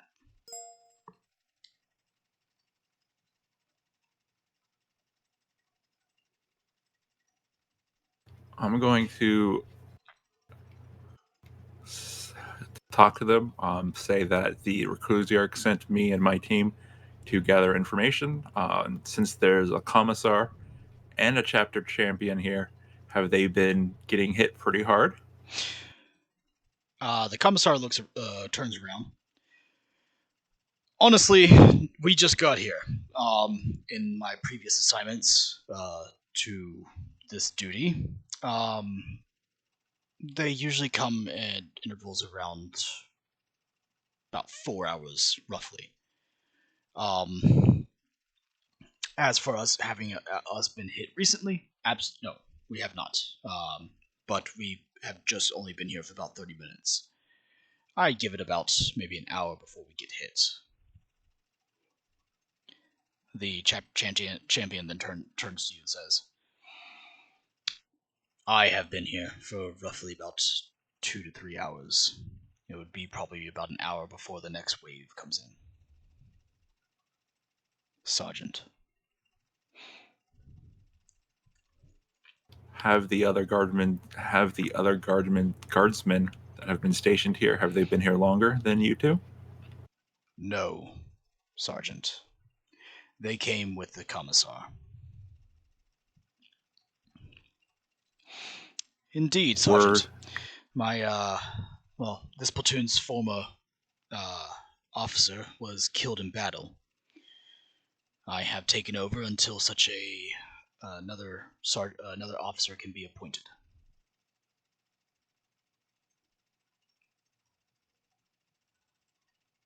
Do you know what happened to the previous platoon, since you guys seem to be here pretty new?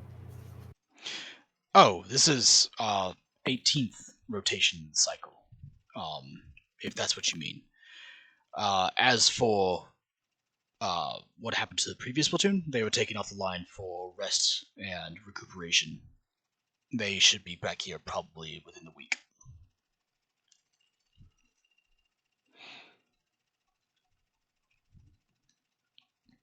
Militom Command has all platoons on a cycle of 1 week, 1 week rotations of being on the line. Then we switch out roughly every 12 hours.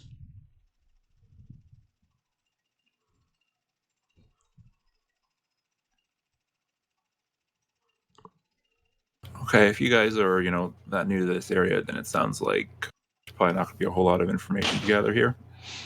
What information do you desire, Sergeant? Primarily how they're attacking, when they're attacking. I believe you guys said that they seem to attack every 4 hours. Correct, Sergeant. The creatures, mutants, attack on an interval roughly every 4 hours. That's an approximate time, not an exact time. It can sometimes be 3 hours and 50 minutes, 4 hours and 10, things of that, as you understand. Their method for attack is peculiar. They seem to just come in a wave of usually around 2 to 4 dozen. I've seen fluctuations of that over the past 6 months, anywhere between 2 dozen to 4 dozen. 2 dozen to 4 dozen. As for their method to attack, actually engaging, it seems that the creatures prefer melee combat. However, we have seen quite a few creatures that seem to spit acid from like a arm-mounted weapon. It's very peculiar. It reminds me a lot of the Tyranids that we fought on other planets in other segmentums that I now long for.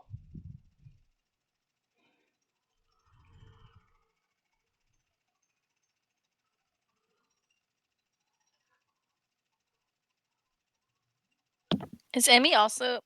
You are also there, yes. Mm-hmm. Emmy's gonna speak As up. is Libra. Okay, Emmy's gonna speak up, and excuse me, sir, for interrupting, but I have a question regarding the mutants. Yes, sister. How may I help you?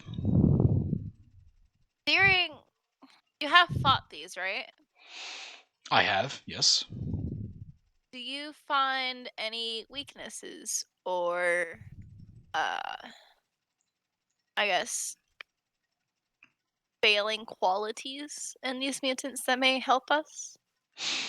Well, the mutants do seem to at least move with a single line, but once they start attacking, they attack as individuals. Sometimes they'll gang up on an individual. Sometimes they do not. The Astartes then speaks up. Indeed, I think I can best explain to this. As for weaknesses, sister, they seem to be susceptible to any degree of extreme force, heat. So typical energy weapons work pretty well. We have tried flame weapons. They work moderately well, but the creatures themselves seem to have some sort of a hide that can withstand extreme extreme heat for a while. We've noticed that it kind of slows them down, and then allows for my battle brothers and I to engage in more close combat. Interesting. One final question, too. Of course, sister. Uh, when describing these mutants, would you say they have any extra appendages, like extra arms, limbs, toes, fingers? So, the vary of the mutants is one of the more peculiar things. While the vast majority seem to resemble a sickening amalgamation of human and tyrannid combinations, there has been somewhat of disparity as to their, I guess you can call them weapons? Bioweapons, Commissar. Some of them will have two-bladed arms. We have also noticed a few of them that seem to have 4 arms, 2 of which are crustacean-like claws that have the capability of crushing ceramite armor. So you're saying there are different variables in mutants with different types of toes? I would say that they would be like 4 arms, sister. Okay. So, some of them just have 2, some of them have 4, some of them have 2, where one seems to be some sort of acid spitting cannon. All right. Thank you, sir. You two may continue a conversation. I just had this important questions. Thank you. Of course, sister. How are the mutants getting up here? Well, that is another peculiarity, as the Commissar speaks up.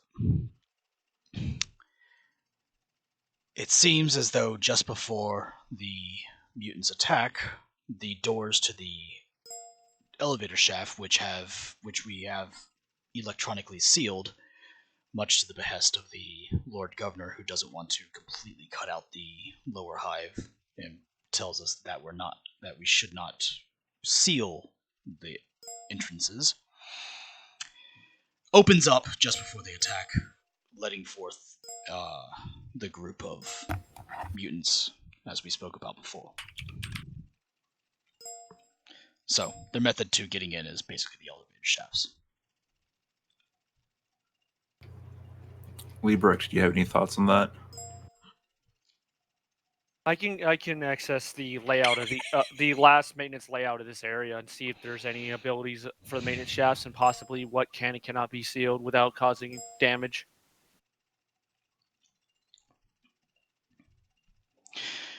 Well, the elevator shafts are the only way to bring up raw material cargo from the lower hive to any other portion of the hive itself.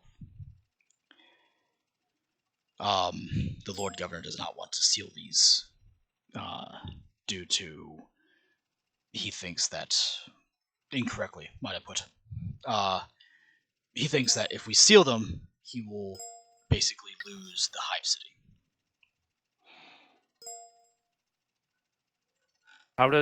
How does leaving open it gates for the enemy? Oh, I'm sorry, I didn't allow him to. Why does allowing them to stay open allow him to keep the hive city, but closing the entrances causes him to lose it? We're not sure. We've attempted to explain this to him, and he continues to implore us to electronically seal them rather than physically seal them. The other portion to that is if we physically seal the entrances, we also have no way to get down to the lower hive, to the underhive.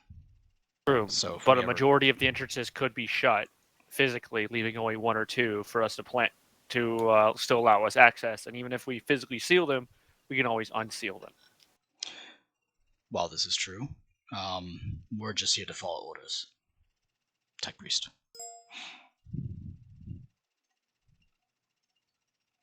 What have you guys been doing with the bodies? We push them back down the elevator shaft, hoping that eventually a sufficient number of them will basically act as a blockade. Are you 100% positive there's no way for these creatures to come back to life? Absolutely If they are based off of Tyranid style genetic material, would it not be safe to assume that they can recycle genetic material that they find into more of themselves, as their species is known to do? And you are essentially just allowing them to recycle their forces and never run dry on manpower. I don't understand to know how the Tyranids work, Tech Priest. I just kill them. Perhaps we should find another way to dispose of the bodies permanently than giving them more fuel to add to their army. Possible solutions I see are incendiary weaponry. Yeah. Well, use he did incendiary say weaponry. their hide is kind of protective against fire.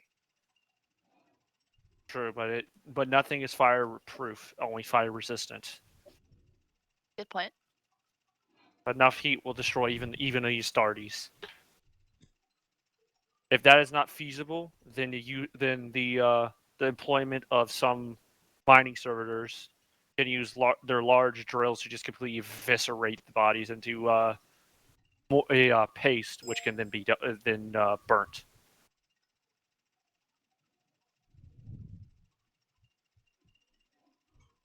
Allowing them to have back their own bodies will only help them.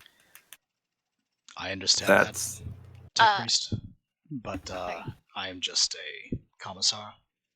He's a chapter champion, but Phalanx champion commissar.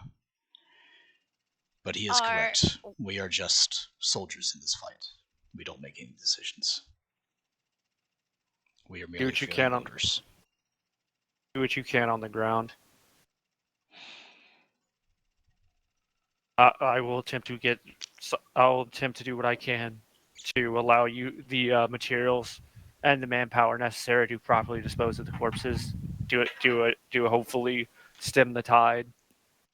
There's only so many down there it can turn into foot soldiers. The game of attrition, and we will win. Is there a shaft nearby us? Yeah, you're at the shaft. Oh, okay. Are we able to look down the shaft, perhaps? You are physically capable of doing that, sister. But, I don't recommend opening the doors. Also, what's wrong with opening the doors? Every time the doors have been opened, they've come through. Well, we have enough soldiers here. We could kill all. Oh, I'm sure of that, sister. But I think that if you attempt to try to poke your head down the shaft, that, well, your head might not return back. While they're talking, Libra's going to access the Noosphere and try to get a printout of the maintenance tunnels, shafts, and any kind of anything that, such as pipes, shafts, ducts, anything that overlays between the two sectors, to try and see if he can find something. See if he can find something that they might be able to enter through. These 6 shafts are pretty much the arteries that connect the underhive to the lower hive. Other shafts that you can see have more or less been either I don't want to say blocked, but basically blockaded to time, or have fallen to disrepair and collapsed. Yeah, that's about the best I can explain it. So, for example, air shafts and stuff like that, are those all sealed or blocked? They are not blocked, but they are not large enough for even Tyranid travel. Like full Tyranid, not mutant.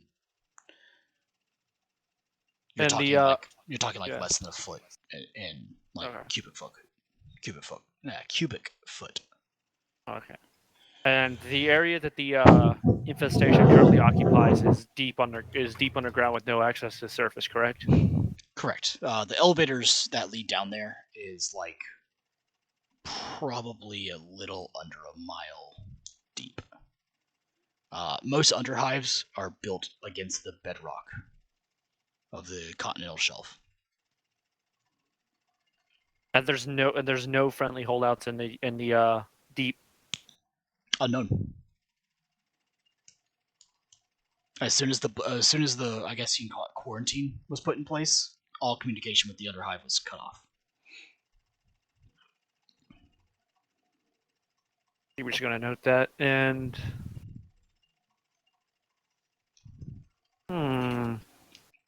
So, out of curiosity, Achilles, most of you don't have this information.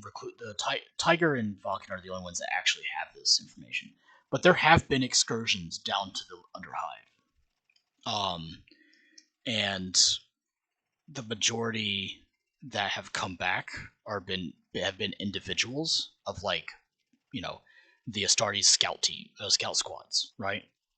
Of those scout squads that have been sent down there, like it's only been one or two that have actually returned to report that there doesn't seem to be any holdouts. But you guys can go down there. It's just it has to be a planned excursion. All right. First things first. I think we're just gonna find one of the nearby air duct shafts. Yeah. He's going to pop open a little maintenance hole into it, and he's gonna send a servo skull down it. Okay. I just send it into the lower area, and then he's gonna turn to the guard. Have you had any ranged combative or flying ability from the mutants yet? No tech priest. Good. And then the servo skull should be able to do light scouting. And I'll once it's done with its light scouting, I'll have a feed shifted to, if you have a pad for me to shift its feed to, it'll be able to give you an alert to any movement in the shaft of numbers, so you can prepare. And that's where we're going to pick up next week. Okay. At 5 hours, I think that's good. We'll see what the servo skull sees next week, as well as we'll find out how you guys come up with a plan. Achilles, I think I realized something, or it's a dead end. We have no choice but to follow. Do you think you Chat, need to look we'll down see the you shaft? guys next week. Have a good night. You want to look down my shaft? What am I saying? Tiger like shafts. Bye, chat. Bye, chat. Bye, chat. Bye, chat.